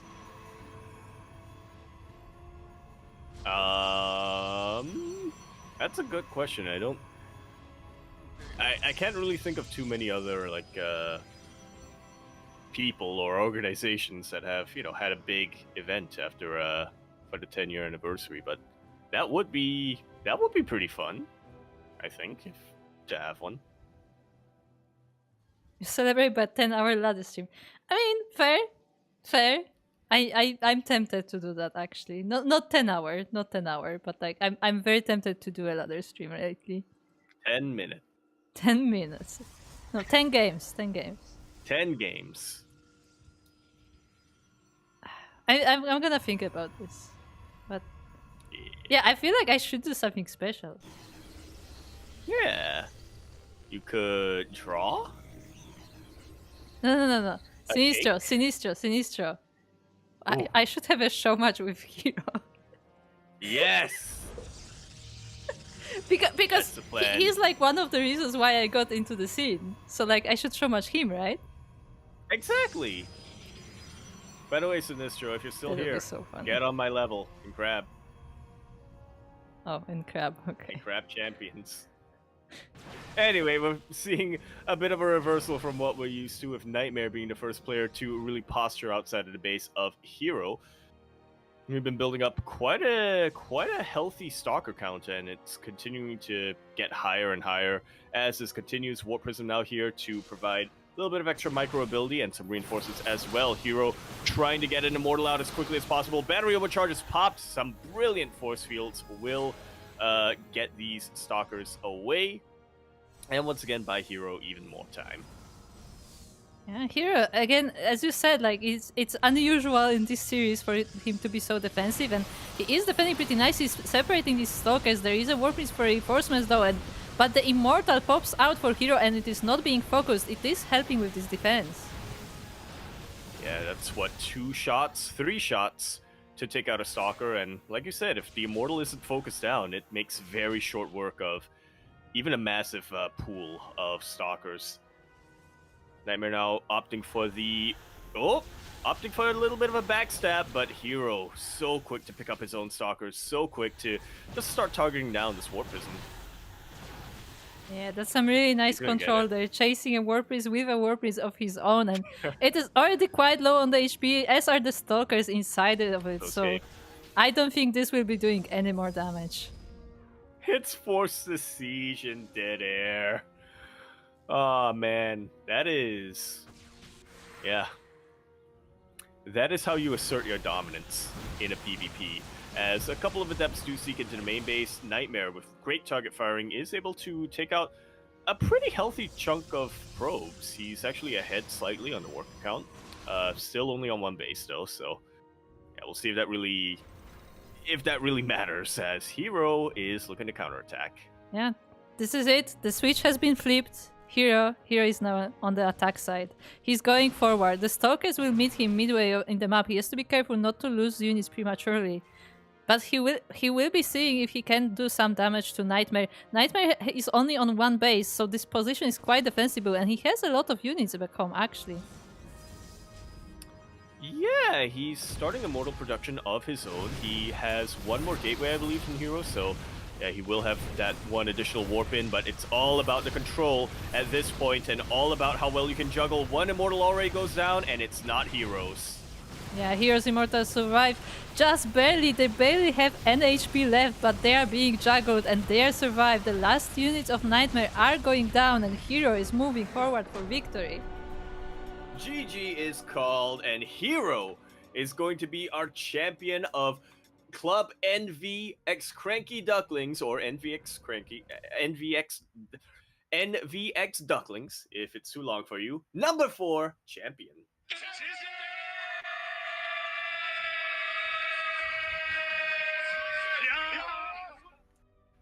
Just like so. GG. Nicely done. Yeah, GG's. This was a really nice series by both of our players. Like, really intense PvP. Like, both our players are definitely known for being more on the aggressive side of things, and yeah, it was just great to see them exchange blows, to say the least, I guess. Yeah. Yeah, definitely one of those situations where the actual score of the series isn't very reflective of how the games themselves played out, because especially game number 1 and 3, I believe it was, or game 1 and 4. Game 1 and another game that was on Hecate were definitely two games that it really looked like if there was one better placed Purification Nova, or if there was one Archon that wasn't in position, we would have seen a bit of a different result here. Yeah, definitely. Like all of those guys were really close. Like it and I'm losing words. I think like It's getting like late. Yeah. it is. I think like an important thing that Hero was really good at this in this series was sniping the key units. Like we saw like Heroes sniping a lot of disruptors in each of those games. We saw Heroes sniping the immortals when it mattered the most. And I feel like those are like very small things, but they really like change the results of the fights. Like a lot of those Yep. fights look really even, and in the end, like because like Hero was able to successfully quickly identify those key units, like he was able to overpower a Nightmare. Yeah, that's really just goes to show how decisive Hero can be, and just how effective making a split-second decision like that really can be in some of these bigger engagements. Also, it's also a testament to Hero's control, I think. Ah, yes, the control. For those who missed it, there was this one game where where Yaku complimented Hero on his control. That's where his control shines, and that's where he ran his zealot straight The into his own minute I Nova. finish that sentence, I mean, it happens to for some everyone. reason Let's I'm be touched honest, that, it yeah. happens to everyone, but it's just so funny in that moment. Yeah, we'll try to clip that because We oh should boy. clip that. But yeah, as Mondo is saying in the chat, you can see Mondo right there. Shoutouts to everyone organizing this. Mondo is taking part in this. Mondo is our main coordinator of this, but I believe the owner of Team V is also involved. And you know, we are more on the production side of things. They take more care of like the organizing the players and the format and so on, the prize pool. So yeah, shout out to them for organizing these show matches. Yeah, this is a series of show matches organized by Club NV, obviously, to mainly try to showcase and shed a little bit of light and love to some of these players who used to be on Team NV, but unfortunately, because Team NV, or rather the owner of Team NV, is not quite able to keep up with supporting the team in the same financial way. This is a way to try to get some eyes on some of their former players, like Nightmare, for instance, and DRG, two players who are currently teamless, and both of them absolutely going the distance here. So, yeah, there will be other players invited, no doubt. There will be other players, invited to participate and have a good time and compete for a prize. But yeah, this is the aim anyway. Mostly is to share a little bit of the love to some of these players who, unfortunately, aren't receiving as much support as they could be at the moment. Yeah, like the goal of these show matches is to showcase these players who, you know, are maybe they are the top, maybe they're not the top, or maybe they are just barely not making it there, and you know, to give them some more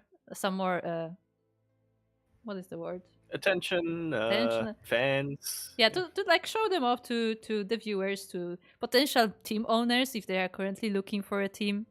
And yeah, I hope you enjoyed. And thank you to everyone who was watching us today. Again, we don't have Light today. Usually, Light is casting on this channel together with other Ducklings and guests.